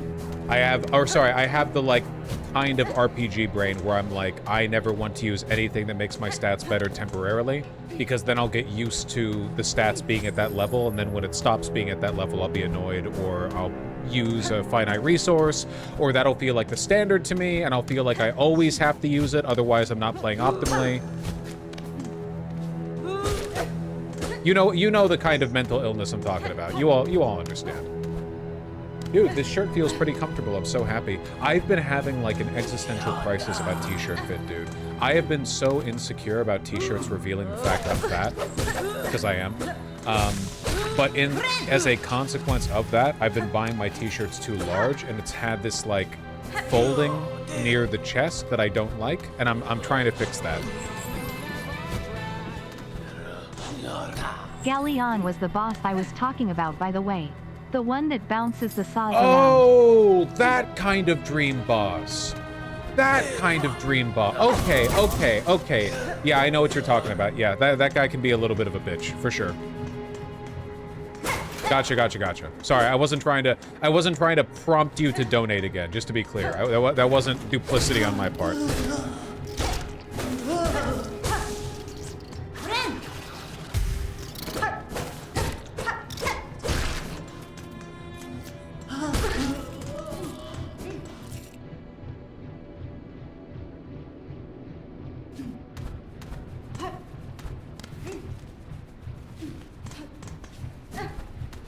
The fact that Vosh thinks he's fat is crazy. Listen, okay, the one problem that I will acknowledge with heritage men's fashion. Hold on. Thank you. Have confidence, Vosh. You're beautiful. I'm not lacking in confidence in my appearance. Thank you. But appreciate it. Thank you. But ooh, fuck. I can't heal. Fuck. But heritage menswear is usually styled on bodies that I guess you could call them heritage men's bodies, and by that I mean people used to be a lot skinnier than they are now. If that makes any sense. You're fucking... Fuck. Piece of shit. That's okay, we're not far. Or to put it another way, contemporary t-shirt fits, which tend to be kind of boxy. Fuck. I think they look more fitting on a wider variety of body types. Whereas if you look the way people used to wear t-shirts back in like the 1950s, it was like a much slimmer silhouette. Did I forget how to play? I did! Oh, there go 200 rosaries. I completely forgot how to play. It's fucking over. Alright, get up, Hornet. You're the one failing me right now.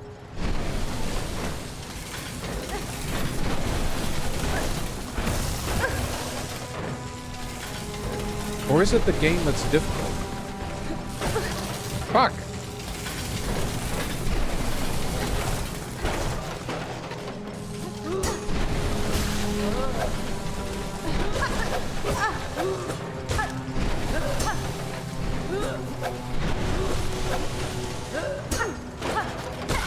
Sheesh! Is that how you talk to Hornet? Not normally!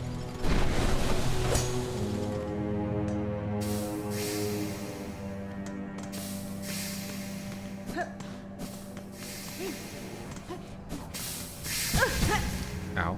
I can't believe hot steam is 2 basks of damage. That's fucking crazy.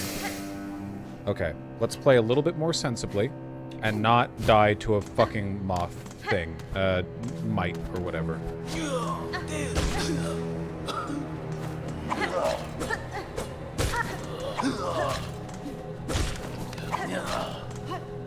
Get a bit of silk. Get a bit of silk.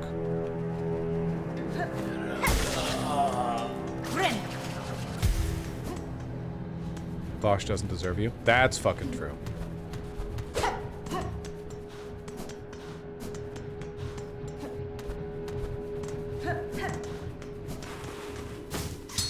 Oh, shit. Okay, come on. Just get into the next area. There's a white key. A white key.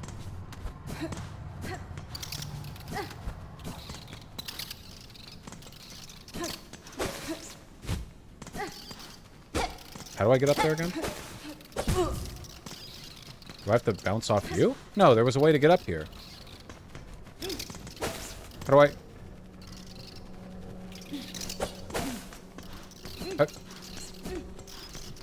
Oh. I'm stupid. Okay.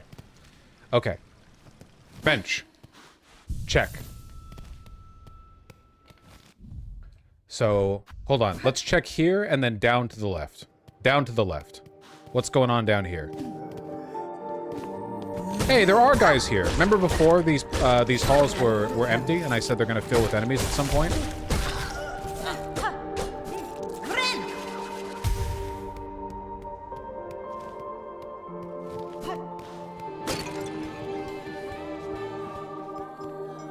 What clothing shops do you recommend for men's chinos? I've been thinking of getting some. Unironically, like at the lower price end, you can get some pretty good chinos from like from J. Crew. Or because chinos are so durable, eBay. There are lots of old chinos from J. Crew, Big Mac, you know. You can get some really, really good ones. Obviously, there are classic staples like Buck Mason, but, you know, I feel like oftentimes that answer kind of speaks for itself a little bit. Fucking, my juice is getting slurped. It also depends on what you want from your chinos. Like, do you want your chinos to have that, like, heritage military feel? Or do you want your chinos to feel more like everyday pants, you know?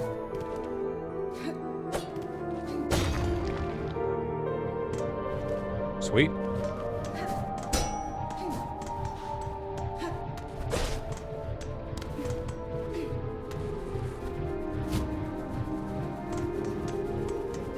What's your favorite area so far? I am not sure. I am not sure.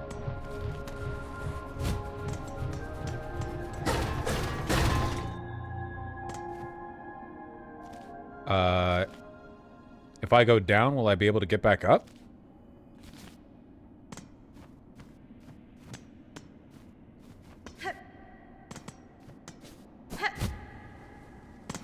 No? Okay, chat, I didn't actually want to know the answer to that.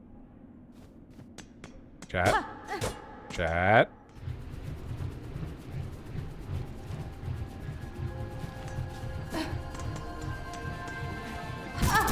Ow.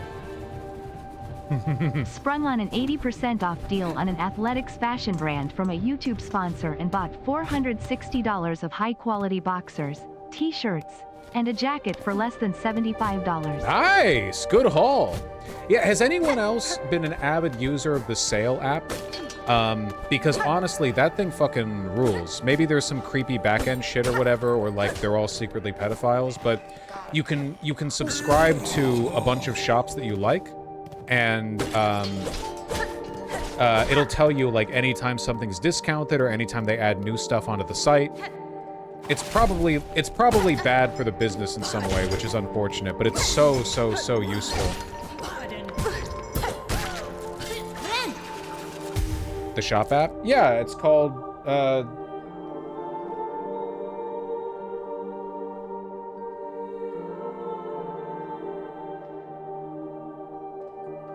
it's literally called Shop.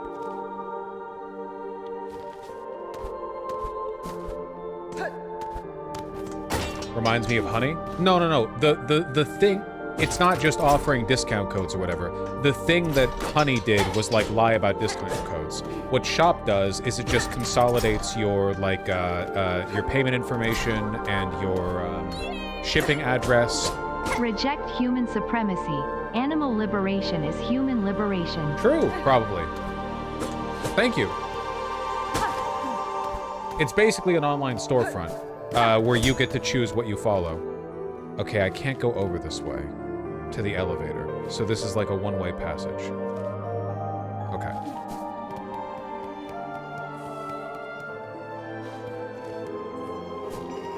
What's it called? It's just called the Shop app.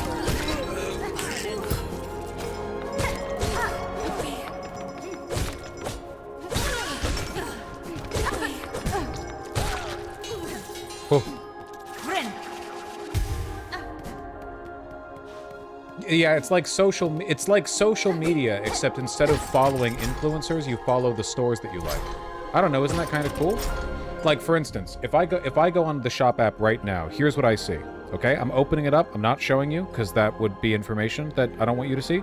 But I'm looking right now. Okay, your offers, and it's like local stuff on sale. And now I go to the following list. I'm following Buck Mason, Cave and Post Trading Co., Permanent Style, GNU USA, Cave and Post Trading Co., and it shows all the items that have been added to these storefronts and what's on sale. It's pretty useful.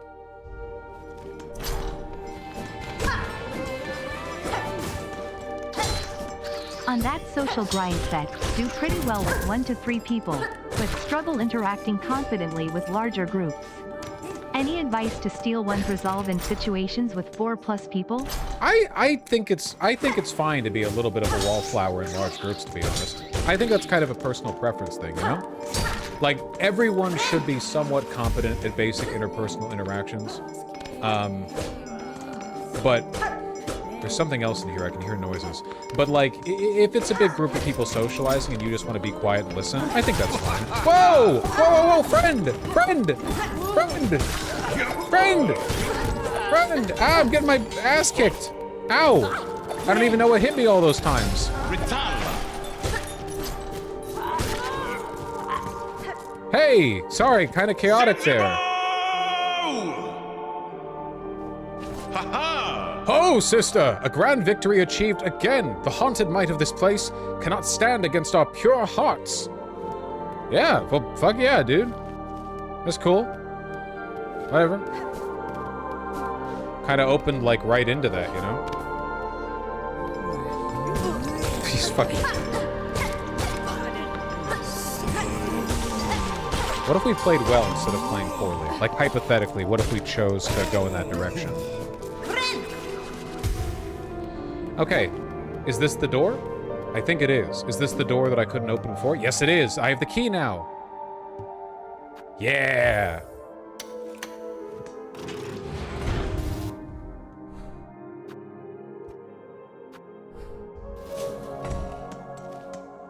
First of all, what happens if I go this way? Bench. Perfect.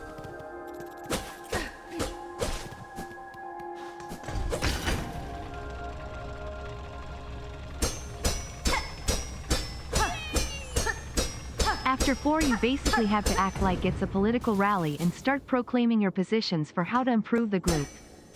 What? Listen, if you are in a social situation with more than 4 people, you are now in a mafia-style deduction game, and you need to start determining suspects and potential victims, okay? You need to start investigating the situation. White word. Establish alibis. Ooh, Bloodborne. Creepy cradle. Hmm.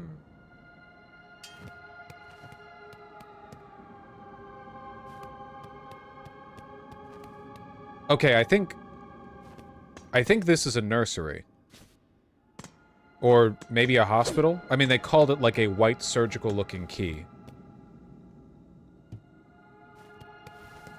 Also creepy music, also creepy machines. Also creepy lack of enemies.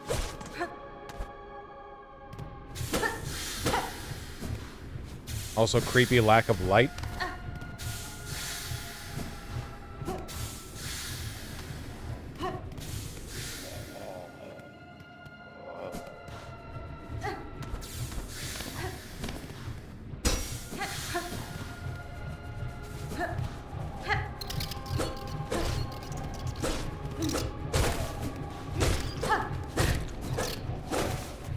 Not losing my health to you, motherfucker.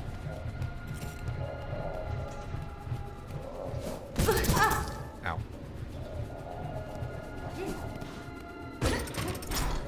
Okay, that's down. And down we go. Did we just loop around? Are we in a new area? We're in a new area. Hey! Hey!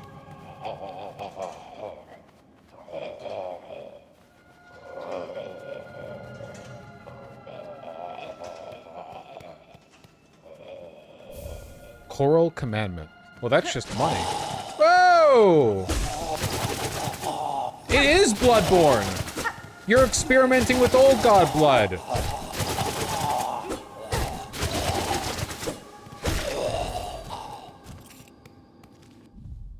Dreg Husk. Remains of a citadel bug possessed by silk dregs. The husk will lash out wildly with the many sharp pins caught inside its thread.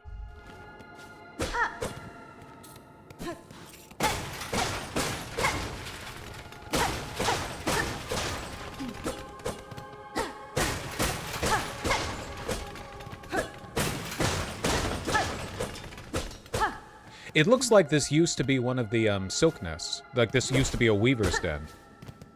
And they built inside of it. So maybe this was a den the weavers built inside the capital that got taken over for the use of silk experiments? Doctor says I no longer meet the diagnostic criteria for depression. Now I just need a job. Read Foucault and stay optimistic. Chat.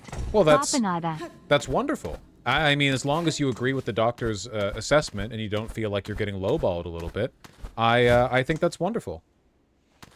Okay, this was the elevator shaft, so I want to go this way. And yeah, read Foucault. Ignore his personal predilections and read Foucault.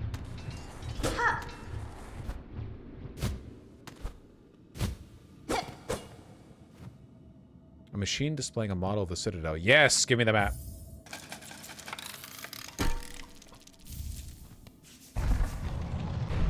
Okay. I'm gonna place a red pin because there was a key right. There was a keyhole like right over there.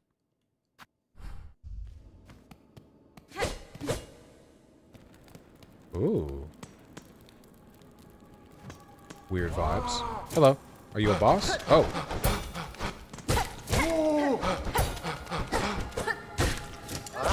Nope. Use scissors. Shouldn't have dashed there. Kind of a tactical error on my part.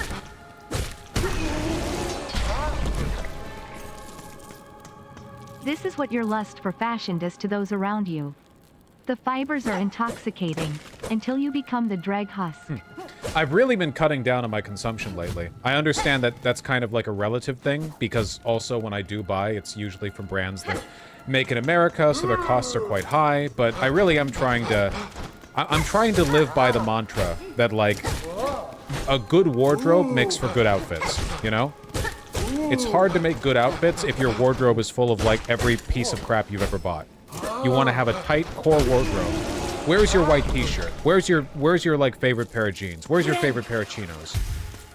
And work around that. As always, fit matters most. Fit and form.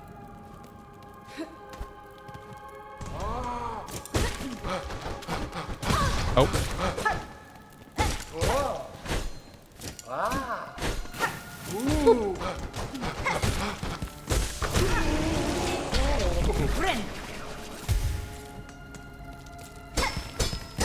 Well, that and you buy well-constructed, durable pieces? Of course, of course. But if a person was diligent and did a good job of, like, perusing eBay, they could probably get a really, really, really great wardrobe for very little money. I just like having stuff new.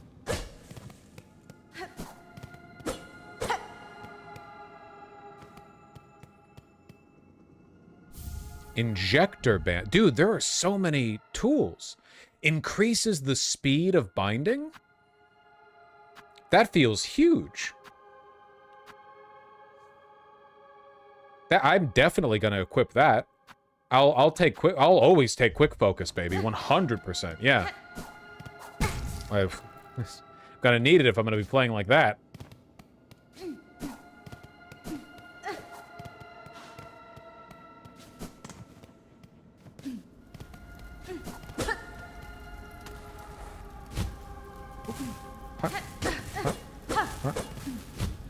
Ooh. Oh, whoa, whoa, whoa, whoa, whoa, whoa, whoa, whoa, whoa, whoa, whoa, whoa. Whoa, whoa, whoa, whoa, whoa. What the hell? Spinny blades down that away. Nothing up that away. I'm really enjoying the overall world design of this game, but I will say the areas do feel a little bit less densely packed than Hollow Knight, which is a bit of a shame. Like, sometimes we'll proceed through a big area that's literally just a bunch of pathways to navigate, and there isn't, like, a cool little secret area or anything that pops, if that makes any sense. Oh!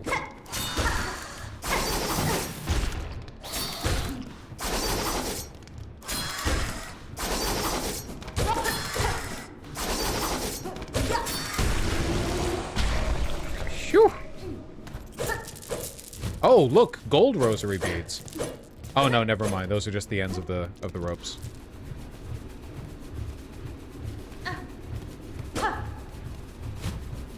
Bloop. I don't think I'm getting back up here, guys. Oh, hello. Another construct. I'm in the underworks, but I'm nowhere near where I've been before. Okay. There was a pathway up that I didn't get to explore, though. I kind of want to return to that, but I guess I will later. There's always another pathway. So with that in mind, let me mark a thingy. I'm going to mark it like here, I think? Where I could have gone up rather than down.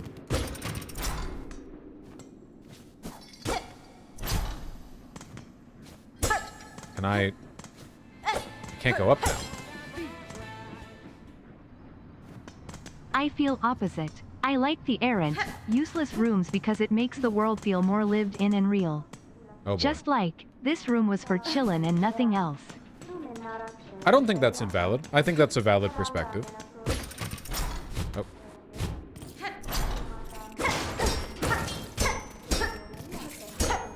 You know, if I could find a bench at some point... Oh. Sweet. Yeah, right around there is where I could have gone up. So I guess we'll go... Oh, whoops. Oh, wait, I wanna do the thing. Hold on. I keep forgetting to do this. Okay. I don't want the Druid's Eye. I want Injector Band. And instead of the Flint Slate, I'd like to try the Delver's Drill. Am I gonna use this, realistically? Am I going to use something that allows me to go straight down? I'll give it a try.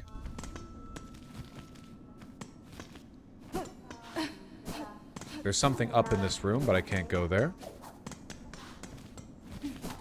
Unless I can. I can't.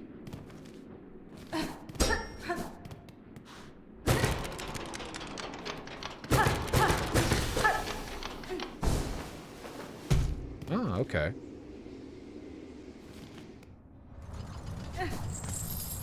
And this is that big central chamber that I couldn't look in before. Okay, I think we're doing map completion. One hit, huh? Saw a tweet that said SMTH like, so I guess we're Bapanada posting now. And I am not a big HK guy and thought it was a shortening of the Depanada N about his drama. I guess there's some truth to both, right? But no. This game does need more Bapanada, though. This game needs more Bapanada. This game needs more Shaw! And more Aditum, in my opinion. Why did I do that? Well, good thing we just rested at a bench. Alright. A little silly, a little silly.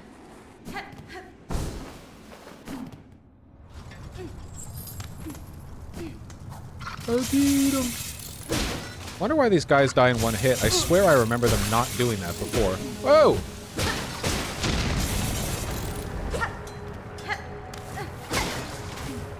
Whoa! Okay. So let's go a little on the right.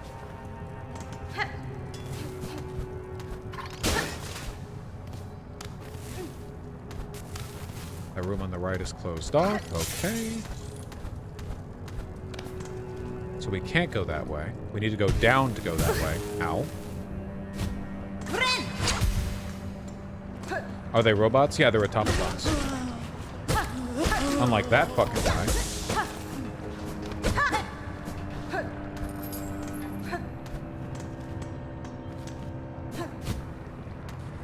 Can't go that way.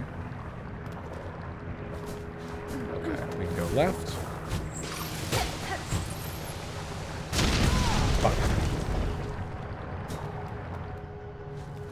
Let's see what's over here. Please. Please. Ow. Ooh, that was faster.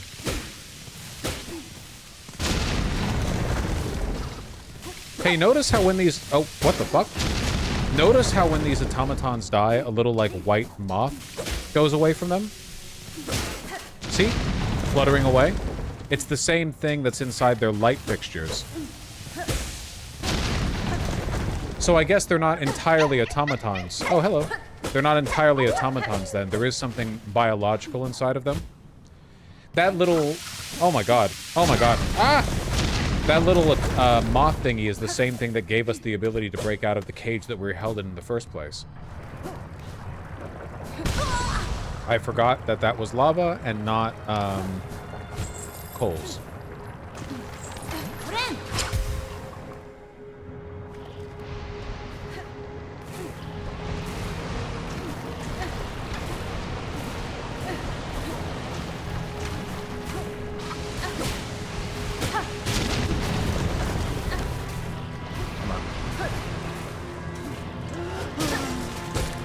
Fuck you.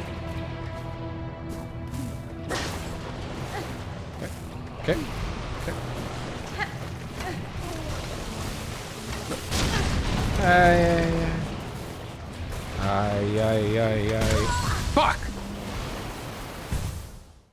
Ooh, shadow.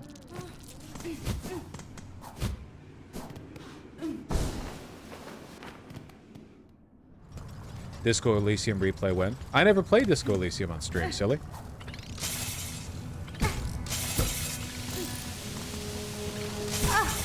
Hey.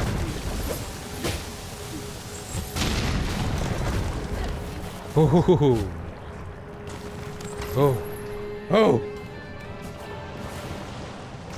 It's like in MGRR, putting the brains of children in all the robots. It's basically like putting fireflies in a jar for light, which is terrifying in a bug society. Yeah, I wonder how, like, aware of it they are. Oh, shit.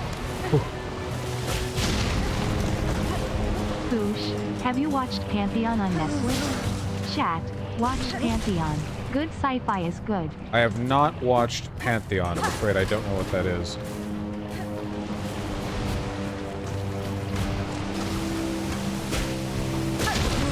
Ay.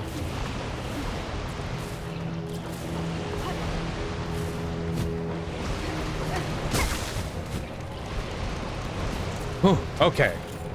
Good hustle.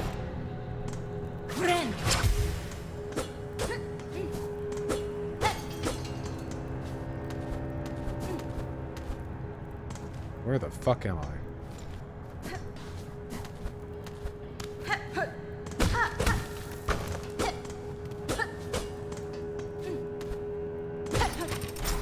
Val should play Fall Guys game.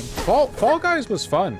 I feel like Peak is capturing the Fall Guys energy for a lot of people, you know?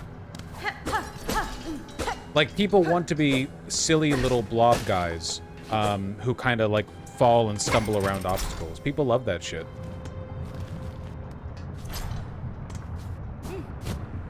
These rings again. Oh fuck. Yep.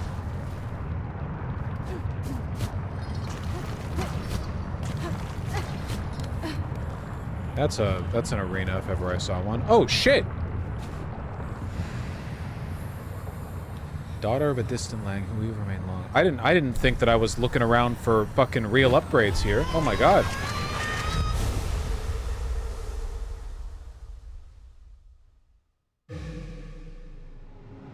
Grappling hook? Claw line! Press LT, firing the needle's harpoon and launch forcefully towards it. Silk will be expended, strike enemies to replenish silk. I did know about that. We've gotten another movement upgrade. I assume this will allow me to... Nice! Well, this does help with a lot of the platforming stuff I've been curious about.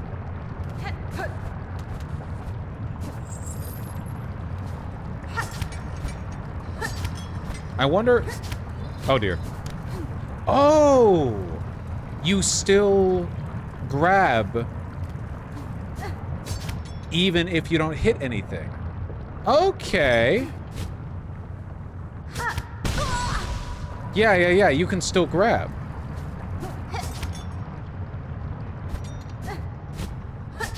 Okay, well, you have to, like, not be terrible at video games also. That's also part of the... Oh! No! I went past it! Yeah, it's like a second, jump. Oh, okay, you can't aim it up or down.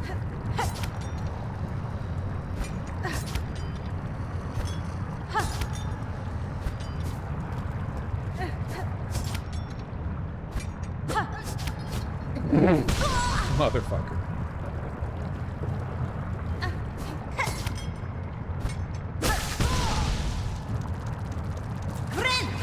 Yeah, you gotta wait for your silk to recharge as well. Okay. Whiteward sounds like it's Squidward played a Paladin Bard multiclass in D&D. On a side note, I made like 2 weeks of lentil veggie soup for 25 bucks recently. That rules. Does it work on enemies? You bounce up if you hit an enemy. Lentil soup is really, really good. I think that lentils have maybe some of the best texture of protein that you can put in a soup. Like, in my opinion, better than a lot of meats.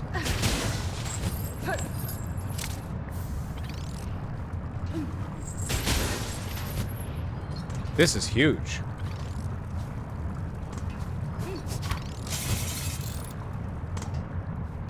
Can I do that? Is it possible for me to get up there? Almost.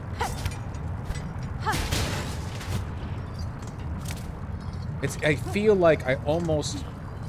Ooh! Okay. There's a little bit of vertical give on this. Like, the game does a little bit of auto-aiming for you, but only a little bit.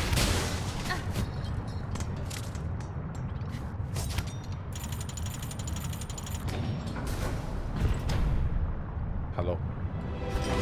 Hey! Motherfucker.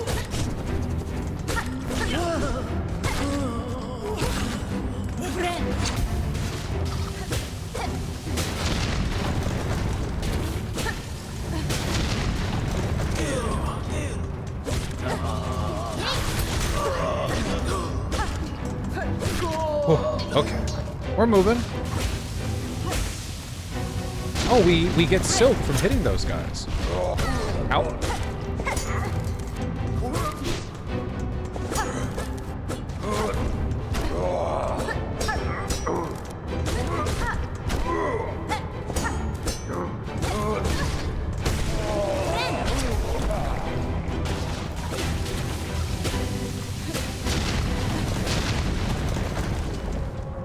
Please?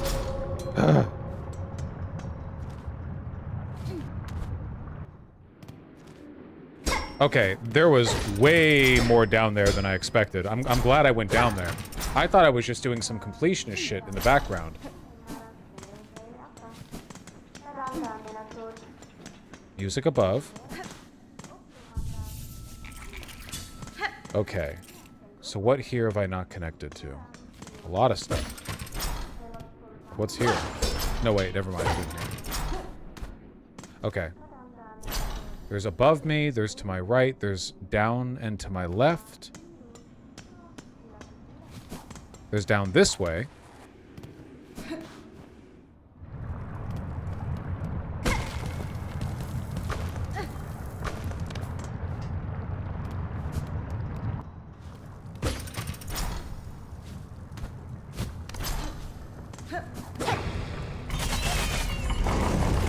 I'd love to see a game made in coordination with Studio Laika. A stop-motion super well-made game sounds incredible. What, Studio Laika, they're the people who did, like, yeah, they do all the stop-motion things, right? I feel like the design flow for a video game made with stop-motion... Coraline, thank you. The design process for a game made with stop motion would be like so difficult, right? I feel like that would be so fucking difficult. Like any time that you want to, in a way, there's been influence, right? Because oftentimes before like sophisticated 3D modeling software, a physical model of an enemy type would be made, and they would take pictures of it from a bunch of different directions, and then use that to make the sprites of them around a rotation. That's how Doom worked, right? They made a model.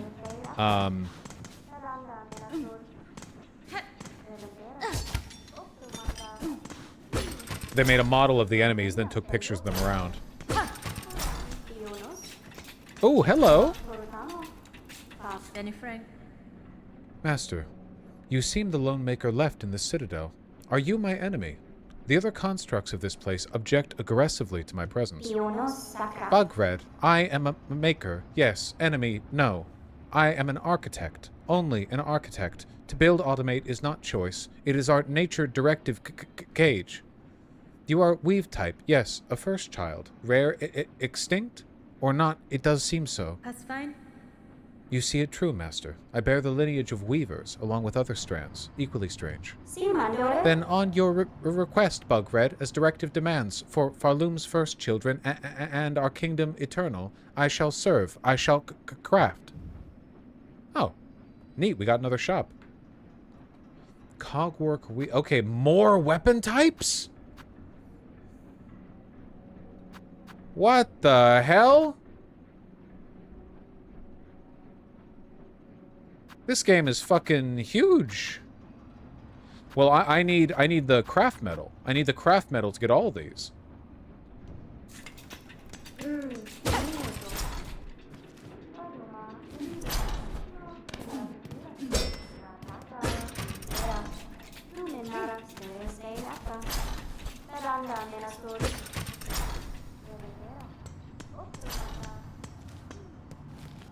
Hello? A locked gate bearing the symbol of an architect. Okay, I suppose I should probably mark this down as well.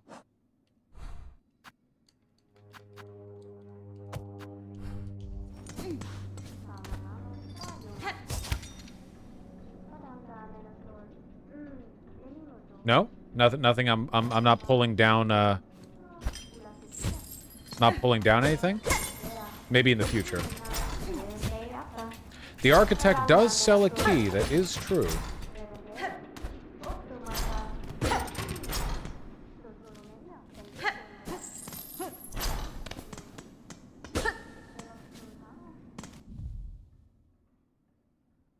Okay, only 2 more areas around here to explore then. What's to the right? Oh yeah, I can do this now. Yay! But it's not useful yet.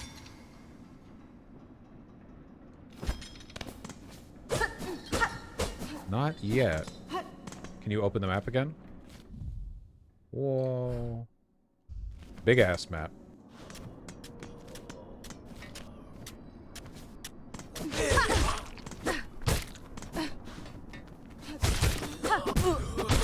Oh man, I'm gonna try to use that in combat a little more aggressively. Getting the dash right to them like that and get 2 hits in. Yummy. One bit of good news.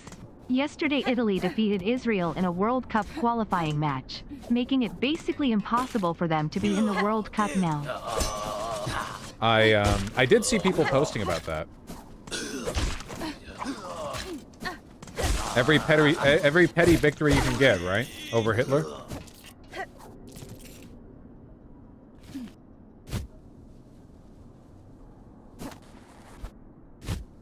What the hell? Okay, I'll go down there in a bit.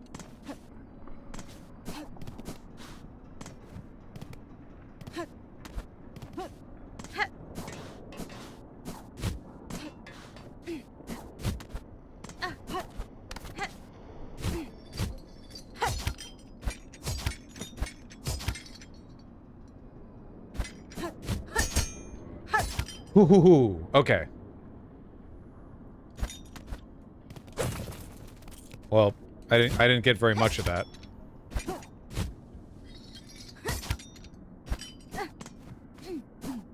But I did learn something new about how generous the grapple is. Nothing down there? Okay, no, it's just spikes.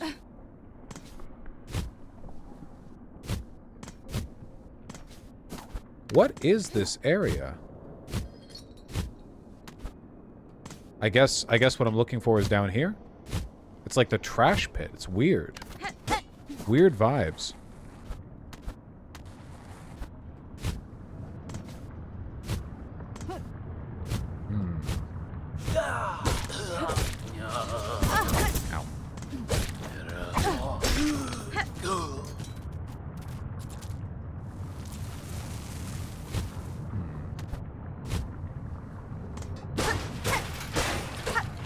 Hey!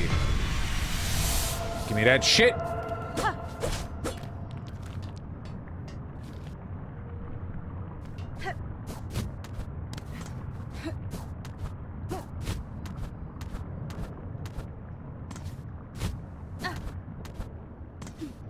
And then there's only one other pathway in this area that I want to explore. I'm really glad I came back here. I came back here on a whim.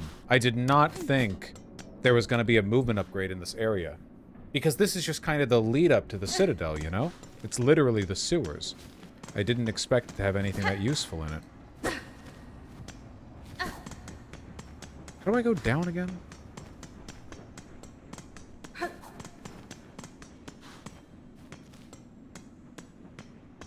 do I go down from here? Or is it one way? I have to go down a different path. Down here? No, not down there. I have to go around? Yeah, I have to go around from here. Oh, let's... Okay.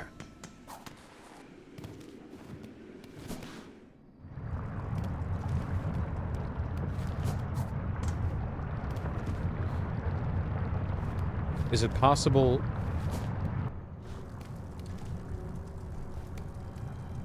No, I have to enter from the right. Okay, so I have to go all the way around then. Unfortunate, but I will survive.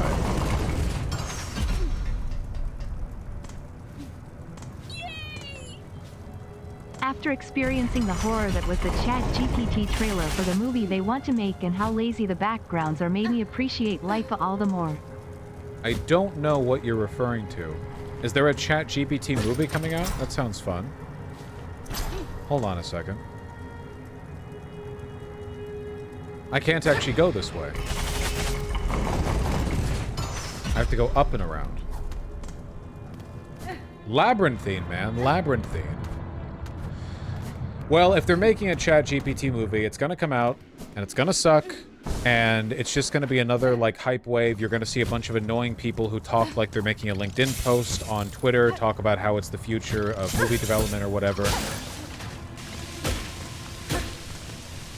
But in terms of, like, hype, we're already on the other side of the AI bubble.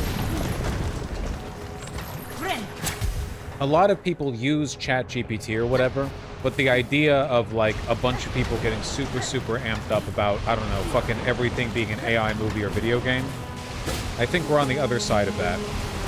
Ow. Ow. Oh, God. Ew. Oh, my God. Back here?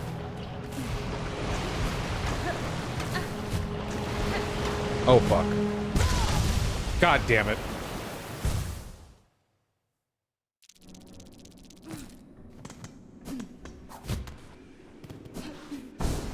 Just want to check out that one area.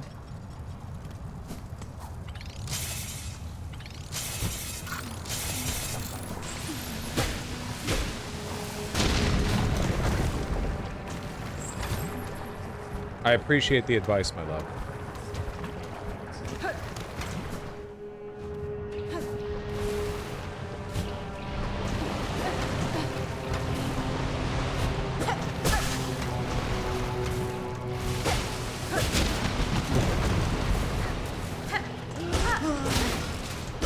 Fuck you. Okay. We're moving along.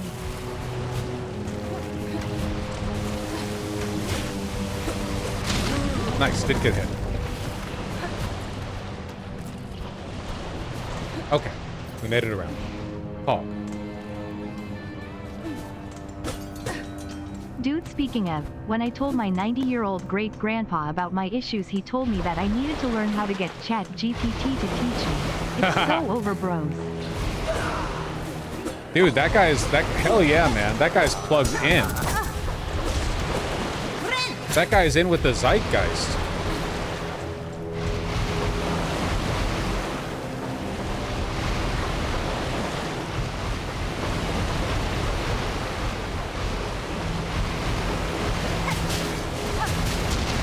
Woohoo! That's very fun. Craft metal!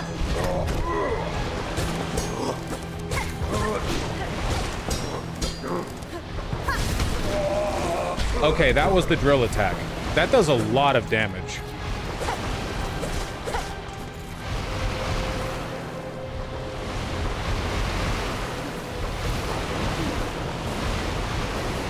I wasn't sure about wearing this shirt at first. I was worried that it would feel a little bit uncomfortable because it hasn't been washed, but I'm happy.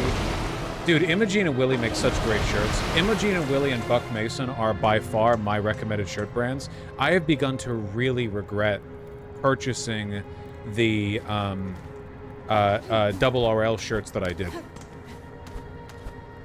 And I have a decent number of them too. Typically, you should buy stuff from brands that they're proud of. You don't go to the Mexican restaurant and then buy their one burger on the menu. The double RL shirts are of a really fine fabric, but that's the problem. Their collars sag. I'm not entirely keen on their sizing as much as I like their designs. Double RL is a Western and workwear brand, you know? I probably shouldn't have been looking to them for, like, graphic t-shirts. Their hardier stuff is good.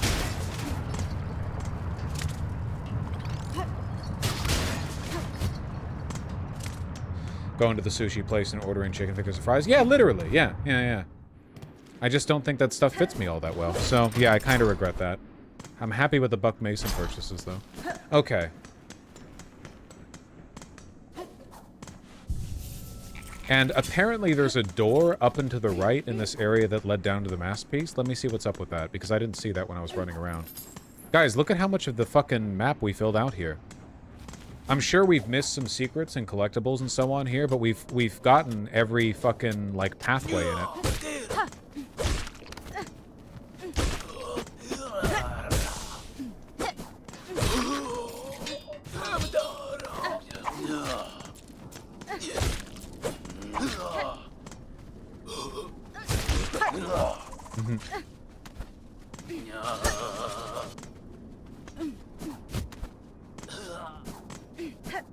Right here.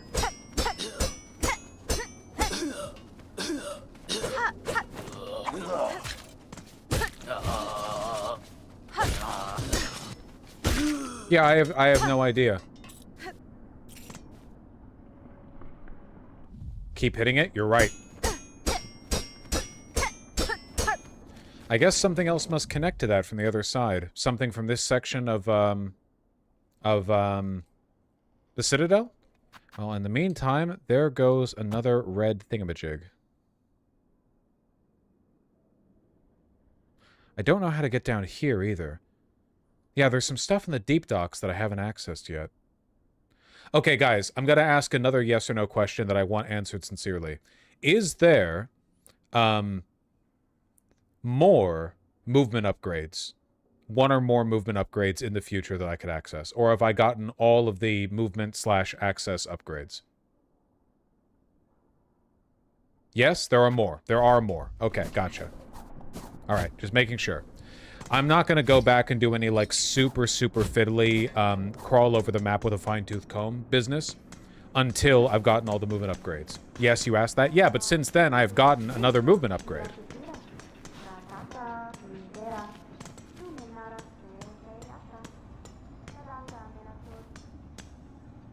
Suppose we have to go up through Whiteward. I really wish there were markers that would map out where the elevators are, because that's kind of, the absence of that information is, being noticed. I suppose I could mark them with a specific kind, like the little silver thing. Or maybe if I went back and I met the map woman, she would be selling those now.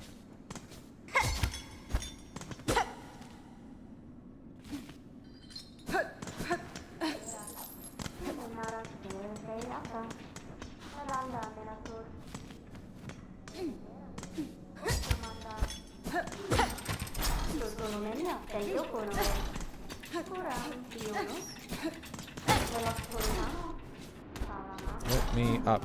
Let me up.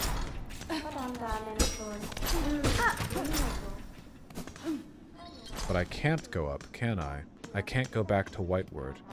Okay, if I remember correctly, and I probably don't, but I'm gonna work off this information anyway, This right here is where the elevator is. And I'm going to use a silver marker for it. First day of carpentry. Wish me luck, chat. 3. Yo! Jesus Christ himself in the goddamn chat. Have a good time. Surround yourself with good people. I don't want to go this way. I want to go down one. Fuck you.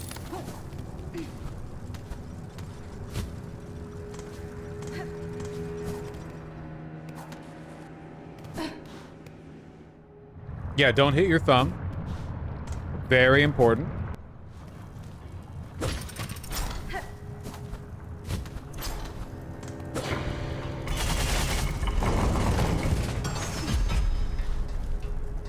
I think, yeah. Oh, it is here. I was right. I'm so fucking pogged up right now. I can't believe it. I was right. Okay, I'm going to mark these myself.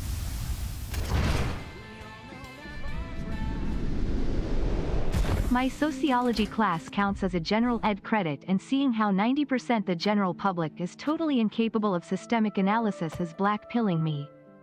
Yeah, I can see that 100%. Absolutely 100%. Yeah, I can see that. Definitely. Even in my sociology classes, it could be pretty rough sometimes, so... Hold on now.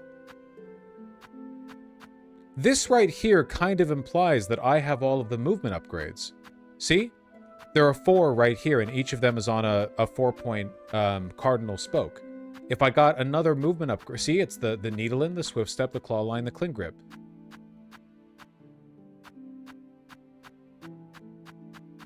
I wonder... You don't have them all? No spoilers, though? Okay. Can I be more specific? No. I'm gonna run out of markers. Let me go back to Belltown or sorry, not Belltown. Well, I'll go back to Bellheart. I'll go back to Bellheart, and I'll go back to the first, Bell Bottom, or whatever it's called, Bone Bottom, and I want to see if there's anything interesting at the shops here.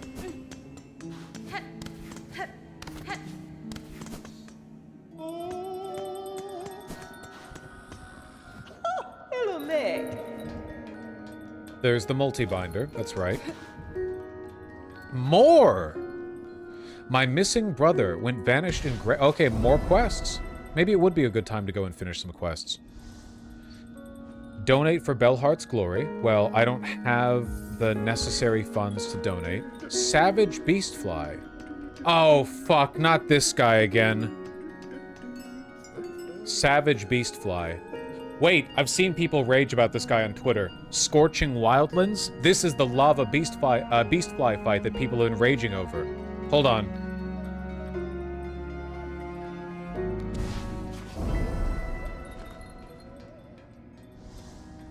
People have been mad about this one. Okay, the Scorching Wildlands. Where are the Scorching Wildlands? The Deep Docks. Could it be in this area? Is it possible that that's why it's marked like this? Like it's something around here? Where else is Scorching?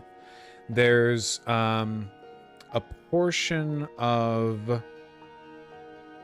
Yeah, the Cauldron here is Scorching, but we just completely explored that. So my guess is that I need to go down to, the Deep Docks. How is it hard to get a job? I'm a farmer. My dad was a farmer. His dad and his dad and his dad too, and has committed horrible crimes, and his dad farmed in Poland. That shit is crazy. That kind of, like, generational profession really is wild. In the far fields. Okay. Also, we have the Bugs of Farloom. But I think that last way I went to the halfway house in Greymoor. That weird little snail thing wasn't there. Maybe it's there now?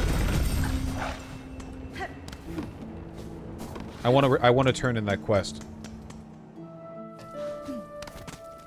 See, up and to the right, up and to the right. Ooh. Wait, what is this? Oh, that's right, we're tracing down someone here too. Okay, well, 2 birds, 1 stone, right?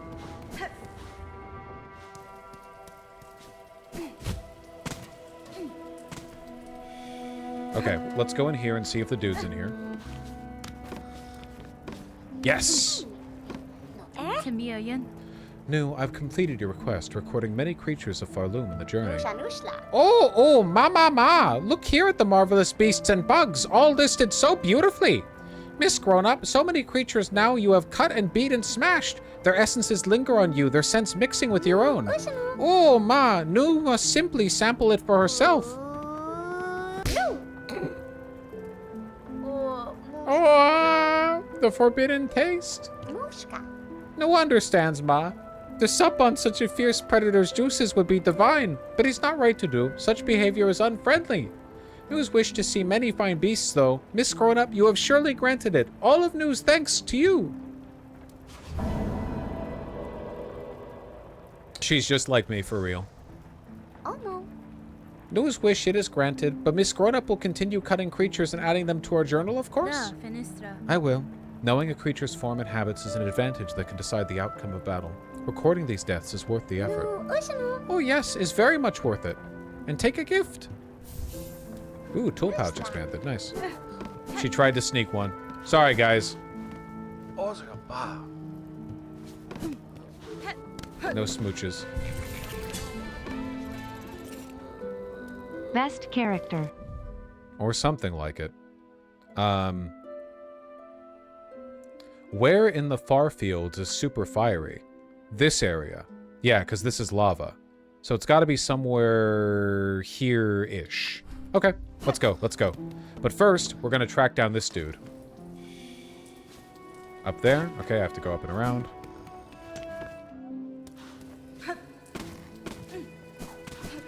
I really do like Hornet's characterization quite a bit.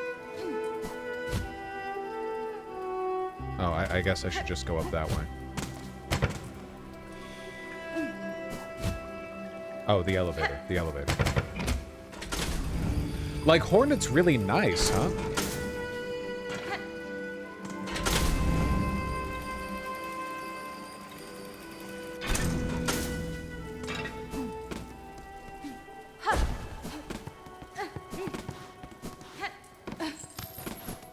Come on, come on. Where's the next thingamajig? God damn it. We'll find it. I'm not going back to re-establish the trail.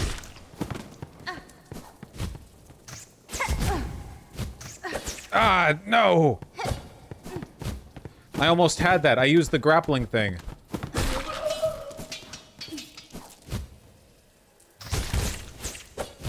Ah! No! Okay, we're not re-establishing the trail. We're going to find what's up. We're going to find where to go with first principles or something. Vosh, how can you enjoy this game when the simplified Chinese translation's tone is off? You know, I did hear that. Nice.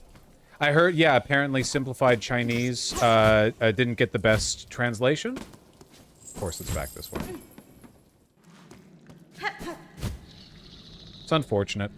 I've always thought, like, I don't really care that much about being an American, I guess, apart from the aesthetics of Americana.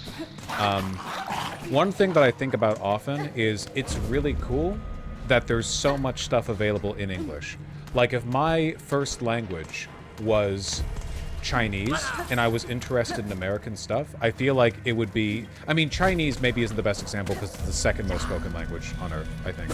But, there are so many languages out there that just don't get that kind of love and attention, and it's like, damn, if there's something really cool that you want to experience, you might not be able to, or you have to in a second language, which you might not be as capable of appreciating it in, you know?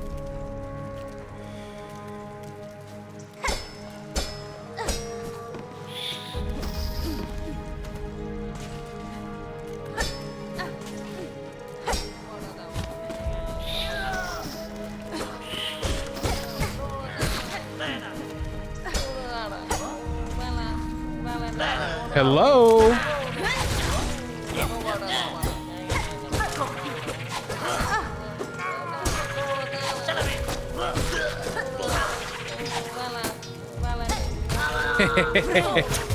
What's up? Safely saved his pill. But who is this rare carer for the shell of another? Name yourself, good bug. I'm Hornet Pill. Your brother wished for your return to Bellheart, where he waits now. I'm sure he'll be eager to see you alive. Young Tip, how he worries always. Blessed am I for the care, him and you, Miss Hornet. A lucky bug is me. Love this guy. Very brave. Head fast for Bellheart, Pill. Wow. Okay, let's go back to the path, and then we're gonna head to the far fields and find out where the fuck that savage fly beast is. You guys hype the fuck up? I've heard that this beast fly or whatever is a real pain in the dick.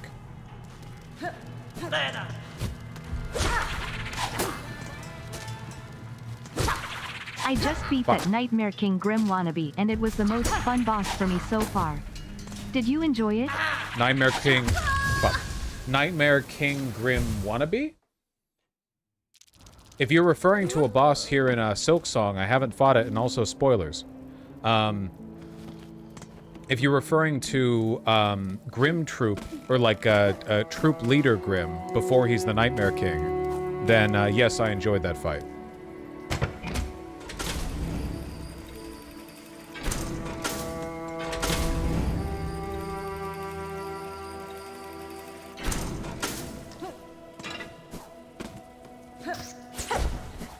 They mean the last judge which you fought? Oh! Okay, you're speaking- you can't speak in ambiguity when you're talking about a game I haven't finished, because my immediate assumption is that you're some clueless dipshit spoiling the game for me. I liked the last judge quite a bit. I thought that was a phenomenal fight. And she, for me, was the boss that really cemented the idea that all the bosses basically doing double damage all the time is good. That is a good design decision. I think it's very defensible.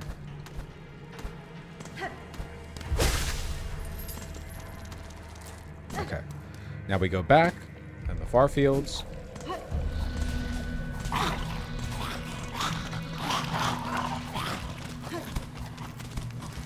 Is that something glowing?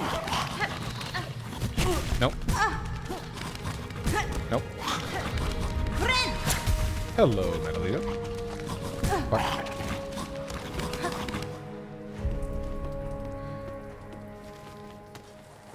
There will probably be a boss later in the game you think is utter bullshit. Yeah, probably. I mean, for a lot of people, apparently it's the one we're about to do with the beast fly. So we'll see. I've seen some clips of it on Twitter. It's the same fight, but you're doing it over lava and the platforms collapse.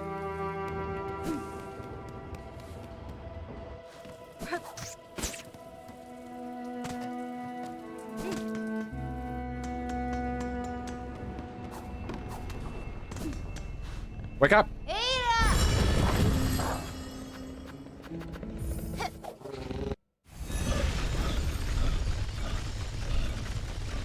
You watch spoilers on Twitter but complain about them here? I saw it for only a moment. It's actually the only thing from the later game that I've been spoiled on, to my knowledge at least. What's your favorite NPC so far? The goddamn Sherma or whatever. Dude, having watched a bunch of this game, I am pretty sure Team Cherry looked at Elden Ring and were like, what if we made this game half Caelid and half Lindell?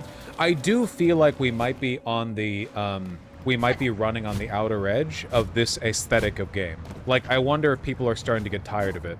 The kind of game where it's, you know, here's a big old ruined kingdom and... Oh. Oh, never mind. It's fought here. Oh, shit. Okay. Okay, I gotta remember, this motherfucker floats. But I don't think I had the dash the last time I fought him.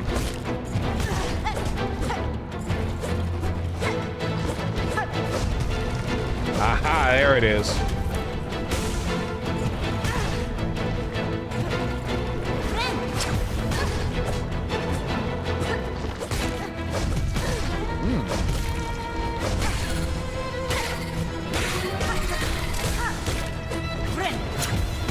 New enemies summoned. That's gonna have a pretty big influence on the difficulty. Double damage on their shots, too.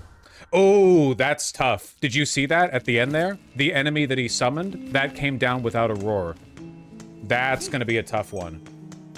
Okay, okay. Everyone shake it out for a bit. We might be here for a while. Anyway, I wonder if, like, there's going to be a movement away from this kind of thing in the future, because we are a little oversaturated in the genre of, like, look at this grand kingdom. Oh, this is where we track it, I see. Well, look at this grand kingdom, you know, look at its inhabitants, its warriors, its kings.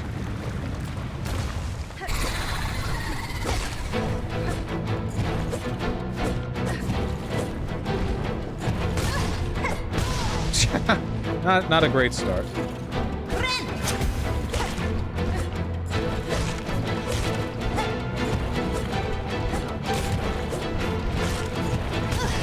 God, that's...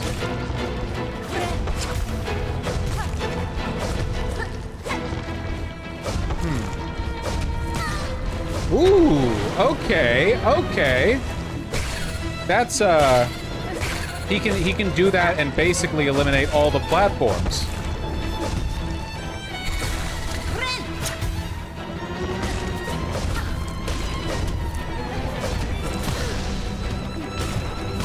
How many hits do those guys take?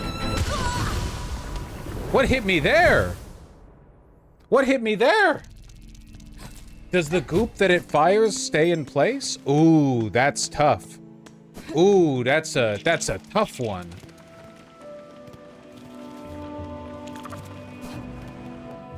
That's a toughie.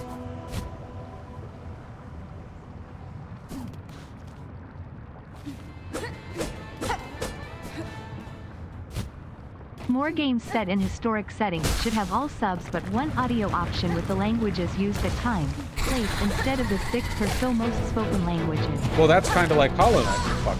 That's kind of like Hollow Knight, right? Because everyone's just speaking bug.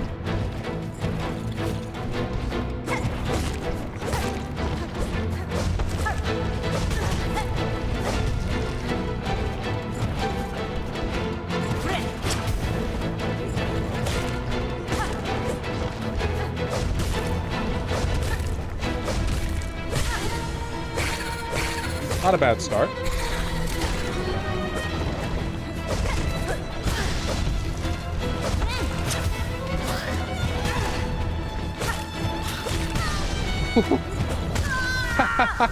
Oh, man. Okay, yeah, I can see why people complained about this boss. The fact that the goop sticks to the ground, that's a tough one right there. I suggest you use those throwing knives. I suggest you not give me any suggestions, buddy. This is the payoff for all that exploration. You think I want to beat this game in one day? Oh, you don't need to mute them for that. That's not a real, that's not a spoiler.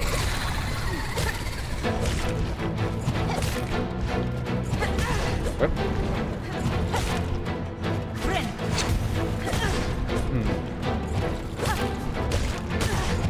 The floatiness!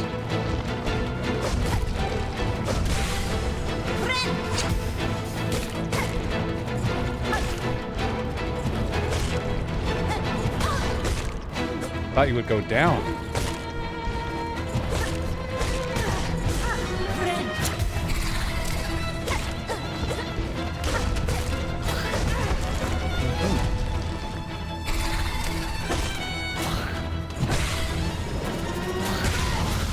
Okay, I am relieved to see one thing in that very, very sloppy attempt, which is that I was wrong before. That second creature that it summoned did have to be summoned with a screen.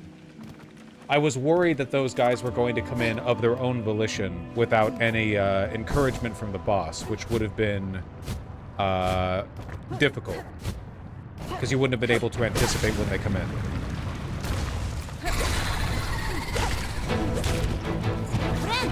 Oh, I didn't mean to.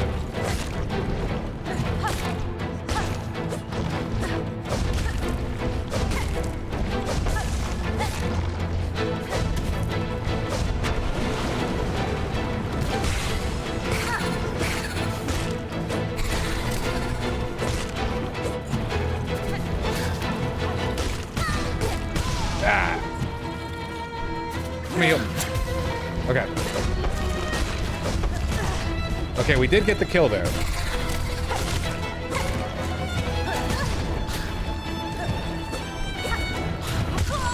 All right. The, that, I have a feeling that grappling hook thing is going to be fucking vital. I have a feeling that shit is going to be essential.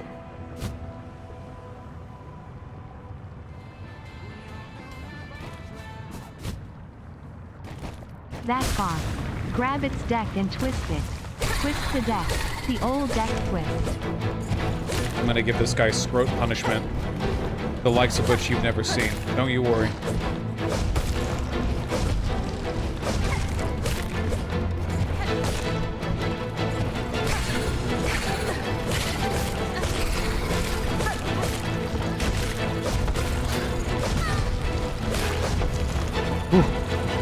Ooh, okay. Okay, wait. That was a pretty solid... Oh, I didn't see where he was.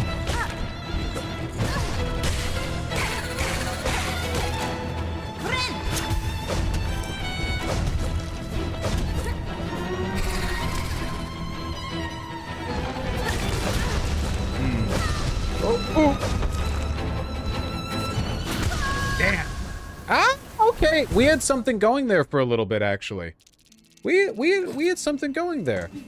Yeah, the grappling to one of those flying dudes gets in 2 free hits, which is significant.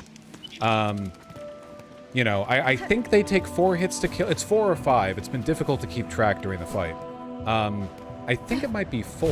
If I got another damage upgrade, it would definitely be 4, maybe even 3, but I don't need another damage upgrade. Okay. I have to not be near the edge of the screen when he's off the screen, because I don't know whether he's going to take the upper or lower horizontal dash path. Oh.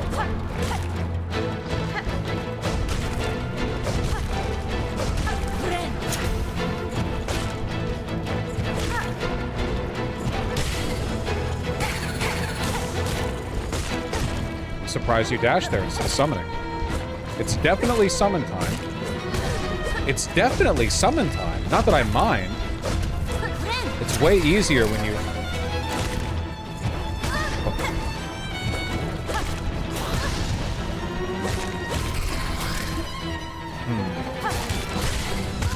Ah. That's my fault.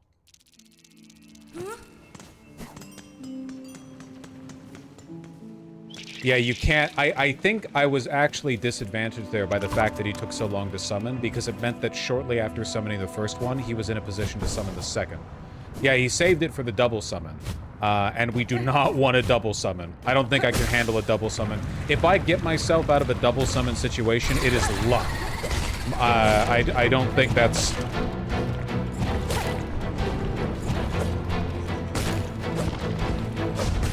I don't think that's easily survivable.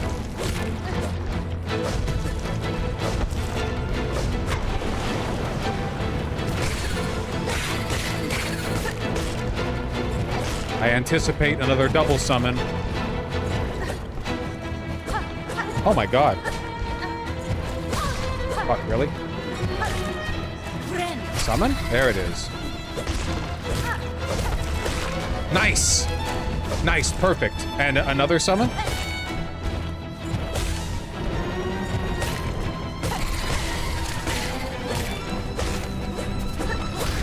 Ideal. Less ideal.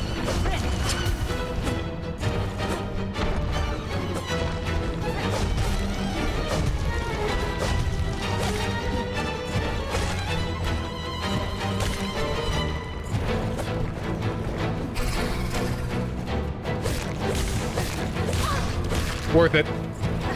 Oh, fuck.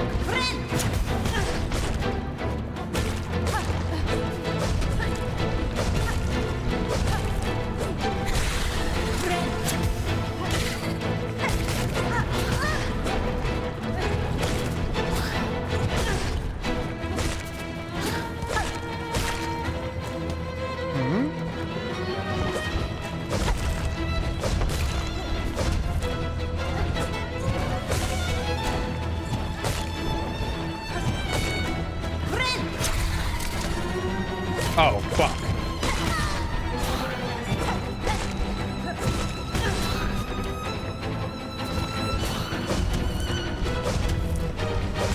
Damn. Ah, I feel like we had him really, really close there. Okay. After the third or fourth stun, he does a double summon.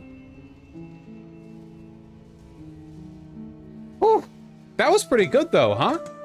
Okay, unless he's got like another trick up his sleeve, I feel like the people complaining that this fight was bullshit were being a little salty. That felt pretty manageable. You just have to like really, really concentrate on the summons as soon as they come out, even if you take a hit. Does make me wish I had 7 health.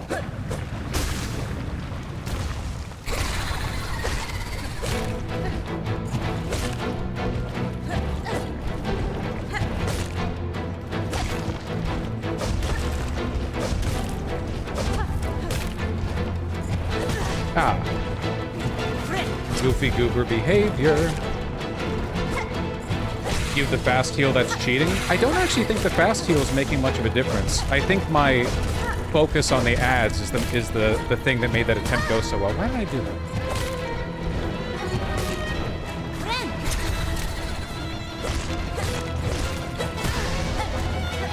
Know that he's gonna summon on the opposite side of you, you know?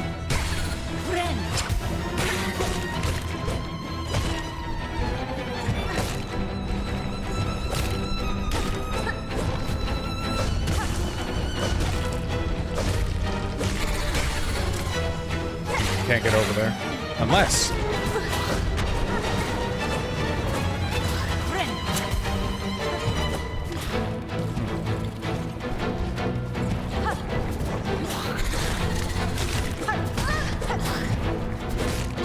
Did we just skip the double summon? Huh? What was that? Was that luck? I think we skipped the double summon. I don't want to talk about it.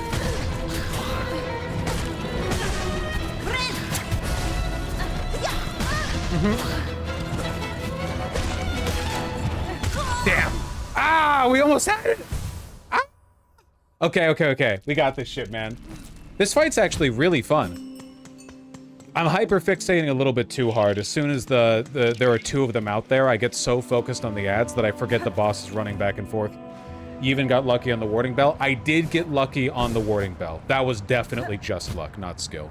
For the rest of that, I think I played it pretty well up until the end. I get so focused on the ads that I forget the boss is charging back and forth.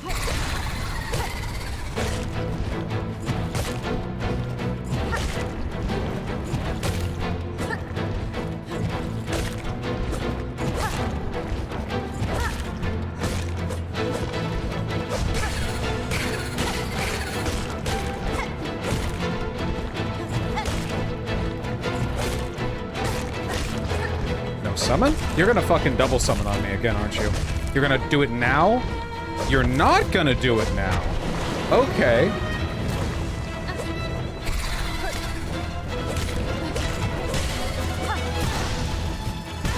Whoa. Okay. Damn.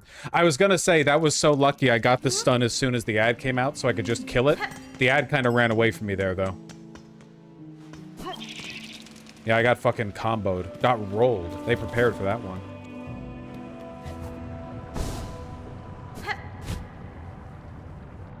What a fun game.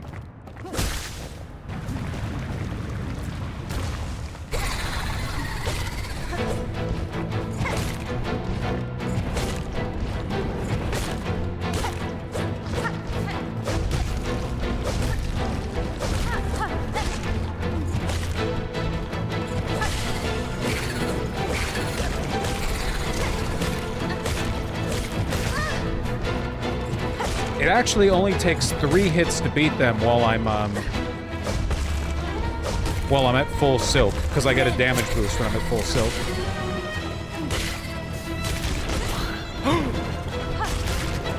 Dude, the grappling hook, man. It only takes 2 grappling hooks to kill them. I don't even need to focus on attacking them normally.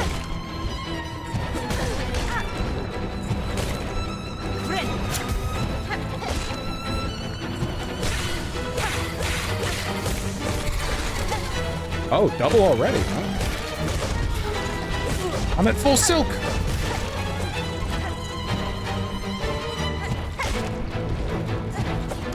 Ooh, that was lucky. I didn't fall into the lava.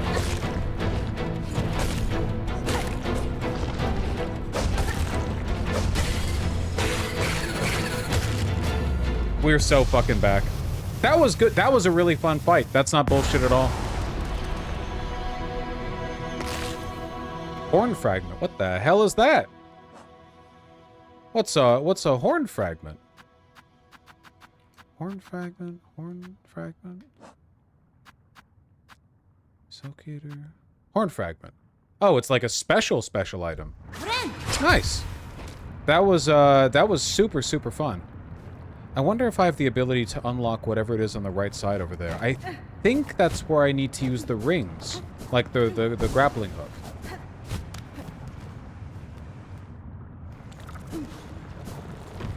Was that 5 attempts? I think it was more than 5. I think there were probably 5 like real meaty attempts there, but there were definitely a few early deaths where I just like kerplunked pretty quick. That wasn't that bad. I saw some people saying that they were stuck in that boss for like 4 or 5 hours. I wonder if they didn't... I was gonna say, I wonder if they didn't have the grappling hook, but I don't think the grappling hook was actually that essential to my success there. I only took down one of them with the grapple hook.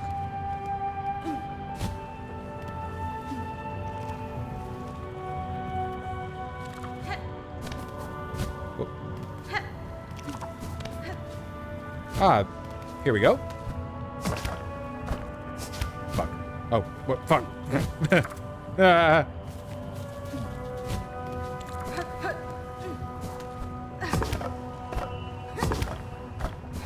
Ooh, hello.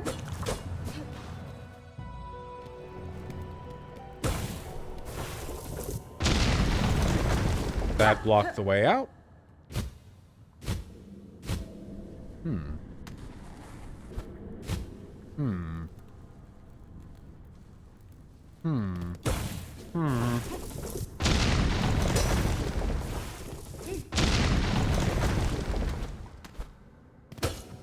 Sure. I won't say no. I don't have a ton of beast shards right now. Or rosaries.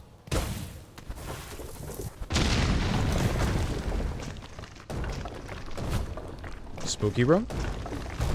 Very spooky. Very spooky. Oh, I'm feeling it. Ow. We are really far down, aren't we? No, because we're in a building, so it doesn't count, like, for movement on the map screen. But I feel like, narratively, we've got to be pretty far down. Hello, love. Huh? What?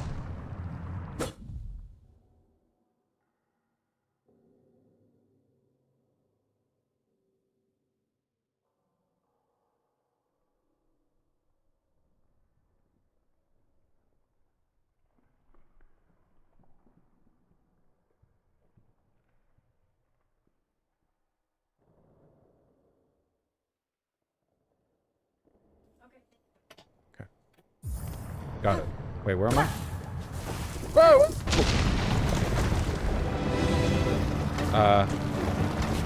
Okay. Okay. Fuck.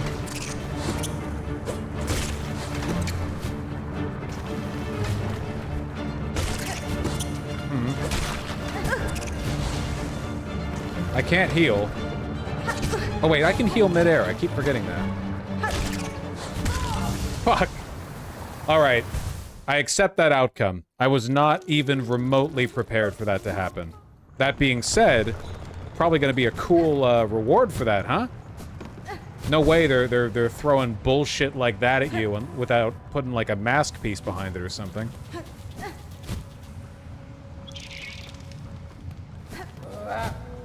Hey, you've got beads. Use the throwing needle? Yeah, that's definitely throwing needle coated. 100%.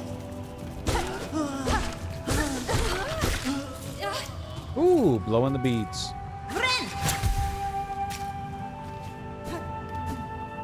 Watch it just be money. Yeah, it's a bunch of fucking it's a shard bundle.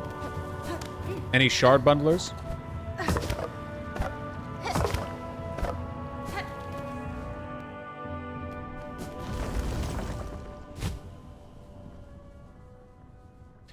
Was this game in Hollow Knight made by just one guy? No, a team of I think it's like 3 or 4 core people. It might be more than that in total. But it's in that ballpark, I feel.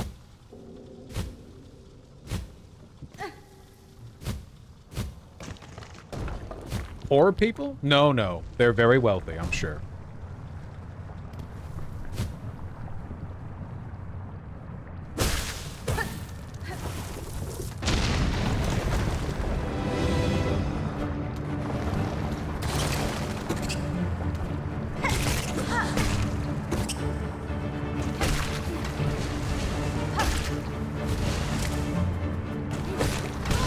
How?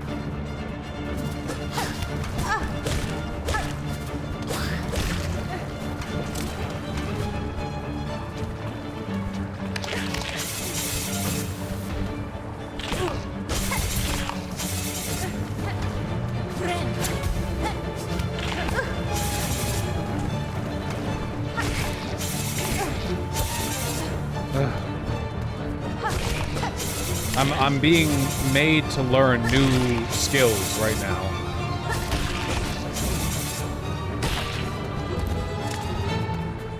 Fuck. Yep. When I legitimately forgot for a second what the heal button was. I pressed Y and RT before I thought to press B.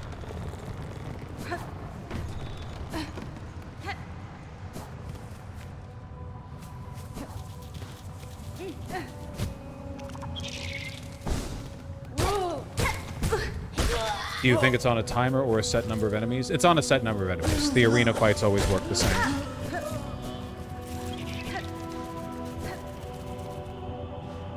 I just realized you play on a keyboard? No, I'm using a Logitech gamepad. Old shitty one, at that. Fuck, I'm not going into the fight with full health. That sucks.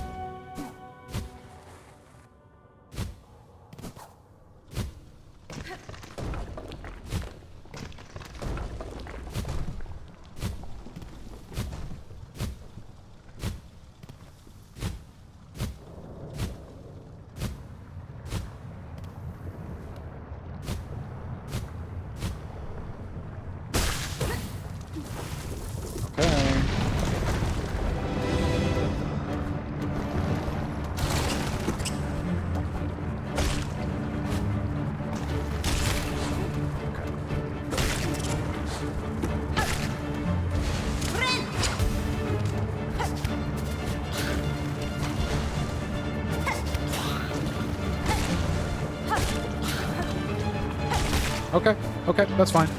It's a new set of skills.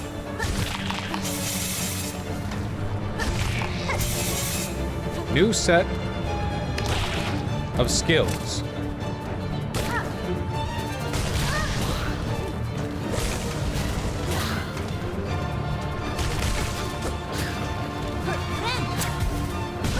I thought I didn't have the build I needed. Please? Please? Please? Please? Please? Please? Please? Please? Please? What? Ah! Indiana Jones bullshit. Motherfucker.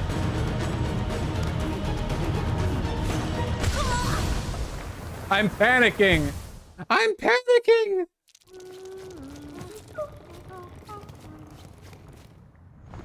Ah! Okay, this had better be a juicy fucking mask piece for all this. Or thread piece or whatever. I don't care. Panikin? I'm a panikin! I could never hodl at this rate.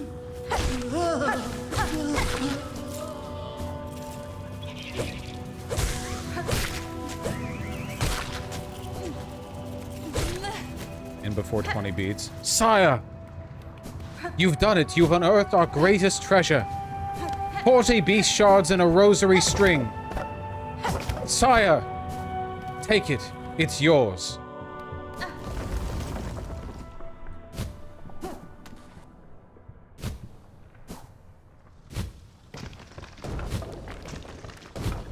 Fuck.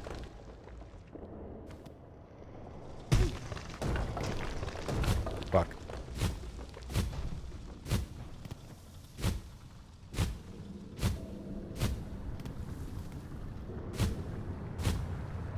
Oh, here. Nice.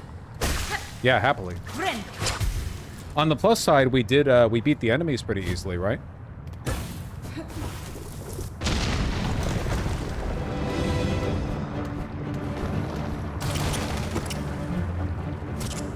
Why did I... What? What? Where? What? Why?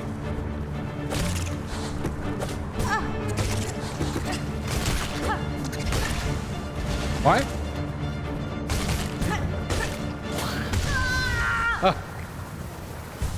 Why did I talk? At the moment I opened my mouth and said we beat those enemies pretty quickly, my fate was sealed. I don't know why I did that. I should have known. It works the same way every time.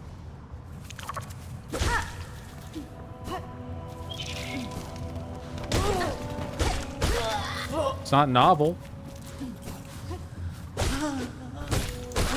At least we can build up our very pitiful rosary stock. I don't care about getting that last one. You know, she kind of sounds like Jimmy Neutron when she dies. You motherfucker, you're right. You're right, she does sound a little bit like Jimmy Neutron when she dies. You're so right with that one. But they will crucify you for saying it.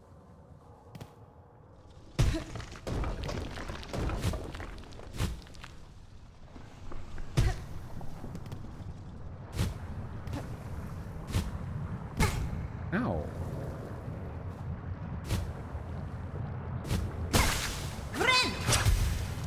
Okay.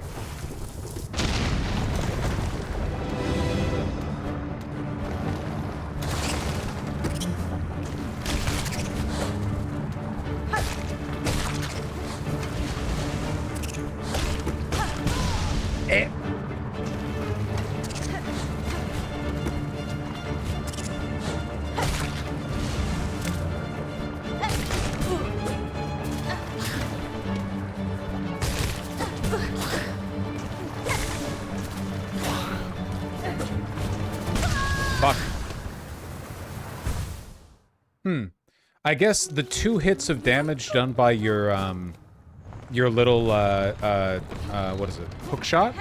It doesn't do the same damage as your needle. Going to post my lentil soup recipe in Discord soon. Also chat by an Instant Pot and an air fryer. Literal future tech. Also Boosh play the MGS games soon PLS. I'll try. I'm just easily distracted. There's a Discord. There is! Under recent refurbishment, new and improved, etc., etc.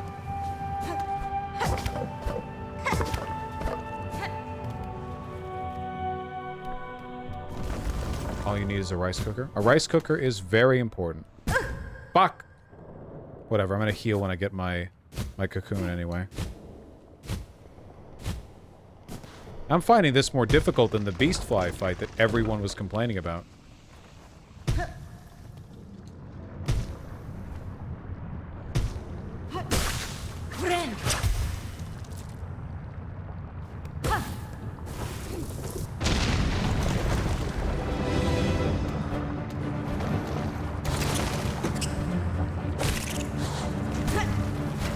Fuck!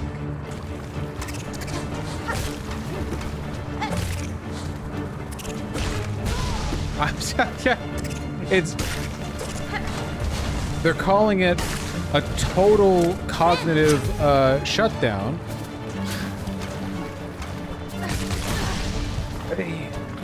Hey, dog, look at my streamer. It's embarrassing. Don't look. Look away. I can't believe we had one run through where we just effortlessly dispatched with all the enemies, and then instantly die to the rising lava. And now we can't even get past the enemies. We're not even getting the opportunity to embarrass ourselves at the lava part. It's humiliating.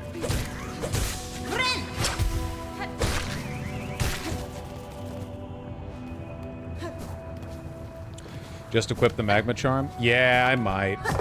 Normally, I don't like equipping situational charms because they're, in my opinion, bitch-made. But there is a lot of lava. Okay, so it's down and then under this one. I will say, I am not a fan of the fluffy rice that rice cookers make. I always make my rice soupy almost like congee. I only ever use fluffy rice for stir-fry. In my opinion, you're vile, and I don't want to get into it beyond that. I think that's insane. Stick to lentils.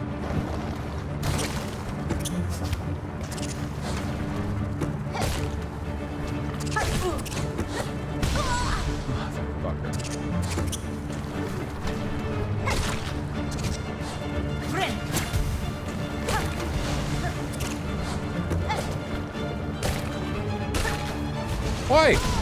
Why?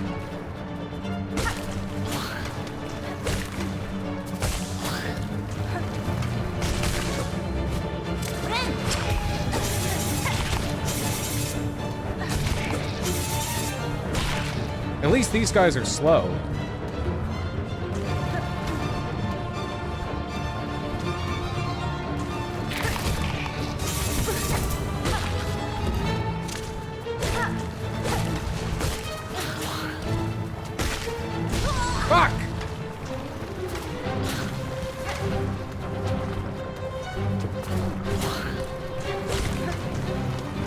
Oh, and my...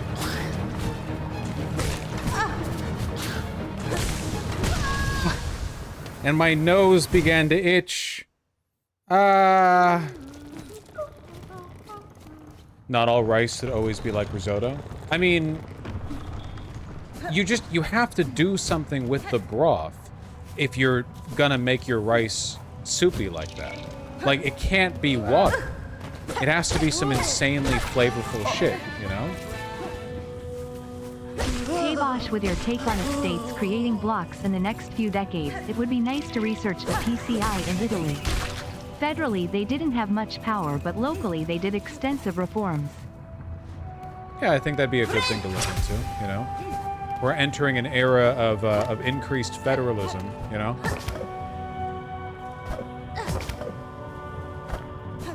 Gumbo was kind of soupy, right? Gumbo was super soupy, yeah, but like that is an example of you doing something with the broth, right? It's not like gumbo is just shit in water.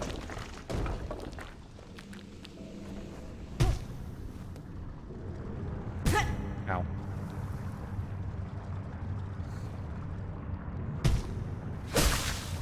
Okay. Let's stop embarrassing ourselves.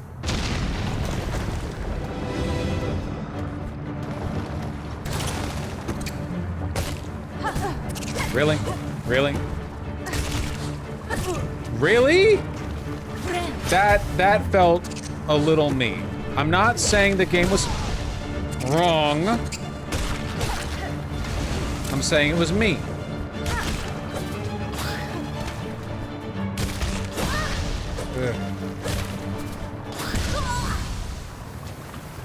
A little mean.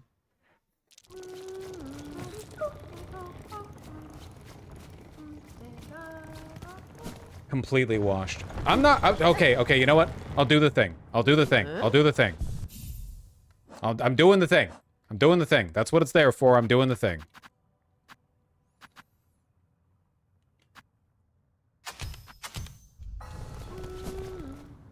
There. I wonder if that'll reduce damage from the attacks from the flying things, the flying lava things. Because that's also kind of like a lava blob.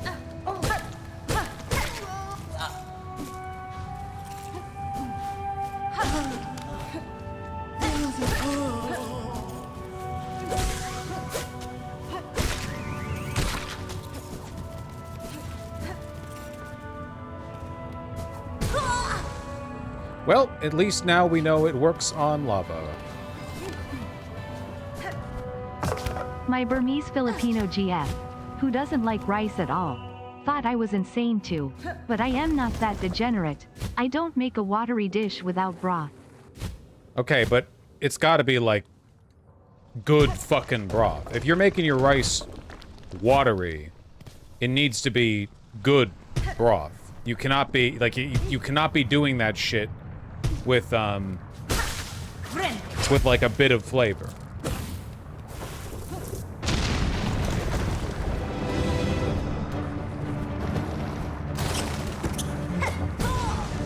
Oh.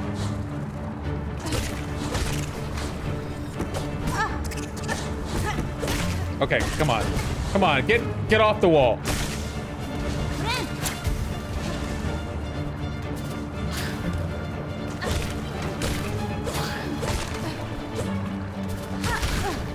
Okay, it does work on their attacks as well. Fuck.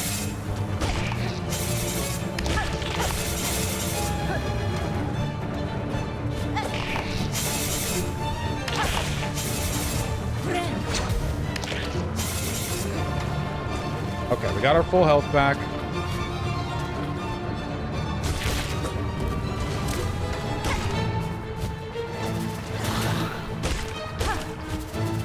It's vegan beef or chicken broth with Cajun seasoning, garlic and onion powder, MSG or mushroom seasoning, and nutritional yeast. Okay. I put that shit on everything. I'm a little bit too busy to analyze that ingredient recipe, but I'll keep it in mind.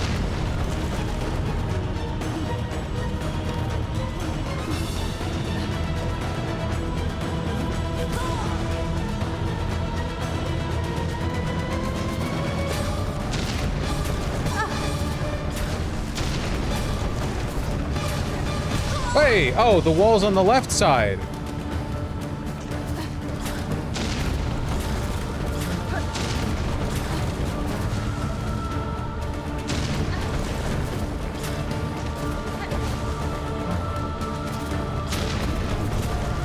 Please? Please?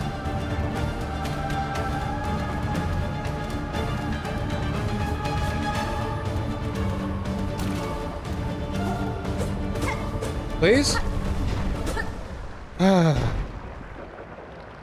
Just put the reward in the bag. It was a mass shard. Okay, good. Magma Bell and he survives a one. Yeah, I'm glad I put it on. That area felt very tailor-made for it. Jesus.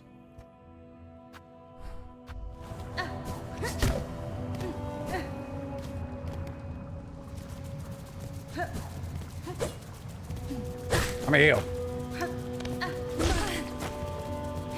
One more. Just put the poop in the toilet. That's what I'm saying. Okay. And now, what is it we want to do next? Let me see. What do we have on the thingy? We beat the Savage Beastfly. Hunt fine pins. Pin-wielding choir bugs of the Citadel. Have we not gotten any of these? And also, Great Taste of Farloon. Correct rare delicacies of Farloon. I don't have any idea where any of that is. Okay.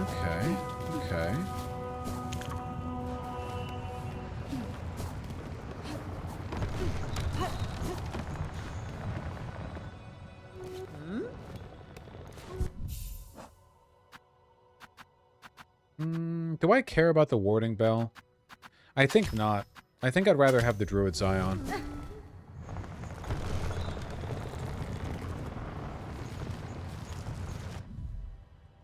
There's something right down here. There's stuff here. Is any of that accessible to me now? I don't know. What other areas have I not been able to go up? There's this area in Sinners Road. There's this right here in the halfway home. Or sorry, in Greymore. It doesn't connect to the cauldron, so I think I have to get at it from that direction. There must be, it's probably like a grappling hook thing, right? And there's this, and there's something over here. Blasted steps. This wormway thing was a one-way door. I think that's a simple key door. Okay. Well, let's focus on one thing at a time. Next thing we want to do is get the heck out of here. Thank you. You know what I do wish there was? I wish there was a teleport me to the bench that I last rested at thing, or like a. I wish there was what they added in Hollow Knight. You know, what was it? The Dream Nails Bone Word? Yeah. Give me the ability to warp back to town. I would like that.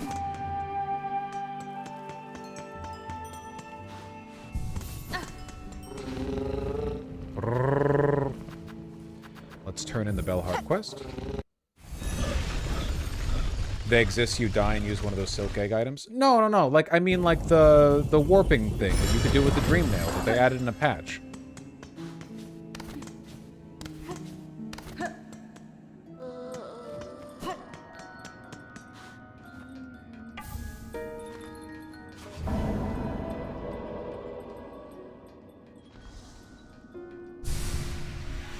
Hey!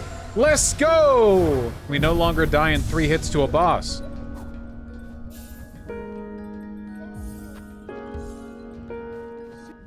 I'm just gonna break one of my necklaces so that I can fulfill this now. Oh, good. I only need to break 1 frayed rosary string. How lucky.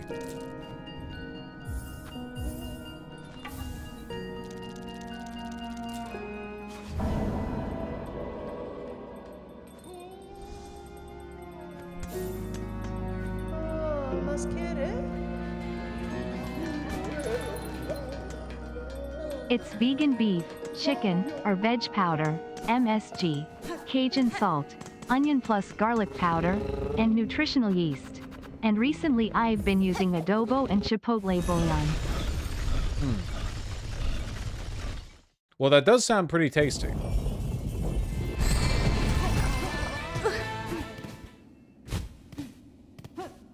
Dreamgate. Dreamgate! Yes, I want a Dreamgate.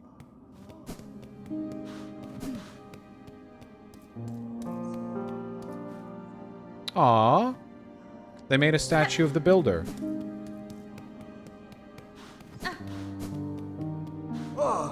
You got a statue, dog?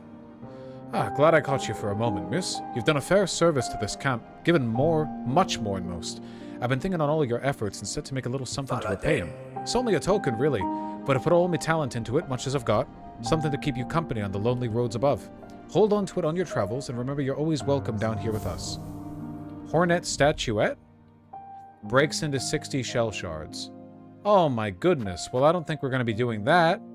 A small sculpture, inexpertly but painstakingly crafted as a symbol of enduring friendship. I'm keeping that with me, buddy.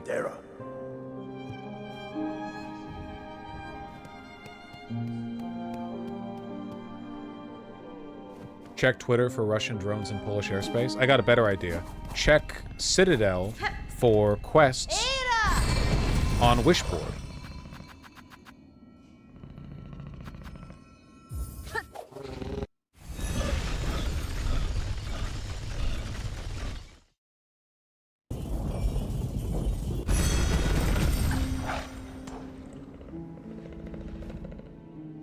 Oh, right. I need to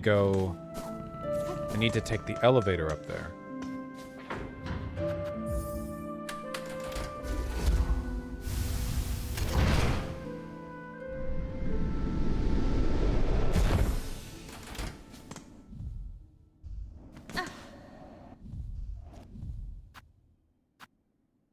I'm gonna put this...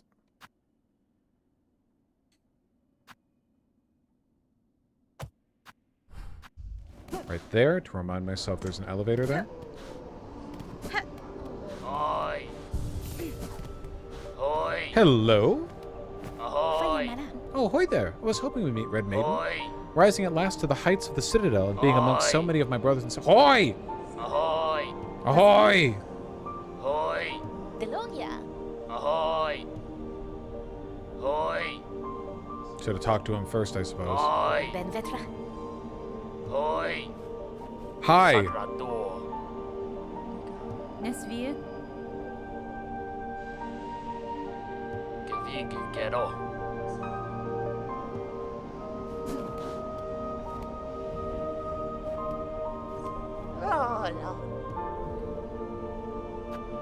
Dude, there are so many there are so many shops we need rosaries for. It's crazy how much shit we need to buy.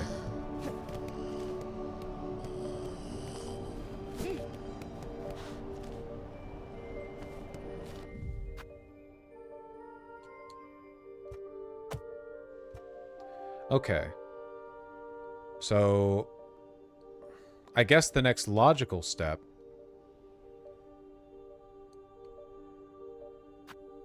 let's go up from the Grand Bellway.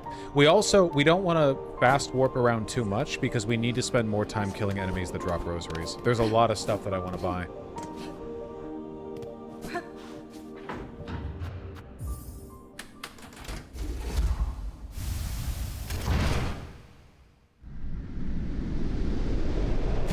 I want to recommend a place so bad. It must be hard for you.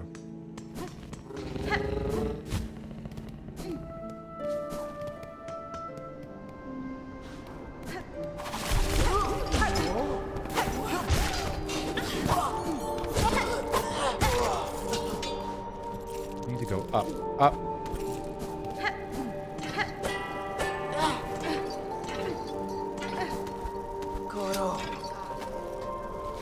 This leads to a different area, right? Yes, it does.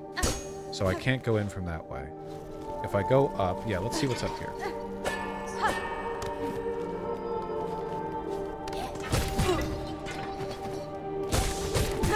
More rosaries. Man,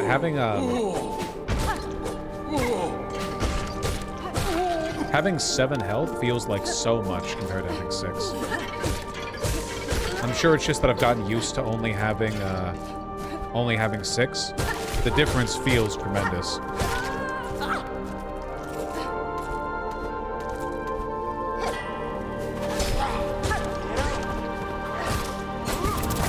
Hey! Yay! Ah, fuck you.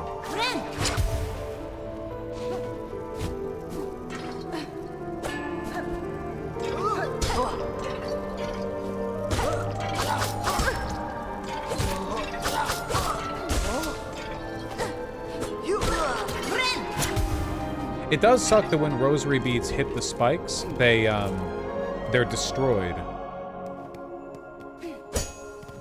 Nope, can only access that from above. They're destroyed rather than getting, like, slurped up in my charm.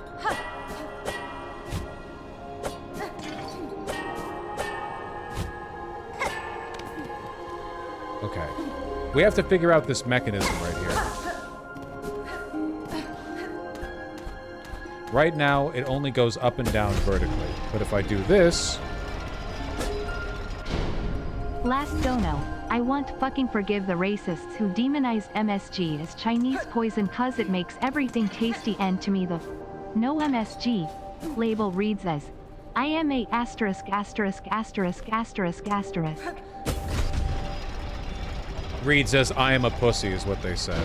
Well, in fairness, MSG does sound scary, right? Have you considered that? How do I get around here?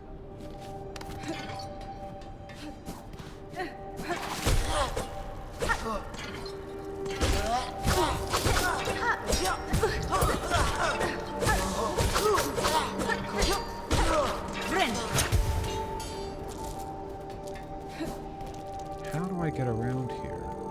Okay, this is... Ow.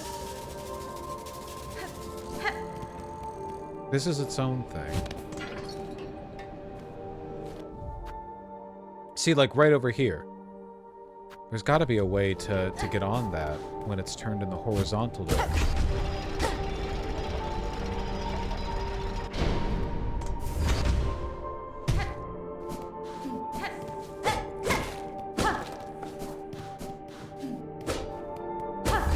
You can't go up once it's already in motion.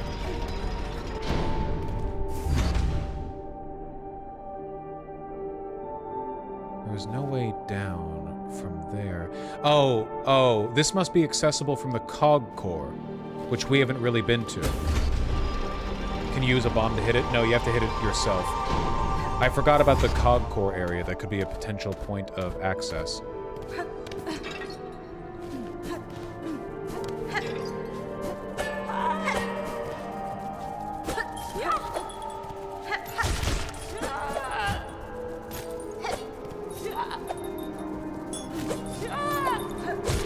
You're so fucking flighty. Sheesh. Well, that's not gonna help.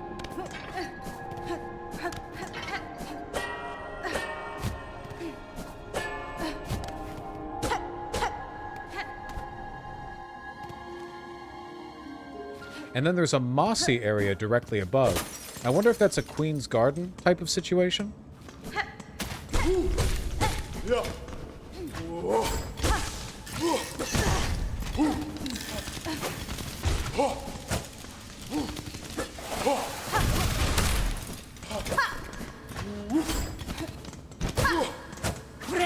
Fuck you.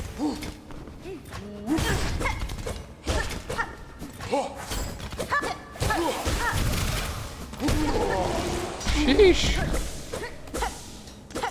Isn't the cog core on the map like the other rooms? No, we don't have the map for that. But I don't think I tried actually going down there, so let's see. Have we figured out if this is a prequel or a sequel? It's definitely a sequel. Oh, there's a bench here. Okay. Let's look at the cog.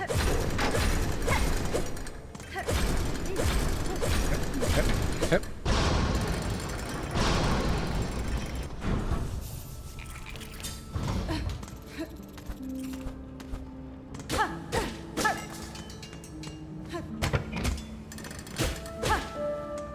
Hello? Cogwork core map. Well, that was easy. Oh, it goes up and down. Okay, okay. Oh, this gives you access to a lot of places.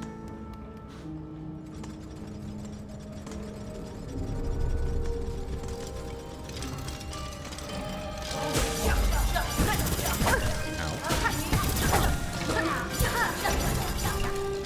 Okay.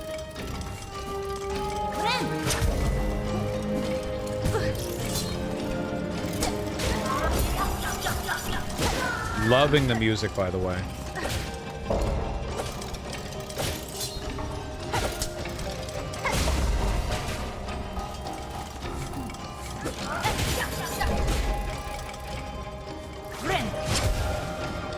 It does bump.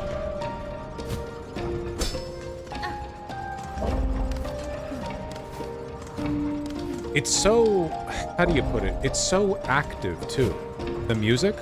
Like, it's not just passive background music. I feel like it's very, very present in the soundscape. What the fuck am I saying? I don't know. You know what I mean?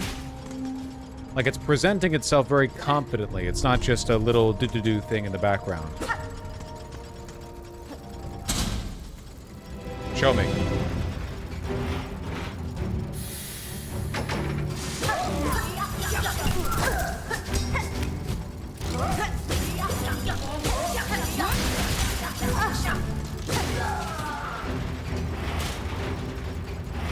Whoa! How was I supposed to...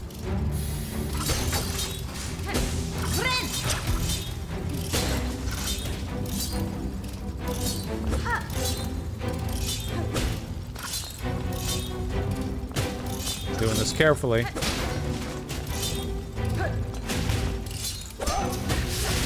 Fuck you.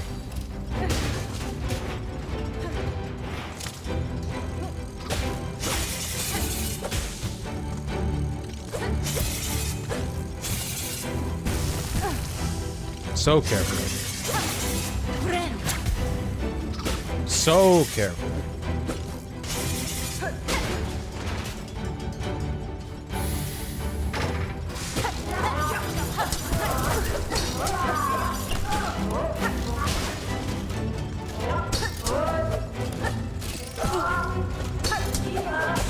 God, this guy's unstoppable. Why did I do that? Stop.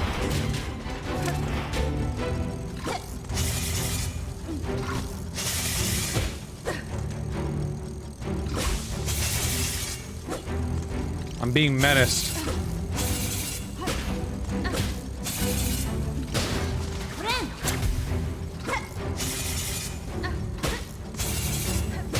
Ugh. This is a long one. Had a rough day, but we got a Vonk game Steam after work, and I'm seeing MCR on Saturday. Never krill yourself. It's as shrimple as that. Oh, I'm sorry to hear that your day was rough. Does MCR still play? Forgive my complete ignorance on the subject. I guess they do, because you're saying it. I guess Green Day still plays. They came out of retirement? Okay, gotcha, gotcha. Nice. I hope you have a great time.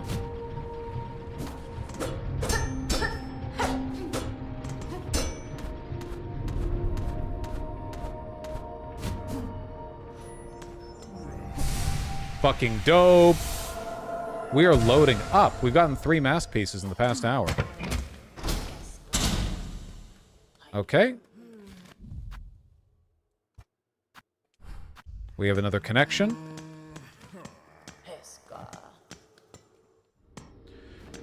Do you think the Knight from Hollow Knight would have had an easier or harder time if he was in this game instead of Hornet? I mean, canonically, the Knight is much stronger than Hornet, I'm pretty sure. Oh, guys come back?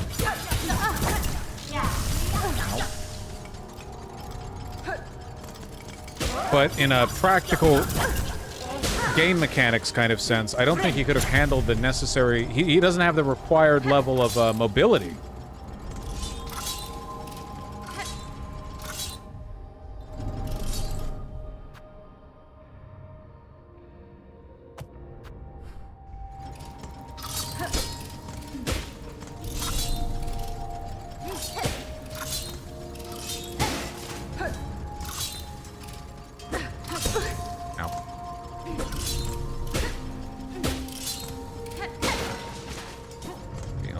Careless.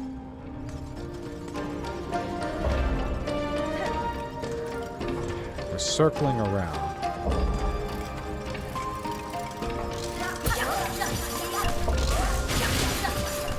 Fuck you.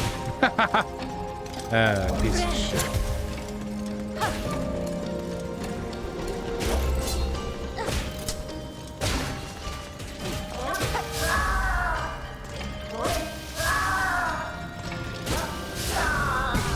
Huh?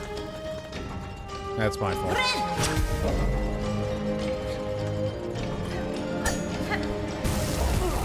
Oh, I thought that'd be like a pathway to something. Only a pathway to more pain. A path of pain, if you will. God, this area is beautiful.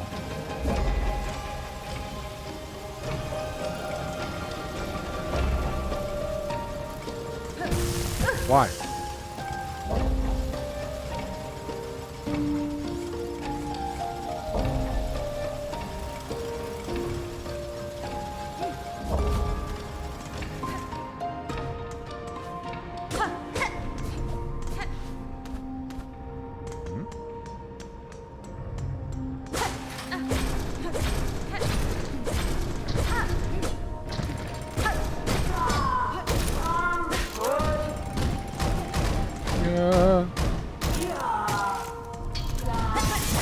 Oh, fuck. God damn it. That was so mean. This game is a lot meaner than Hollow Knight. Much more vindictive.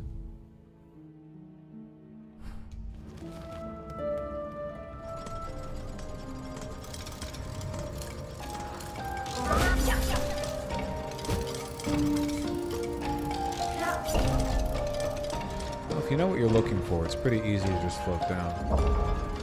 So is the Citadel just a city for bugs? I mean, on a basic level, yeah, right? Just a big old bug civilization.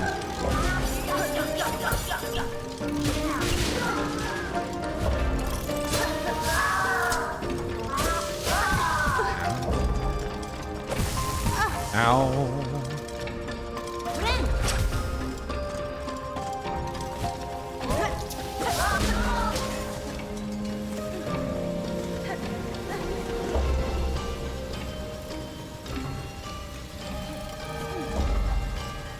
All right, we got back here pretty quick.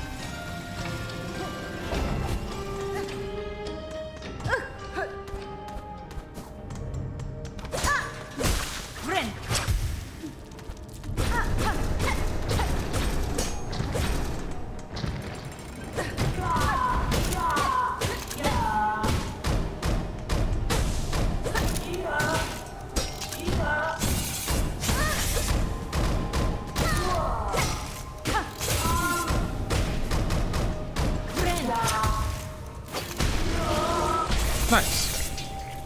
Oh, that one had 2 little dudes in it. Okay.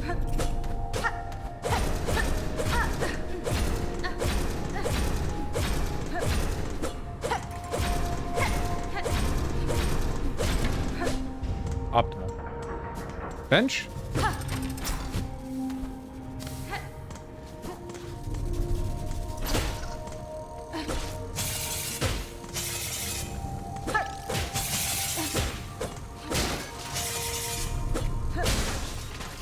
Bench? Something? Yeah, see, there are so many little, like, room corners like this all over the game where it feels like there'd be something here and it's just a corner to a room, you know?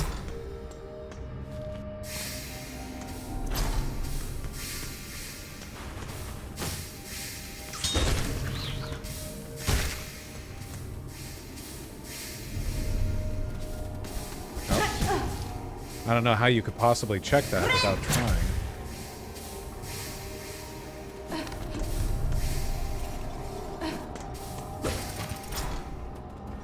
I think those are one-way passages. That's definitely one way.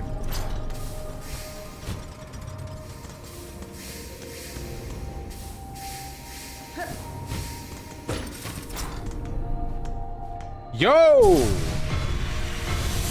This place is chock fucking full of upgrades.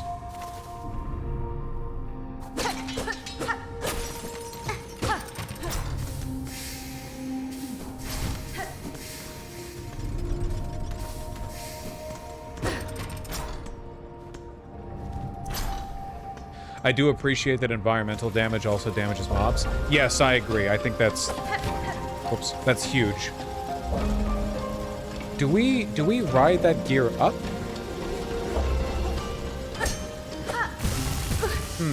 That seems difficult.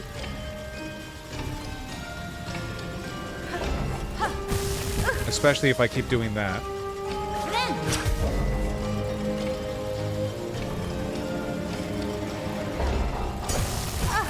No, I cannot.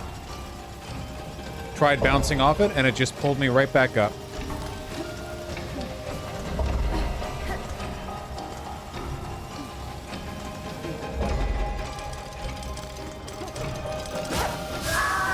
Ow! You actually can? I don't want to know that.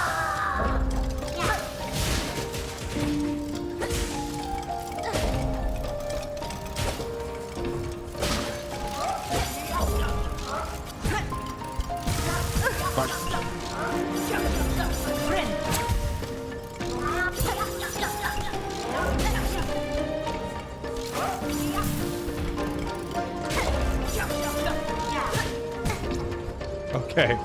Stupid fucking Chud robot son.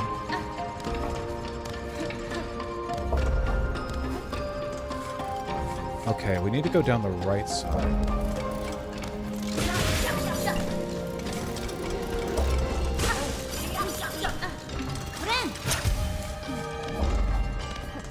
Newts, you're always arguing with people. You ever notice that? Always so disagreeable.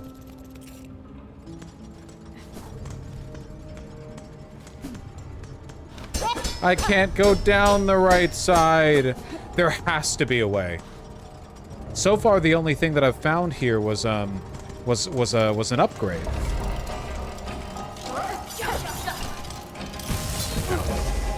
And a pathway that looped back around.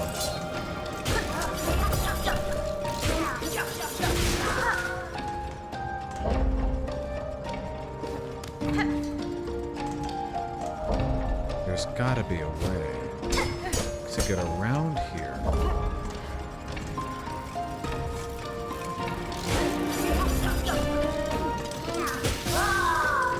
Wow. Oh, is it there?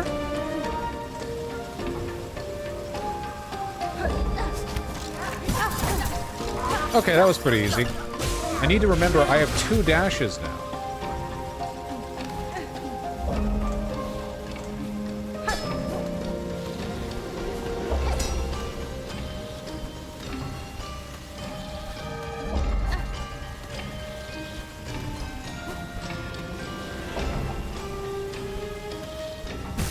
Fuck!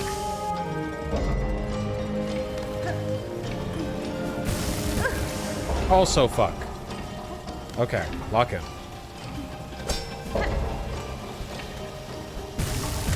That wasn't locking in at all.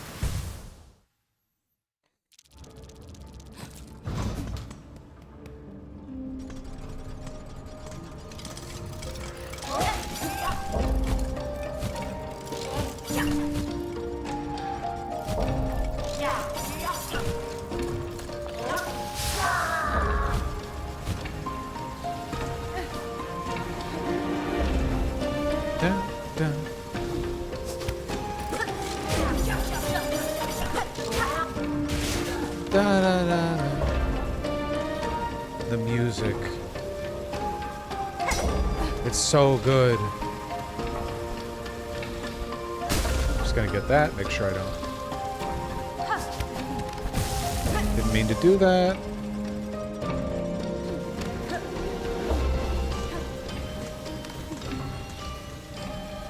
Why are you all arguing about Dark Souls 2? What prompted this? Shut the fuck up. Playing Silk Song right now.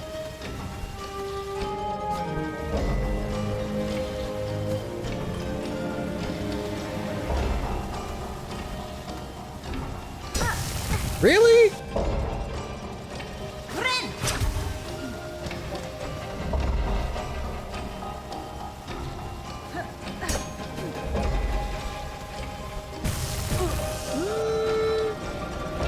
I keep doing that.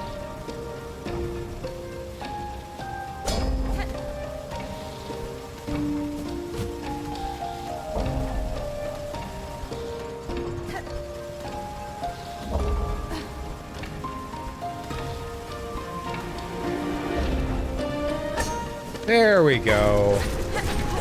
Got the shortcut. Now further up. Let's go further up to unlock the... Wait, what? What's the pattern there?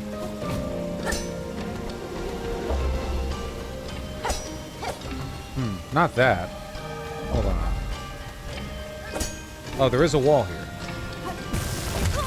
That's not the wall. That's a thing.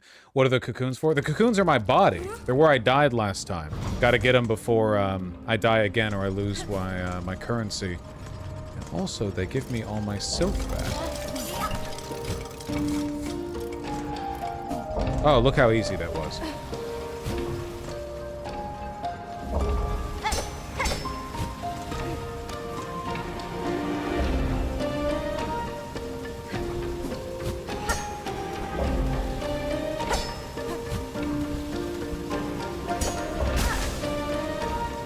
Or they can help in platforming sometimes. Nice! There we go. Okay, got all this together. What the fuck is in here?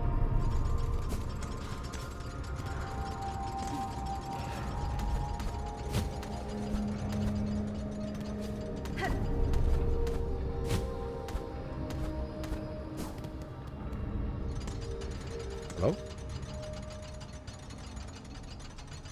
Oh! That's how you go further up.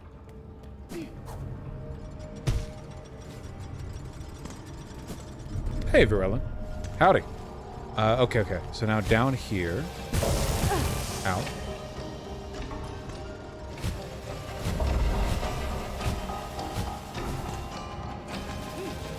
Okay. Oh.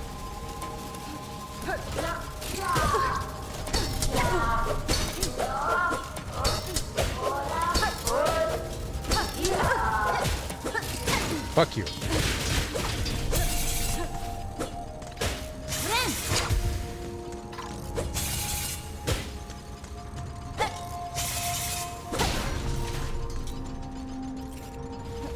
Only the good ones, Varela, I hope. Dang. Okay. There we go. Open the door. And now I can go to the right.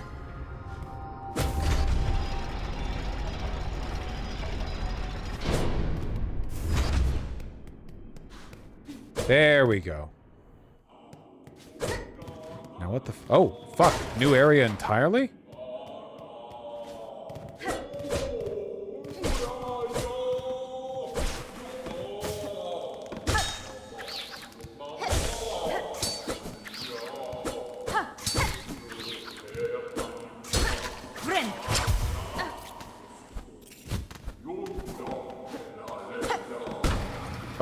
Oh, fuck. We're Zelda posting.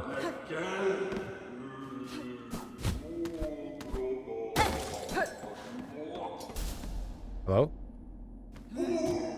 Hello? Hello? Hello?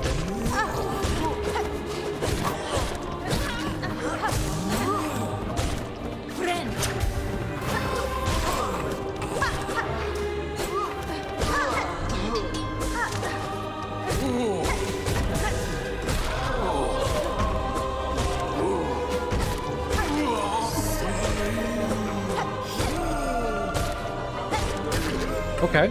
Okay.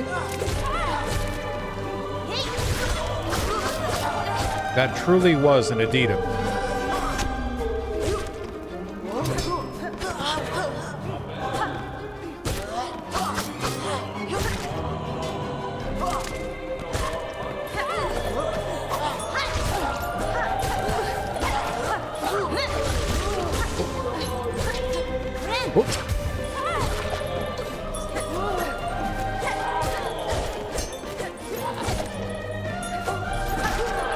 I can't believe I didn't get hit there.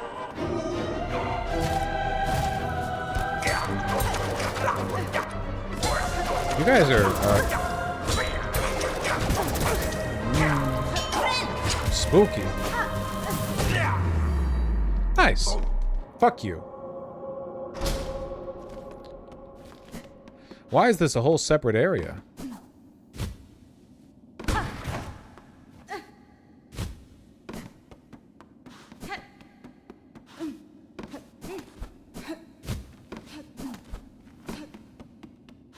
No, that's the way I went.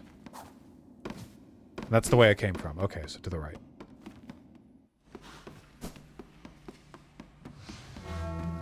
Whispering Vaults. Oh, okay. I am proceeding towards another one of these dipshits. All right, okay. Can I find a bench? Oh, shit.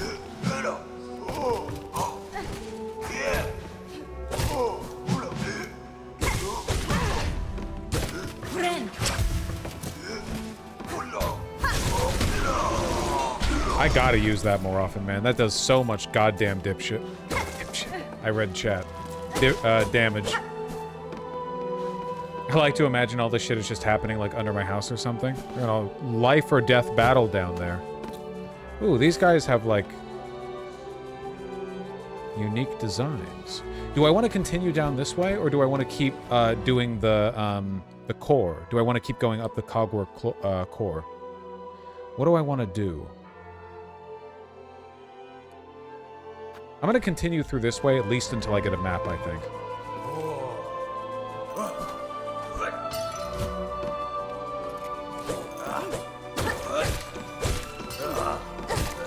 I take it we're in the library portion right now.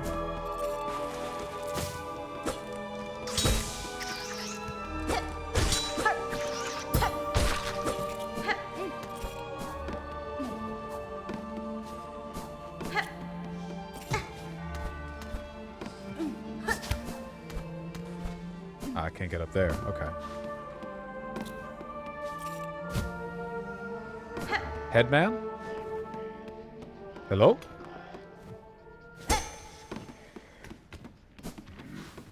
Hello?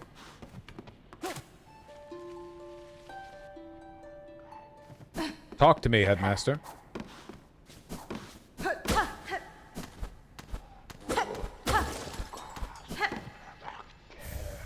Psalm cylinder. Is that another thing that can be sold? I think it is. The cylinder can be played on a gramophone. Mmm. Oh. Hello. She carries a precious cylinder. She must give it, share it, claw to claw. Pass it, and this vault keeper shall grant their wisdom. Just a small taste, a trickle, a glimmer of our citadel's sacred understandings. Give Psalm cylinder? Sure, why not? I grabbed it from like 5 feet away. Buenera. Mezquela. Hironare. Kato. Sneskelgoshke. Only to a first child must a vault keeper defer. And I am indeed a first child. Oh, shit! It's a new place to sell stuff.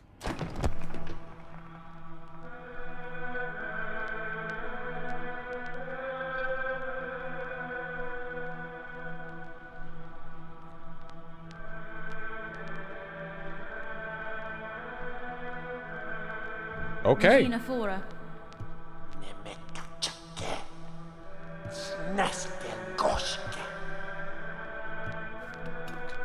I keep feeling like we're in the end game, and then they keep introducing new shopkeeps and new areas.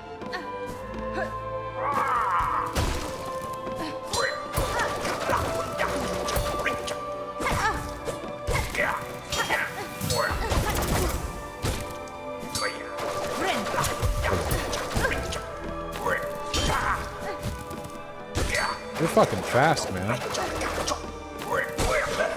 Sheesh.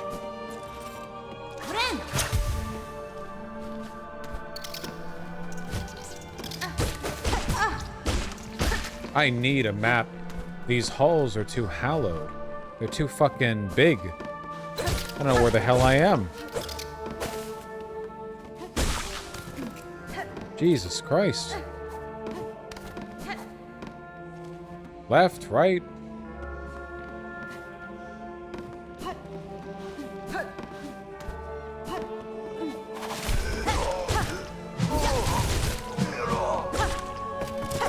It's so good.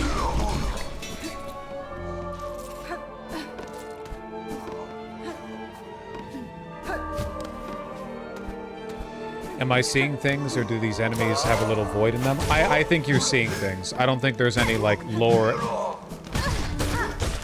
I don't think there's any lore. Ow? Lore explanation for there being the void here.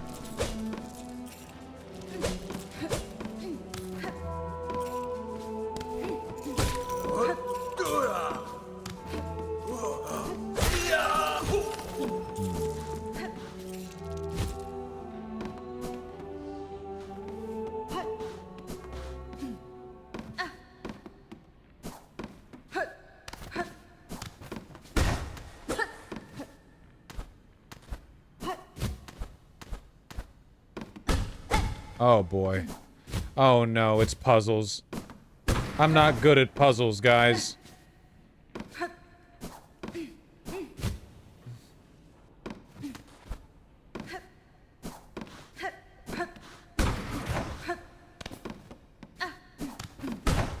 Why are the enemies bad in this game? I do not understand what you mean when you say that.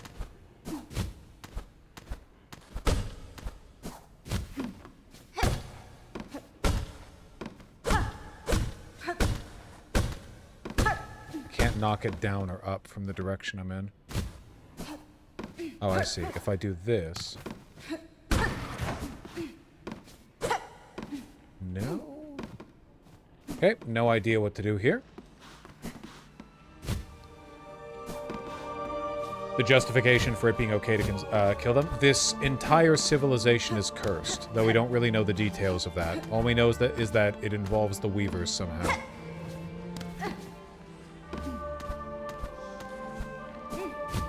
Obviously a bunch of moving bullshit around here. A lot of stuff that I don't know how to interact with. Guess I'll go right. Ready for this guy to kill me? Huh?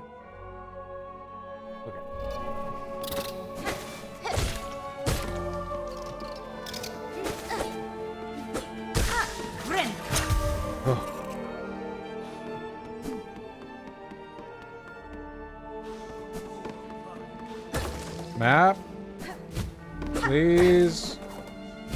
Map or a bench or an elevator or just some kind of something. I don't want to fight you, man. I'm going so far down.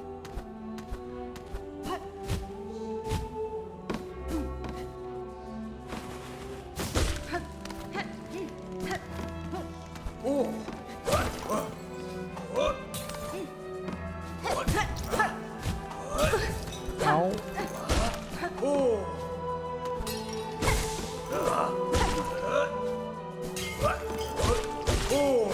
Fucking hell. Okay. There's a thingy and there's a door. Okay, that's the pathway. Where was the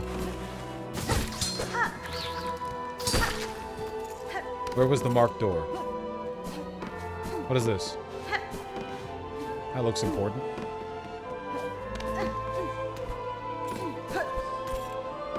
Was this the marked door? I broke the sign. I think it was here.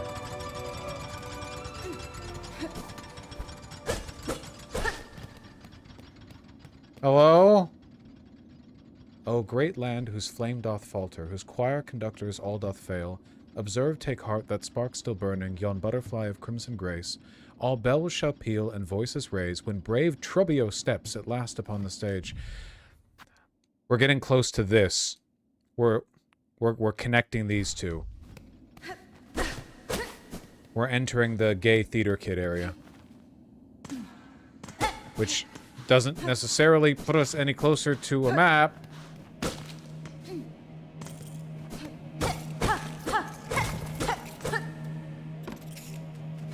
Oh, nice. That was quick.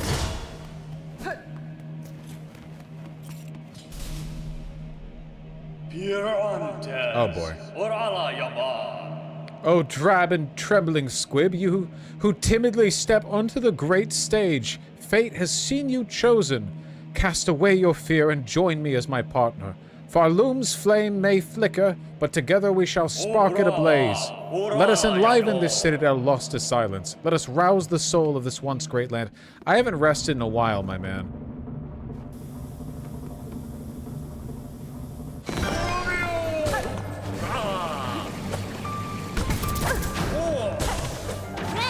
Double damage, what a surprise. Okay.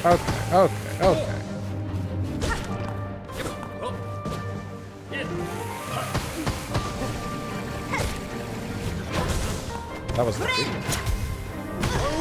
That was a poor decision.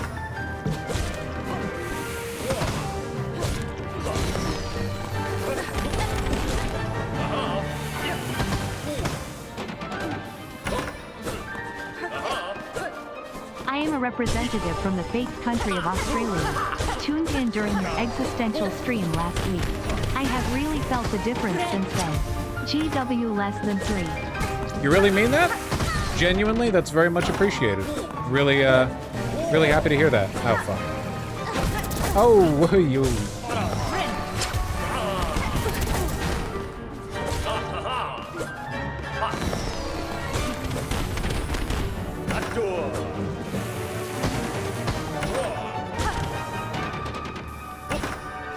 Really, thank you.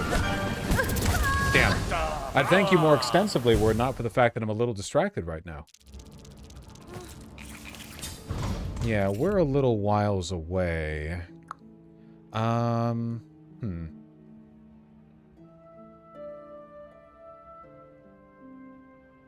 at least we got another way of accessing this area.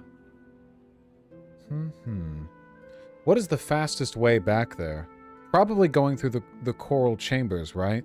No, what if we... Okay, we should go up and to the right to the Songclave, then elevator down to the Grand Bellway, and then roping around. Okay, that's definitely the fastest way. Thank yourself. Oh, thank... Alright. Well, much appreciated then.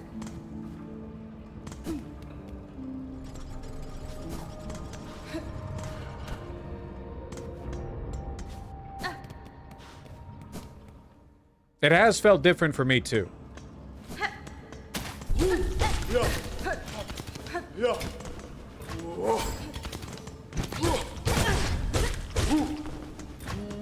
The vibes have definitely felt better from my perspective.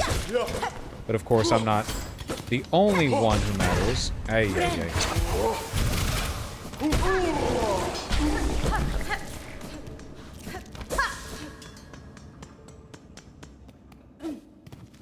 And then all the way to the right, then we take the elevator down. I'm doing these guys because we need the rosaries.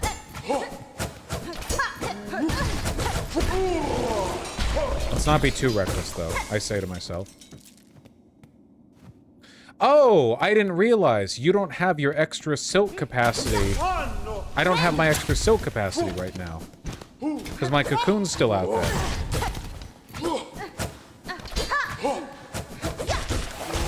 I didn't even realize. Fuck.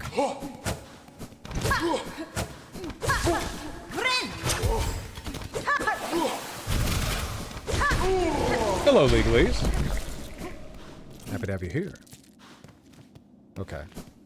We have been getting a bit silly with it. I know I often say that, but I do mean it. This is a game stream. Shut the fuck up about politics. I don't mind talking about politics during game streams. It's just invariably once you talk about it, it opens up the vault, and then people in chat who understand that because the chat is moving slower, that now's their chance to get a question in, will ask me questions like, so really though, what do you think is gonna happen next?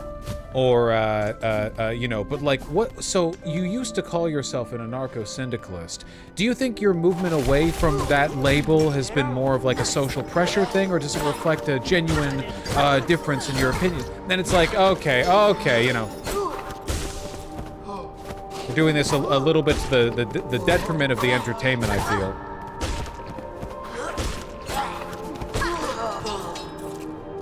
Okay, these are the guys that drop the fine pins. Have I just been missing them this whole time? Have I been fighting them and just not getting the goddamn long pins?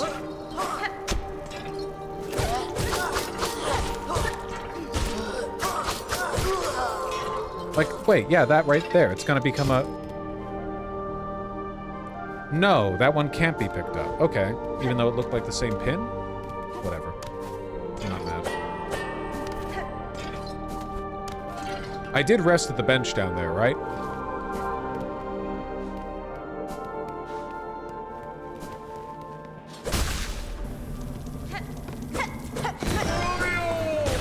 Oh, I took damage there.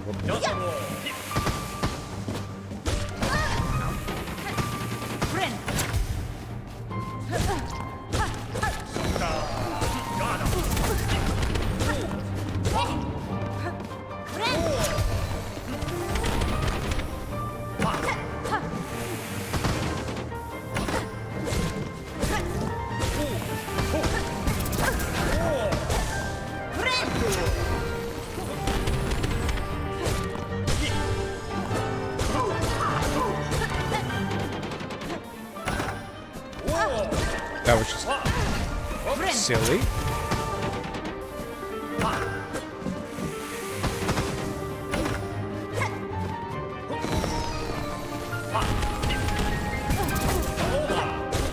I forget he can start that tornado move from the air.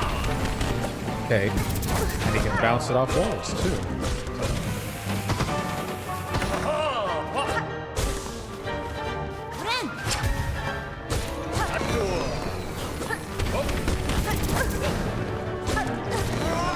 Playing a little recklessly, but we're almost keeping up with healing. Oh, fucking...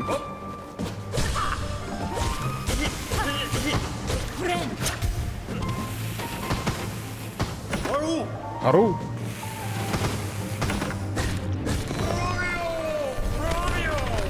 What is it? What does it mean? Oh.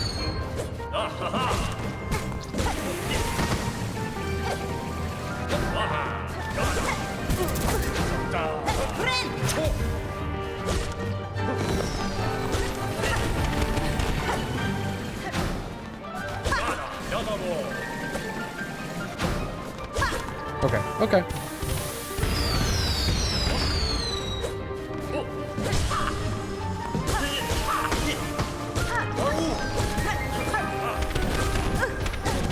I ran into him there because it was that or get caught in the explosion from the firework.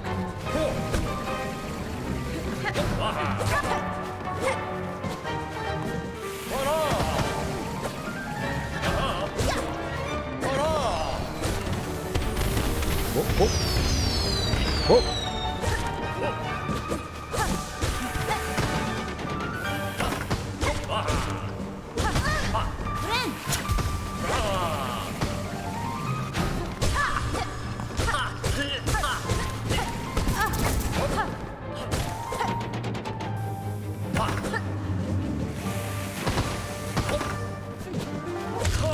Nice. That was pretty easy, actually. Ah! Ooh!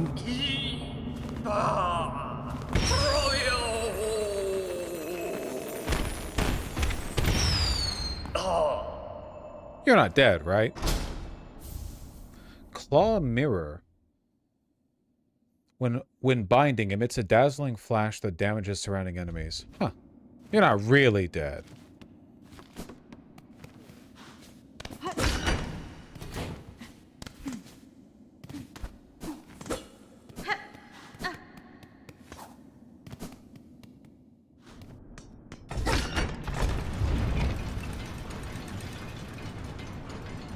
Silk Song better than World War III? Listen, the reason I don't care about the drone thing is because this is like, over the past 100 years, this is like #1, the thing that people flip out over needlessly. Oh, a miscalibration in the, you know, the drone's instruments caused it to move too far into Polish airspace, you know, and then nothing happens. Like, if an attack is going to be conducted against a NATO country, I don't think it's going to be a couple of drones dicking in there. I think it's probably going to be like, you know... Oh, there we go. Finally connected. I think it's probably going to be a little more, you know, punchy than that.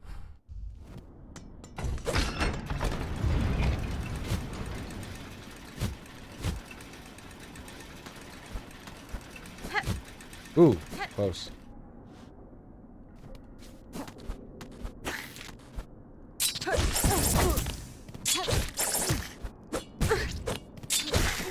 Sheesh.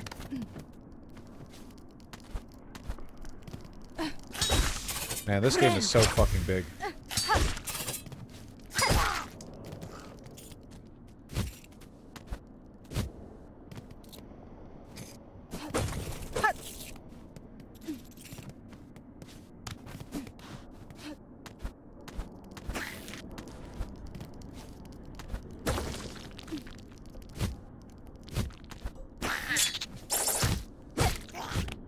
Ah!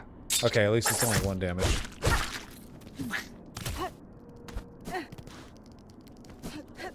Where the fuck are we now, man? Okay, we're in the... This is the waterways. Knew that was there. Deliberately disarmed it. You're welcome.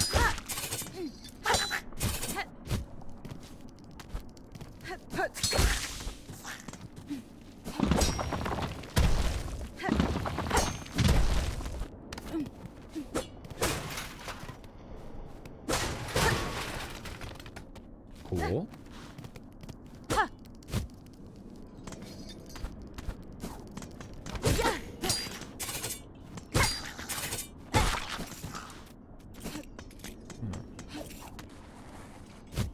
Lack of music here is, ow. Pretty punchy in itself, huh? Didn't a Russian hit Poland in 22-23? Yeah, some missiles fell in Polish territory. I remember there being some fuss at the time over it. But as it turns out, people just aren't actually that likely to start a world war over a couple of missed missiles, you know? It kind of turns into an India-Pakistan situation. People would rather chill out. Didn't I break the top of this here? What does this lead to? Doesn't lead to anything? Okay, well, let's see what's over to the right.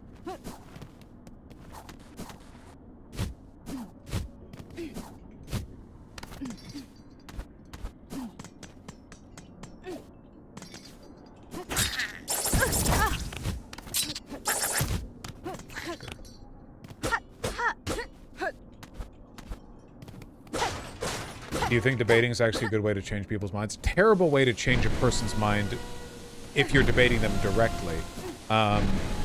It's okay for changing the minds of audiences, but it really, really depends on the topic. I want to go further up.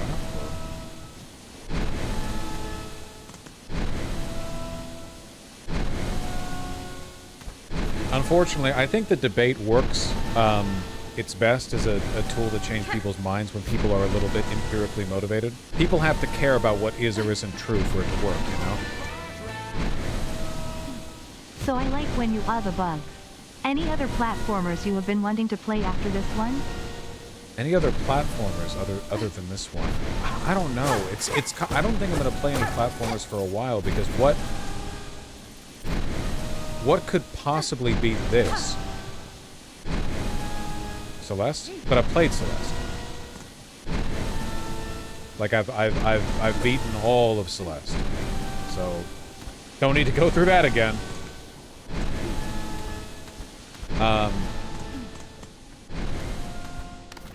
I don't really want to play a platformer after this. I mean, it would compare poorly, right? I'd have to think about it. I'm not sure. A 3D platformer would be different enough in category that I wouldn't feel the... See, what's in this corner, man?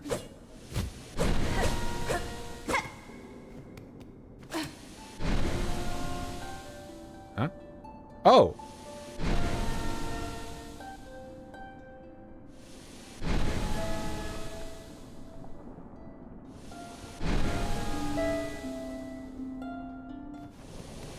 Huh. I don't think I get anything from that. I just... Oh, I forgot about those.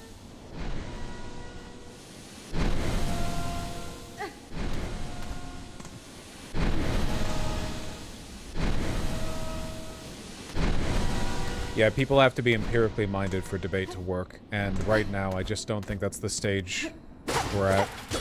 If you're a conservative, you are not a conservative for rational reasons. I think that a lot of conservatives would even admit that past a point. Like, that's just not the motivating factor. Oh my god, a bench. I haven't seen a bench in a billion years. It's not like, oh, well, some conservatives are irrational, or all conservatives are irrational. Whatever you think about the rationality of conservatism, the important point is that to like a self-admitted degree, rationality is not even the motivating factor. Oh, this is another one of the... We met a living one of these just a bit ago. Da, fenestra. That keeper. Wait, objective updated. Oh!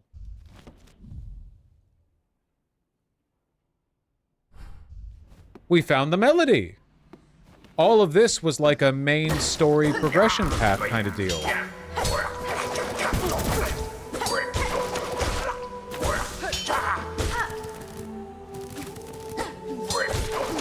Why did I dash that way? What was the purpose of that movement? True, a lot of people just aren't that curious and agree with their favorite influencer. Yeah, but that's everyone, conservative or liberal or leftist or whatever else. I'm talking about, like, there is a point where people stop believing something because they think the evidence supports that position, and they start believing in something for entirely different reasons. For example, there are lots of things that you believe that are probably not evidence-based, right? Like, you have opinions about your friends and family, or like, oh, my girlfriend's the best girlfriend ever, or whatever. You're not arriving at these positions on an evidentiary basis. You're not having your, you know, your position on this motivated by data collection or anything. No one's gonna argue you out of that, right? It's an emotional conviction you have. And, you know, politics should not work that way, but for a lot of people, it does. Hello?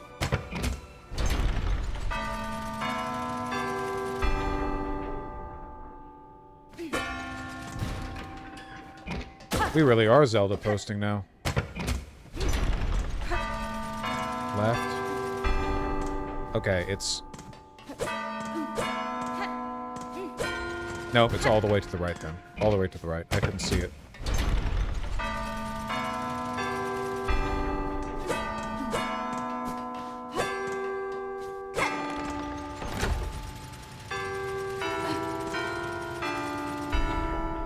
I'm so bad at these.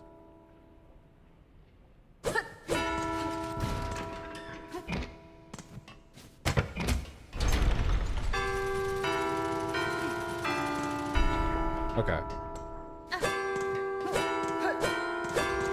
Fuck.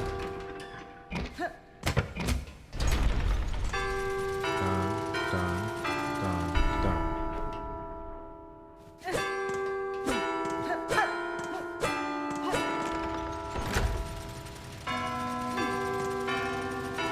I know I'm gonna fuck this one up. Okay.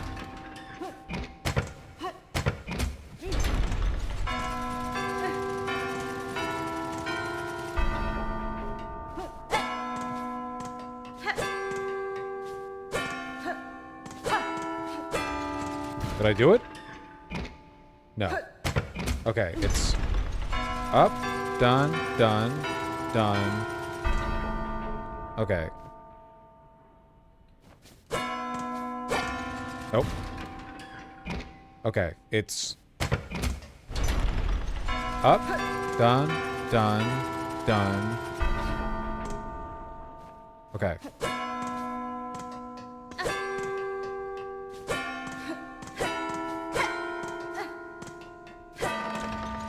Nice.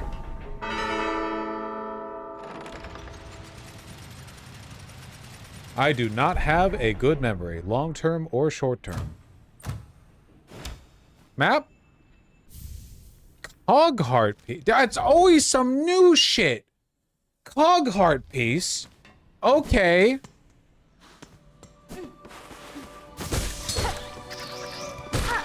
Jesus Christ. Give me a map.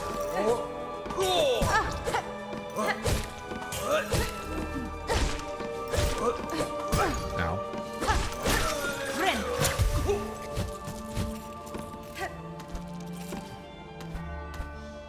The game seems rewarding to play. It definitely is. But I would love a map, please.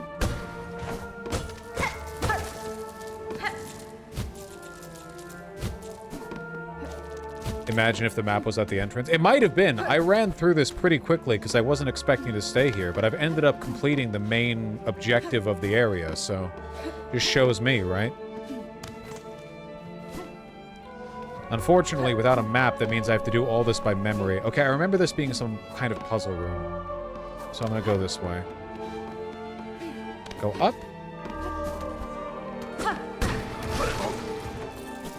Get fucked.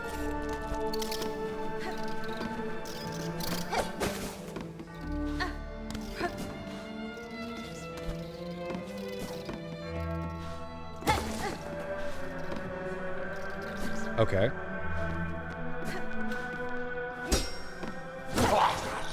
You want the thingy? Yanara.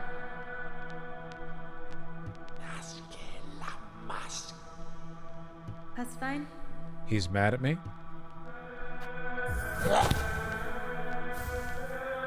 Plus 200?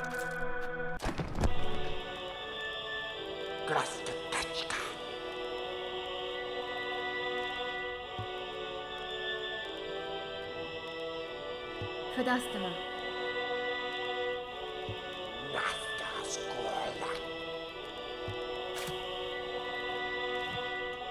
This game is shockingly wordy.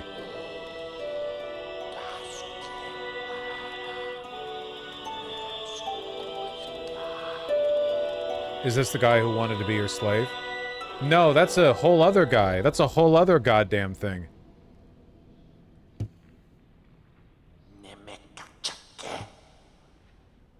Cadestre.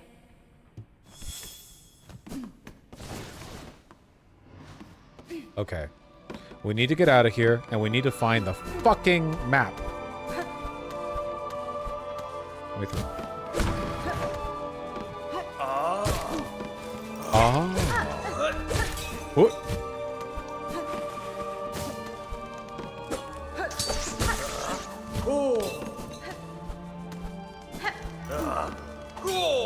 Oh.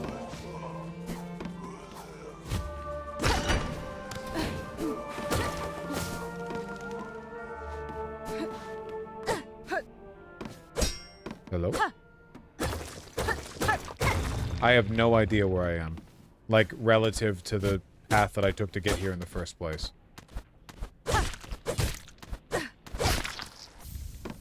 silk eater. Oi!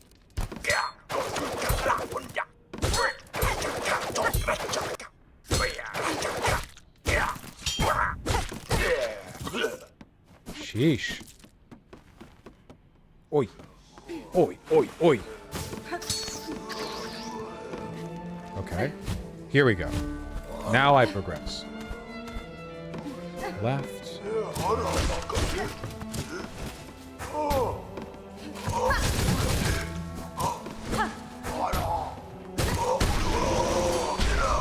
Be at peace, fat boy. Oh, there was a thing here. Oh. Okay. Where am I? Who the fuck knows? Who knows? Map? Yes! Holy shit.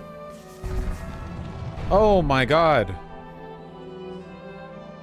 At long last, and of course it was right by the entrance. Okay, what areas here have yet to be explored?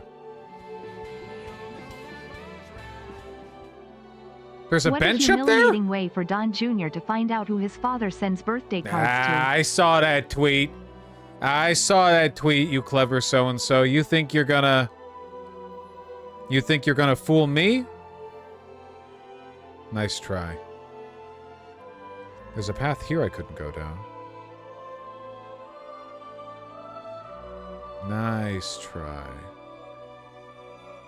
It was a good tweet. It was a good tweet. Okay, I want to know what's up here. And, yeah, what's over here? Because I didn't have a map for this whole fucking section.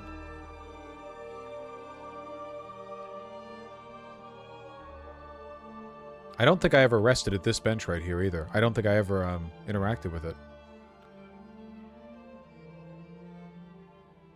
Does this connect to this? It must. Okay, let's try that. That must be the puzzle room I couldn't figure out.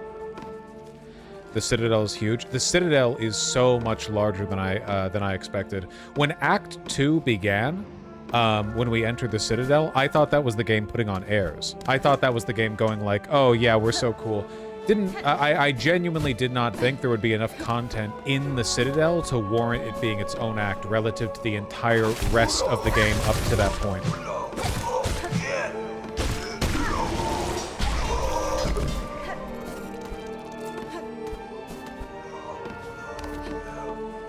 Over here. Down to the left. Alright, what's going on here?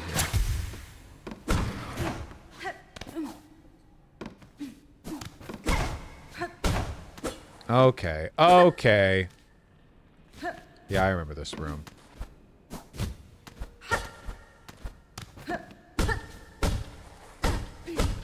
I can't knock it up. It's the first time I've ever had that problem.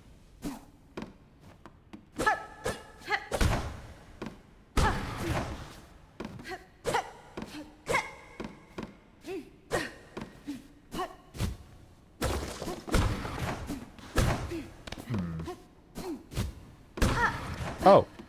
Well, that helps. That helps considerably.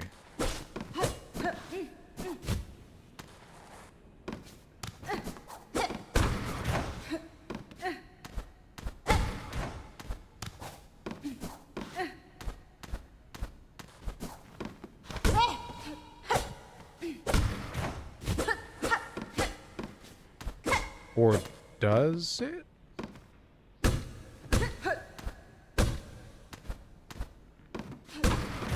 It does. It does.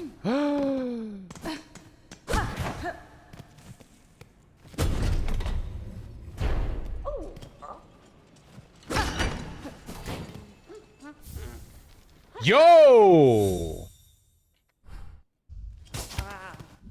That's a damage upgrade right there. Isn't it? Yes, it is. I thought the one that we were gonna get was gonna be from the fucking butler. That's huge. Oh, wait, whoops. No. I want that. We want to get rid of this one. And now we want to go to the stage, drop down, then figure out what's right here. And then, man, we're completing stuff pretty good. I would say, in my humble opinion, personally, for me personally. Fuck. Not that good, I guess. I need your pins.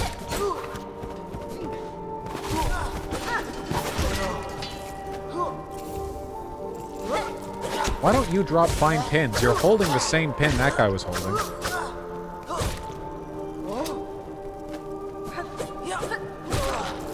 Oh, you do!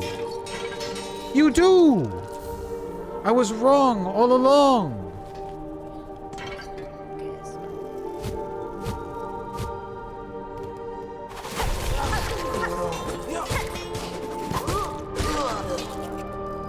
Gotta get those pins! The pins get lost when they land in spikes. That makes sense. I guess that would explain their habitual absence, because there is a lot of spiky shit in this area. Okay, we rest there so that we don't make any mistakes, or at least if we do make mistakes, it's not as big of a deal. No, okay. What if we just fucking died? What if we just fucking ate shit?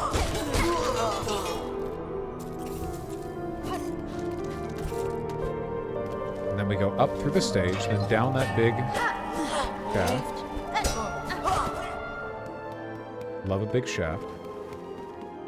Ah, sorry, that one probably went over a lot of you guys' heads. You know, a little blue for you. I know, I know.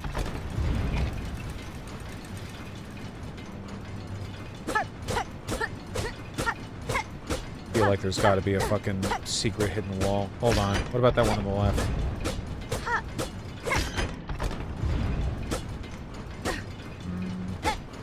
I see you, game. You left open-walled elevator this entire pathway down. All right, if you say so.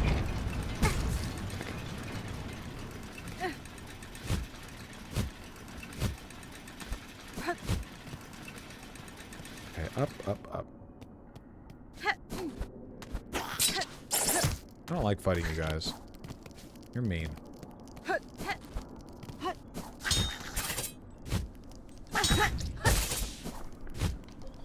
What? What am I doing? What am I... Okay, it's up here and to the left. The left.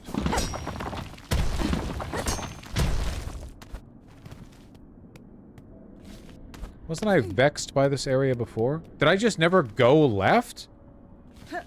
Why? I guess I didn't have a map.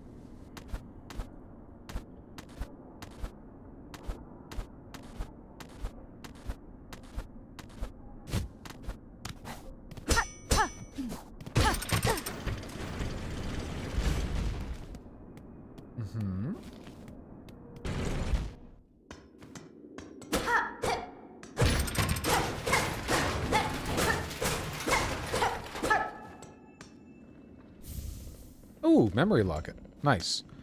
And this connects back to the stage. Sweet. Okay.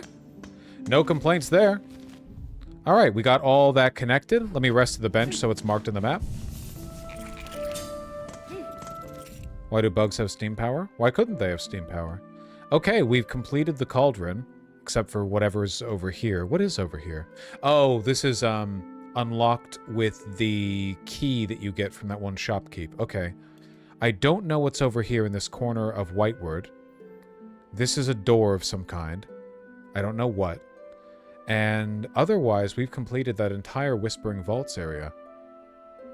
So we can go up, further up the Cogwork core, or left over here. Damn, I feel like we're doing pretty goddamn good.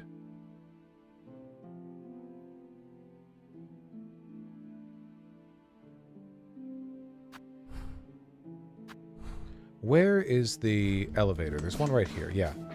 Did we ever look around Terminus at all?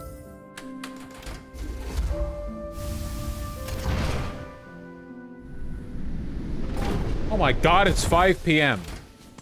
Sheesh, this fucking game, huh?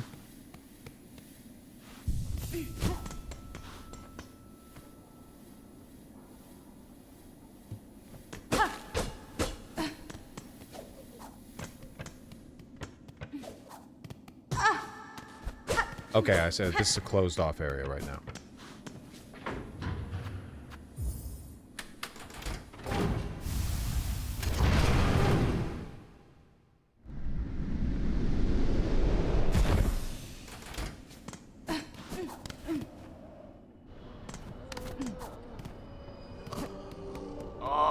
Oi!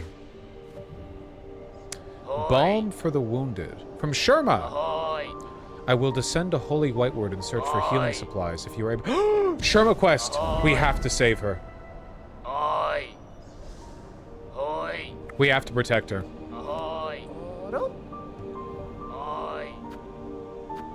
Mask shard, simple key, or spool extender. Mask shard, I suppose. Gotta do something with our rosaries.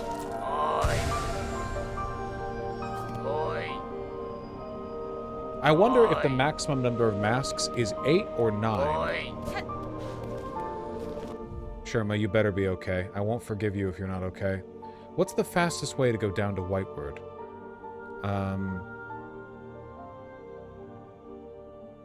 Yeah, my love, that sounds nice. Grand Bellway, then left across the chambers, then down? That's probably the fastest way, right?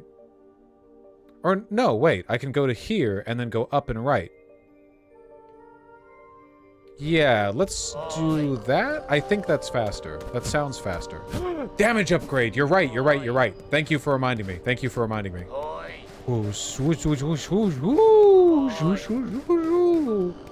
I'm going spinny on it. I'm doing tricks on it at the thought of a damage upgrade. You're right, you're right. When you're right, you're right, you're right.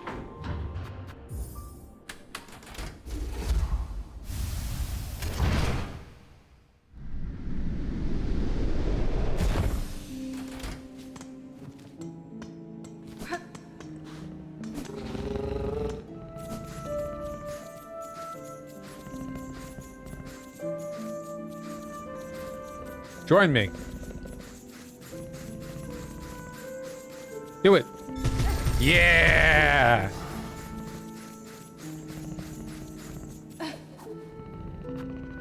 You hear about Russian drones in Poland? Allegedly around 10 flew in and were shot down. Yeah, they're just getting silly with it. It's no big deal.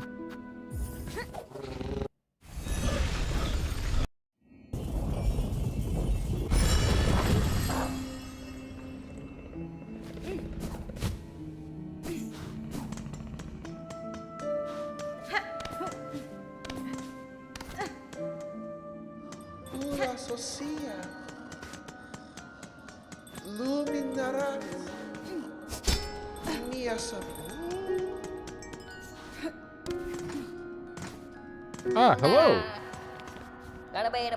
Miss Saving, we are together at last. My brother and myself both returned to safety's sake. I'm pleased you found one another. If you're planning to venture out again, I would urge you to reconsider, for the sake of your shells. We know it, muchly much. We cannot be leaving this home of bells, no more. Here's we will remain, for shells to survive. But we did instead plan together, yes, clever. Yes, yes. Those pilgrims, them that pass, maybe they will help, for small rewards as we have. Even you, Miss Saving. Yes, yes, saving is done. Our wishes now we ask. Now is time for Miss Courier. Couriers, I require a rasher of meat for an old bug in the Citadel. Can you prepare it for me? A bug up? They knows our finest food? If they's appreciate, we can prepare it most prompt. Miss Courier has only to ask.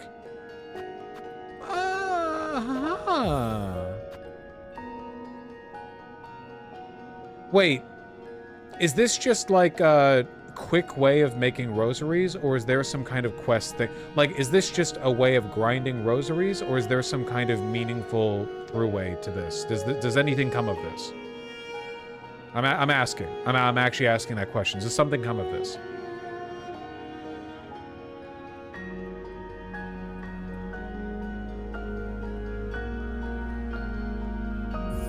I suppose I'll try. This doesn't seem like the kind of game, nor these the kinds of developers, that would just have, like, stupid, repeatable quests. No bump, no shake, no taking funny transport. Okay, okay, gotcha. That's what it, yeah, it's the flower quest. It's the flower quest. Sick as a dog today, but found a lot of comfort just listening to you provide silk songy SMR. Thanks, dude. My pleasure, and thank you. Okay, seriously, thank you. Does anything come of this? I am willing to do the flower quest. But are these radiant quests? Like, is it 80 rosaries just to run a predictable route and not take damage? Or is it like after you do all of them, you get a mask piece or whatever? They are only for rosaries. All right, fuck that. Alama. Esquera.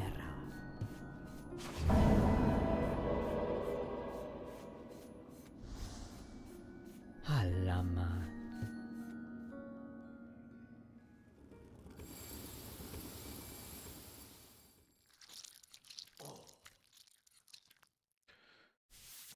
The courier's rash, though? The rash is important? Okay, they're not all the same. That's kind of a weird design decision to me. I don't really know if I like that, actually. That seems confusing. So what if you do the bone bottom one first and, like, nothing comes of it and you're like, I'm not going to do the other ones? Buenera. Pravin. Pravin.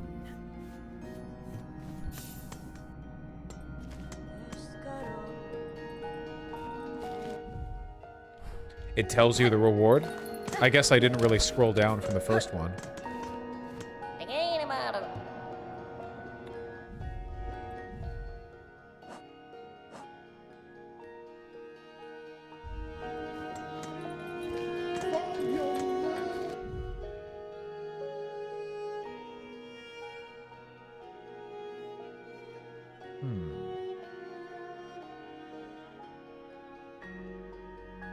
What should be the next thing that we do? What's our next... I guess our next adventure should be going over here, right? That seems reasonable to me. Well, I don't care about the... Hail the Pale King and his anti-homeless infrastructure. Money is like blood, it only pools when dead or dying. Also, can Hornet decloak herself? I think when you get in the spa, maybe? And yeah, this place would, it would suck to be homeless here. I don't think that would feel very good at all, to be honest with you. Okay, oh, that's right, we were gonna go down to Whiteward. We were gonna go to Whiteward because Sherman needs help. Okay, we're definitely doing that right now. And then after that, I think I'm gonna pause it for the day. But we need to go to Whiteward.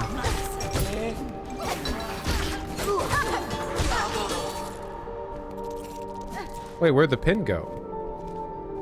Where'd the pin go? One of those guys should have been holding a pin.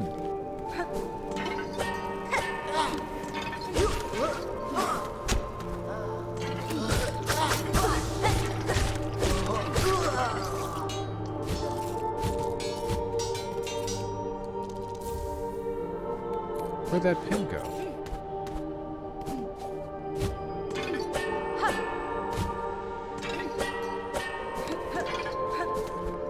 Apparently Sherma's actually a guy, by the way. Both of the characters that I've been calling girls are guys.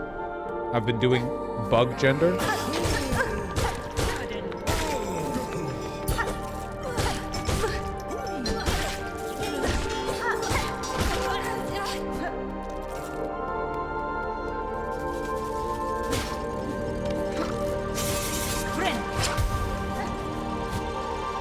Who's the other male one? The map lady.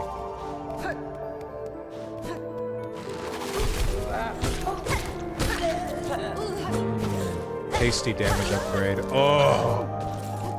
Ooh, it feels good. Makes my tummy feel good. Yum, yum.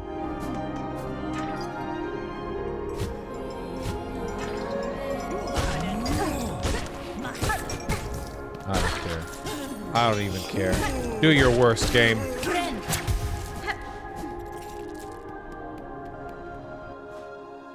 What's the reasoning behind Sherpa being a male? I just saw it, like, on Twitter. Or I think an oomp DM'd me about it. I don't fucking know.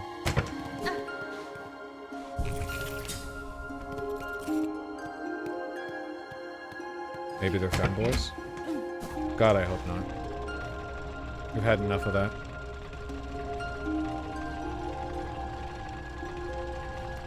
Sherma!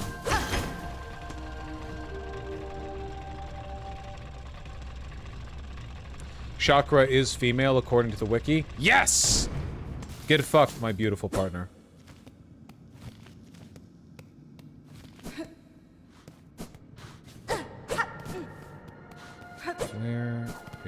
Sherma.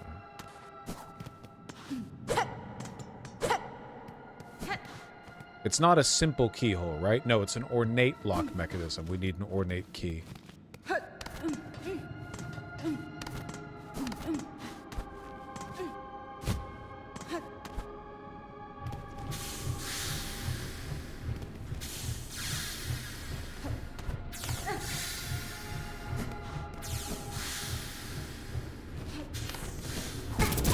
Ow. Ow. Ow. Good, good. All's going according to plan. Very good, very good.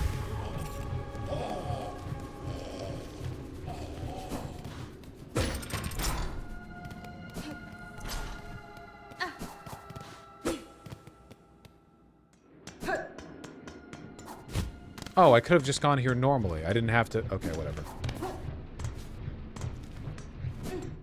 Did I not take this rightward path before? I didn't. I'm so stupid. Okay, I think it's just another silkworm cocoon thing. Okay, good. I didn't miss anything. Yeah, Silk Eater. I didn't miss anything hyper, super duper critical. Okay. Sherma! Sherma! You better not be dead, I swear to God.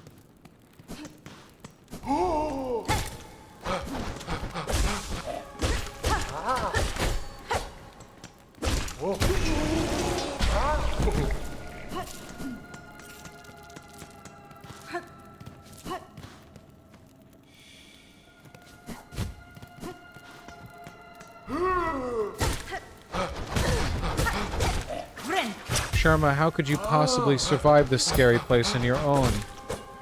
All you have is your beautiful singing. Pig news. The Kharkiv Kid Finder has collected Alden's number of coconuts, thus ending the tiff. He is expected to speak soon wearing 1 mask, 2 masks. I feel like subjecting me to that should be worth more than $5. I'll ask White Nervosa to see what they can do.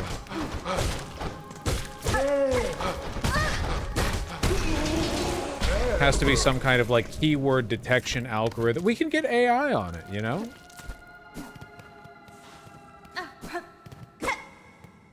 Enter?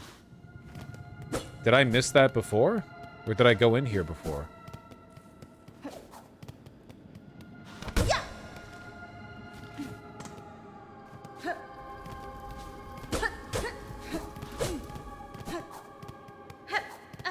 Make sure there's nothing down here on the right-hand side.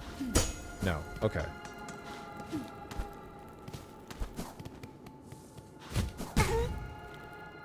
Sherma.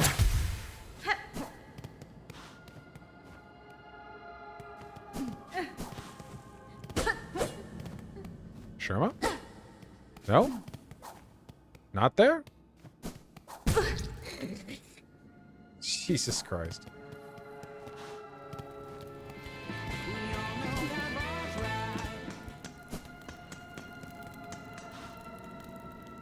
Oh yeah, Rescriptor.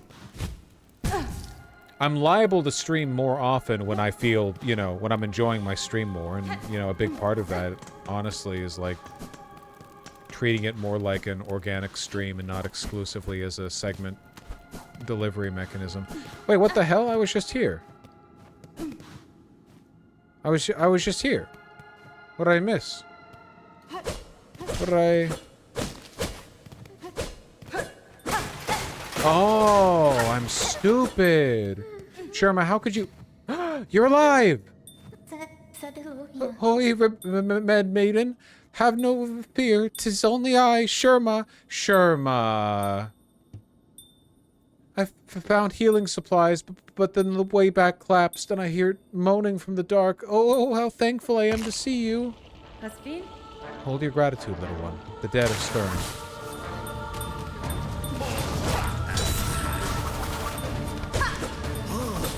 Ooh, she's nervously chiming in the back. That's so cute.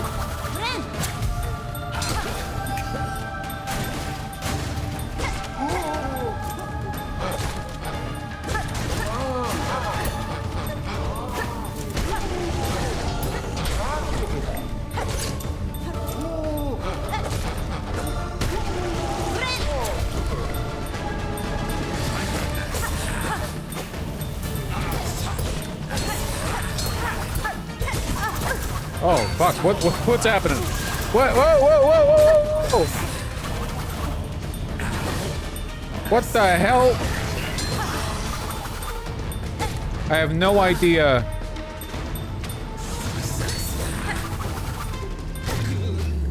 Okay. I have no idea what that was. You okay? Oh, Red Maiden, sorry to have lured you into such danger. And those poor bugs bewitched by the thread. No sin could possibly warrant such a fate.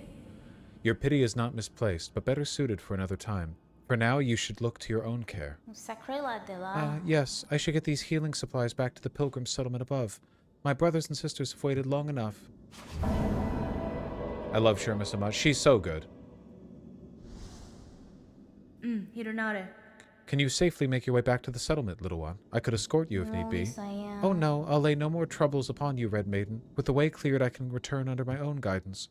After all, what's another pilgrimage, eh? Haha. Oh, and I have something for you as well. I found it buried amongst the broken relics down here in the darkness, glowing with a pale light. 'Tis an odd-looking thing, not exactly holy seeming, but I would be honored if you would accept it all the same. Yeah, load 'em up!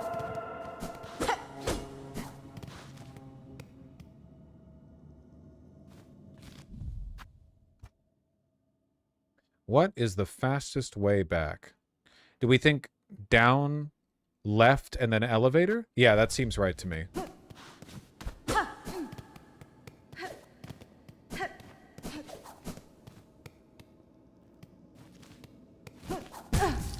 If I can make it there, if I survive to make it there, will I? No one knows. Certainly not me.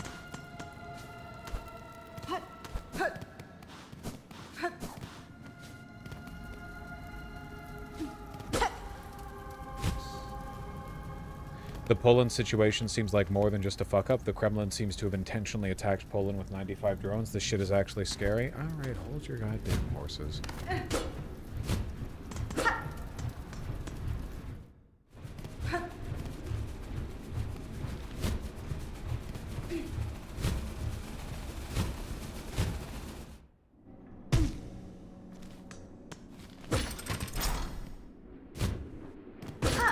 Attacked what? Like, let's start with the basic question here. If the premise is that Poland is under attack, what was attacked?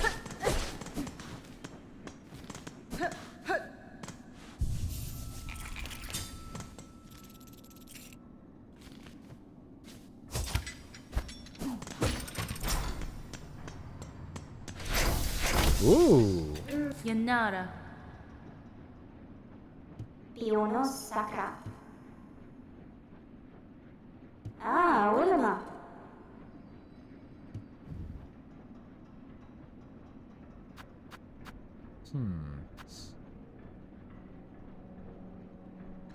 Would enhance a weave type's flexibility, allowing evasive options. What the hell does that mean?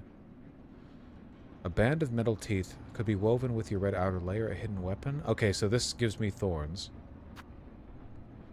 Affinity for radial blades. Can build them with idea knowledge, make them retract, make them 4-star. I don't really know what these are, what these do, but I'm willing to just spend some dosh. I want to get them all anyway.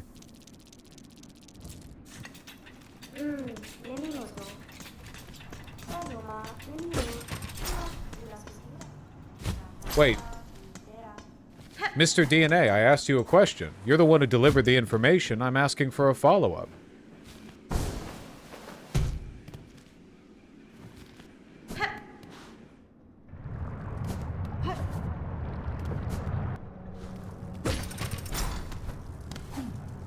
What in Poland was attacked? The drones just bomb an empty field? Sorry, my ADHD kicked in. Can you repeat? What was attacked? What in Poland was attacked?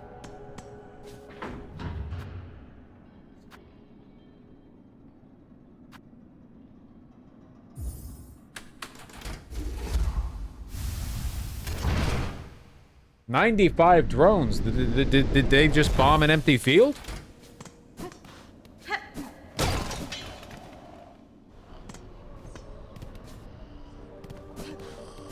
Ahoy! Ahoy!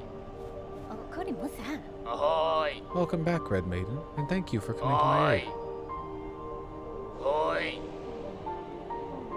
I don't know exactly. I didn't see any elaboration. There's very little info right now. That's why I'm not too worried. Oh, Benventra. You are so annoying. No, sobo. Gafama.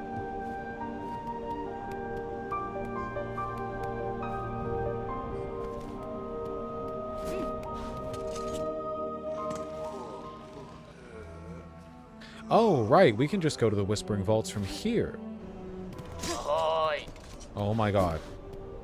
Sagrador. That's fine.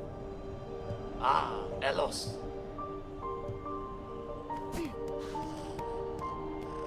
Okay, we did that.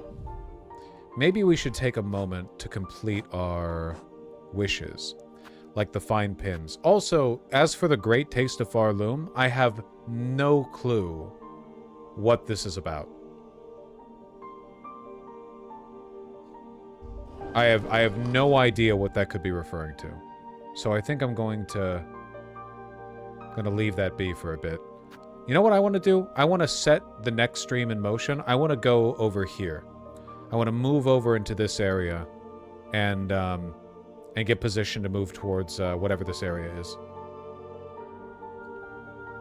The drone literally crashed and exploded in a cornfield, like you said. Not that worrying or big of a deal. Yeah, it seems infinitely more likely to me that there was some kind of computer error and that drones that were meant to target a Ukrainian position didn't. Wait, I want to go up, actually, because I want their rosaries.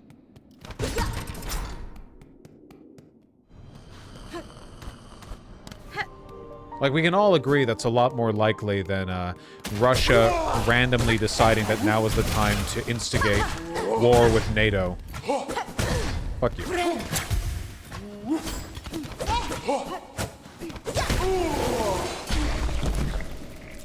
Possibly intentionally violating Polish airspace? Well, sure, it's Russia. They get silly with it.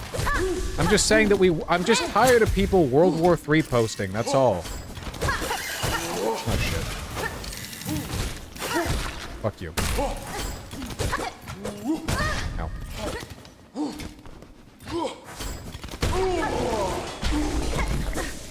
People World War III post so readily because everyone wants something to happen. Trust me, the great fucking financial collapse is coming, okay? Don't get too excited about the big happening, alright?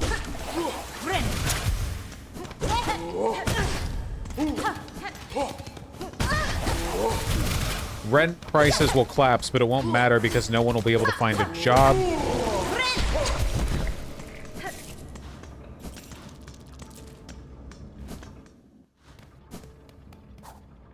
Ooh.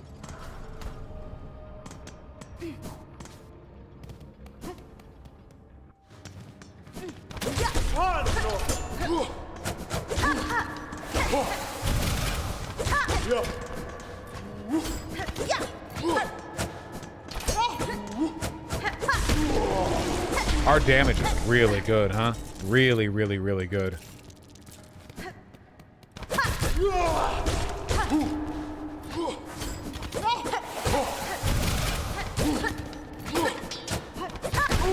Look at that. Too good? You're right, this game's too easy. I've been saying this. We can go up from here? No, one-way path. But Russia sure does want to push the boundaries of what they can get away with. To be sure, to be sure. It's just like, you know, outside of the nuclear option, Russia has, like, very decidedly proven that they are not capable of threatening Europe militarily, right? Like, okay, there's the nuke, sure, but no. If they're getting held up like this in Ukraine, there is a 0% chance of them doing any... Like, they're not going to get through Poland. Come on.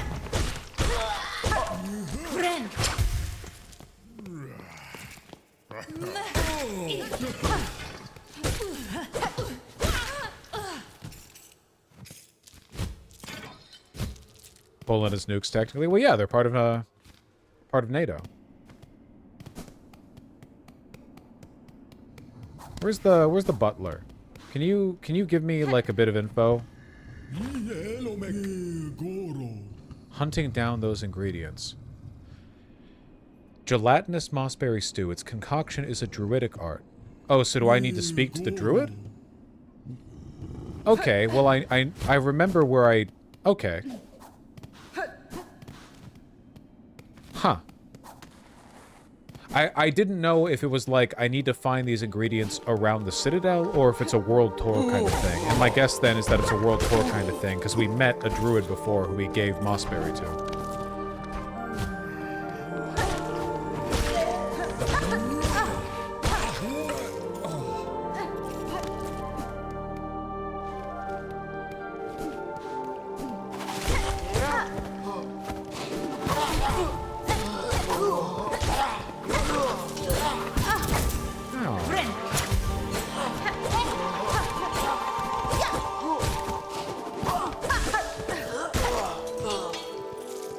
These guys only sometimes drop their fine pins.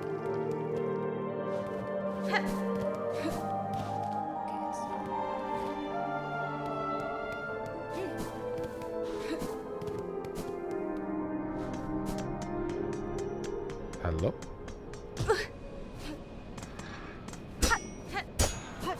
Hello? Hello? Are we Kingdom's Edge posting?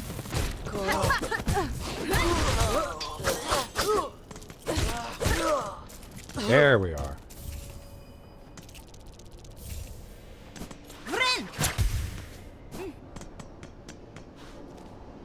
Huh.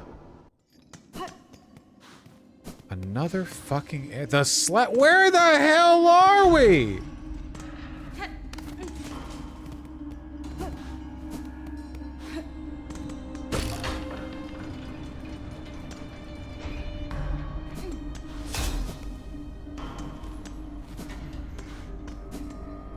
Are we still in the Citadel? Is this a new area?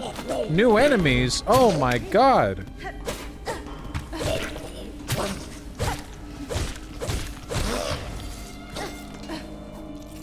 And a not a stag station, sorry. A bell station? Where the fuck?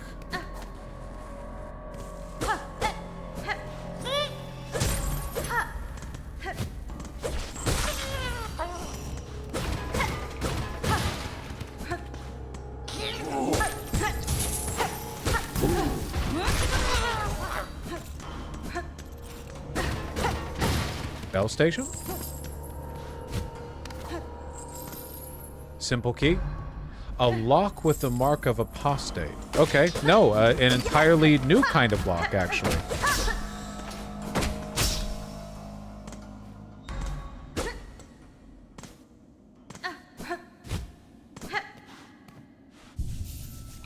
Where are we? Nobody fucking knows. We're so far away.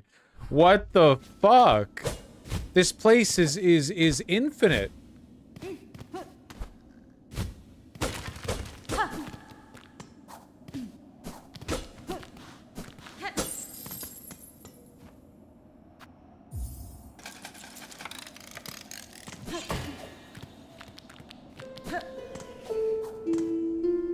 Where are you even going? Well, my original plan was to go over here, but it didn't occur to me there'd be an entire other area over there. I sort of felt like the blasted steps might be the roof of the world, considering all the wind.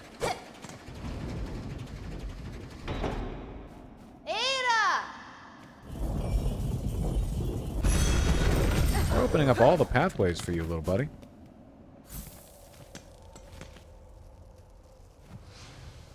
Mount Faye? It's cold? There's a cold mechanic? I'm losing my goddamn mind, dude.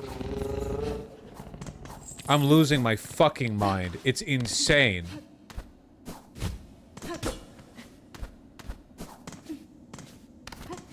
They made it too big. Ow.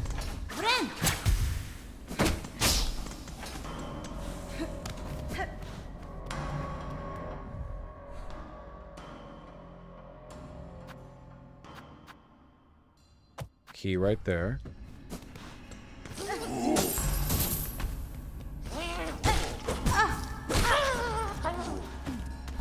Okay.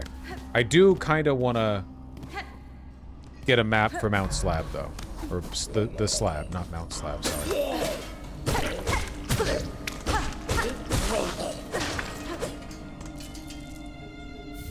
Shard bundle. Exactly what I needed.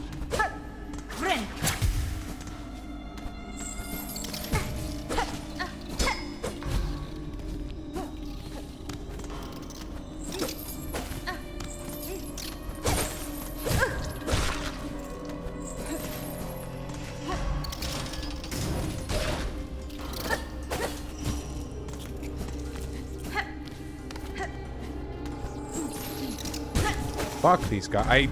These ones piss me off. Their movement patterns make them just a little bit too difficult to get at. Broken game.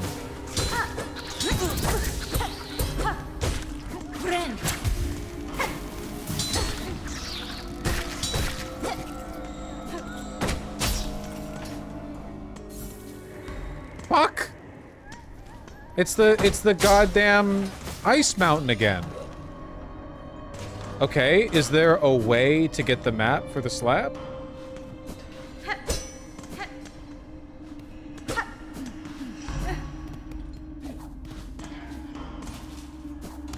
I didn't go up here before, but after that, I think this is the last, like... There's nothing up here. Okay, then I don't think I can do all that right now, except for going through Mount Faye. Did I go through Mount Faye? But I'm in the Citadel right now. Oh, fuck. Okay, we're being silly.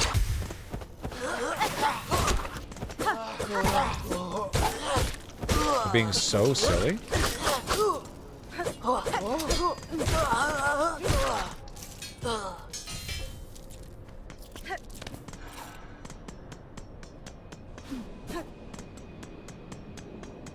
We'll come back for it, I guess.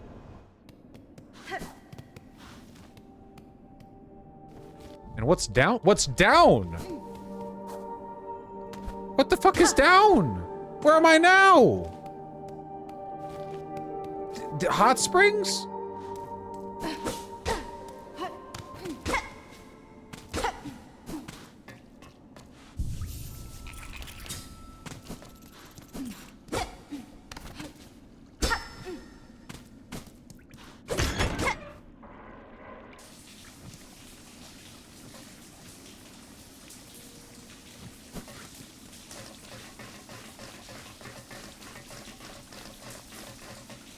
Clean.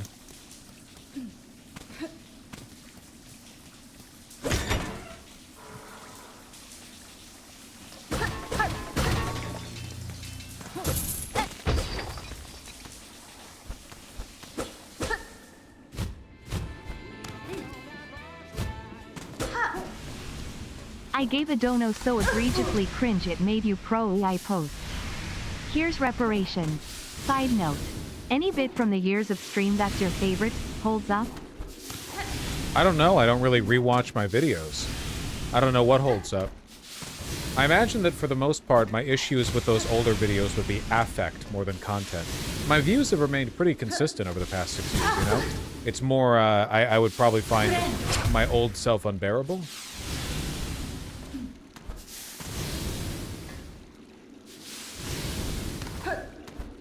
But I'm not sure. I think you have to defer that to the community more than me.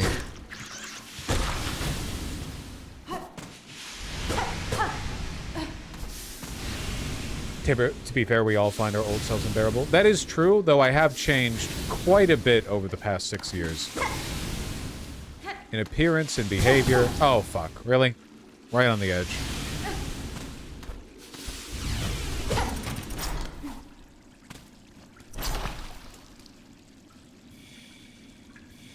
Do you have issues with it ethically or just find the affect annoying? The way I behaved before? No, I probably would just find myself annoying, right?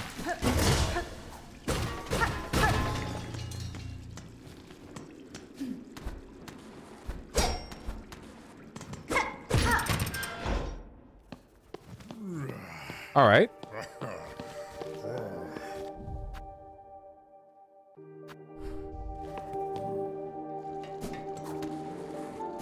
One more pathway connected.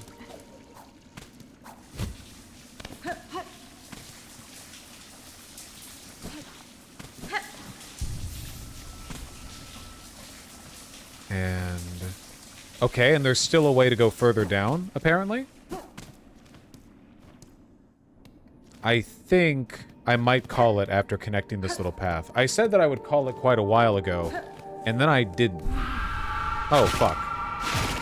Okay.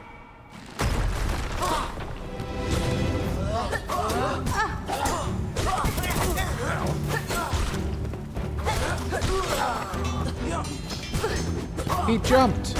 He jumped to meet me in aerial combat.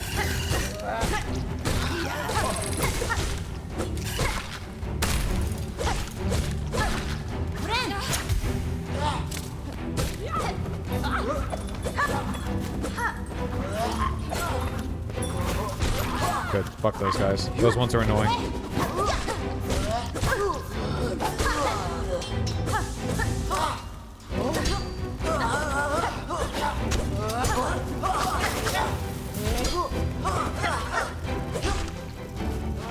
You know what I need to use more often? That.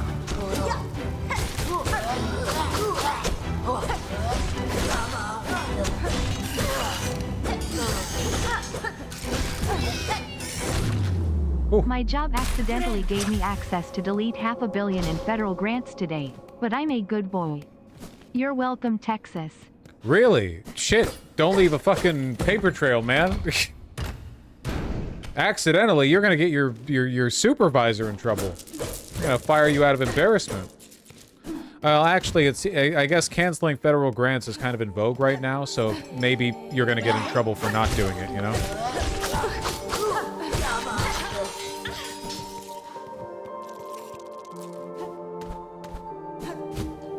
They're gonna be like, why didn't you take the fucking shot?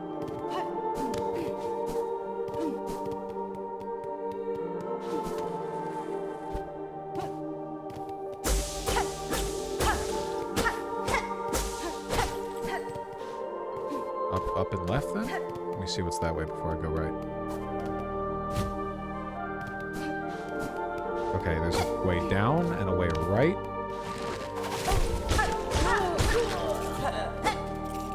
Beautiful room. The way down is probably one way because I wasn't able to get through it before. Either that or there's a switch. So let me see what's right. An enemy is right.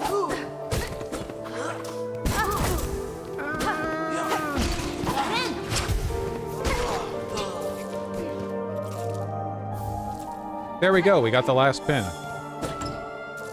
Okay, dosh over here. We're up to 500 rosaries again. That's pretty good. We're getting there.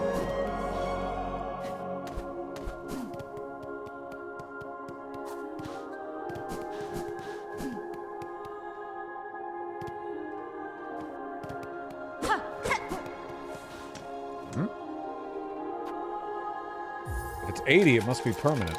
At least that's the idea, right?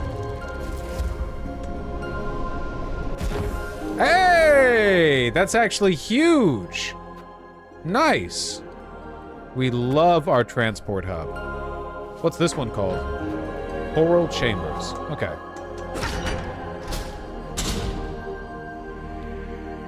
Can we rest at a bench and then call it? Oh, well, yeah, of course. We're right next to an elevator. Of course we can rest at a bench.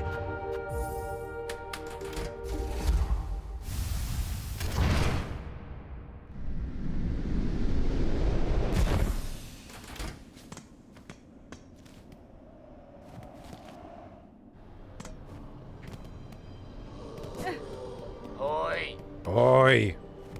Not a miss. Magina Fora.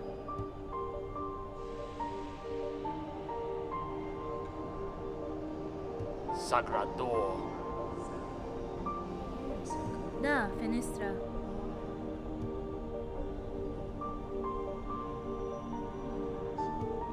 Aledara.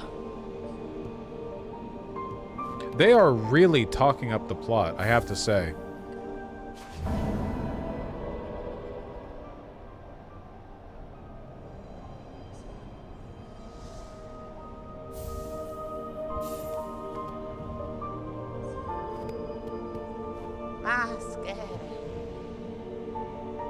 We can buy the Ascendant script. We can buy a simple key. We can buy... Let's get a spool extender. Hold on.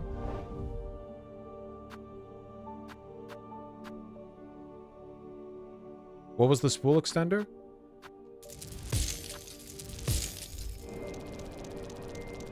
Yeah, fill me up. No, wait, that's the simple key. I'm stupid. That's the spool extender. Give me even more maximum silk. Wait, what? Oh, never mind. It's a charm. Allows the storing of additional silk. Oh, I'm wrong. Ah, I thought that was a stool expander. Spool. Alas. Okay, where is the next place we go? We go back over here, and we go up. We are really filling it out, huh?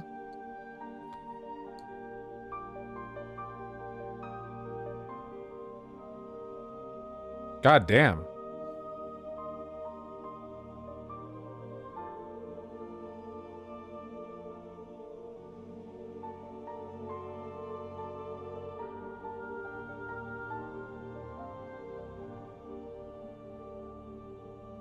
I am kind of curious about going back to the older areas now that we have so much, like, such an obscene amount of progress done over here.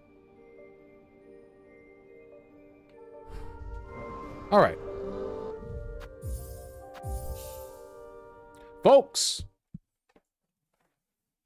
How mad would you guys be if I played a bit off stream to do, like, the backtracking stuff?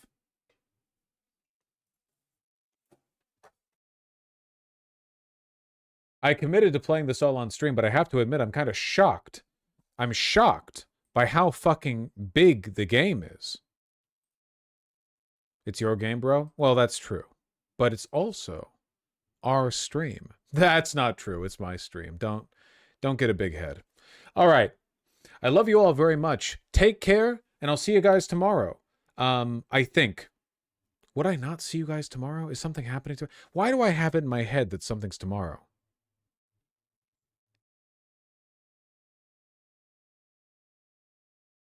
I'm not sure. I'll have to think about it. I feel like there's something in my head. I'm not sure why.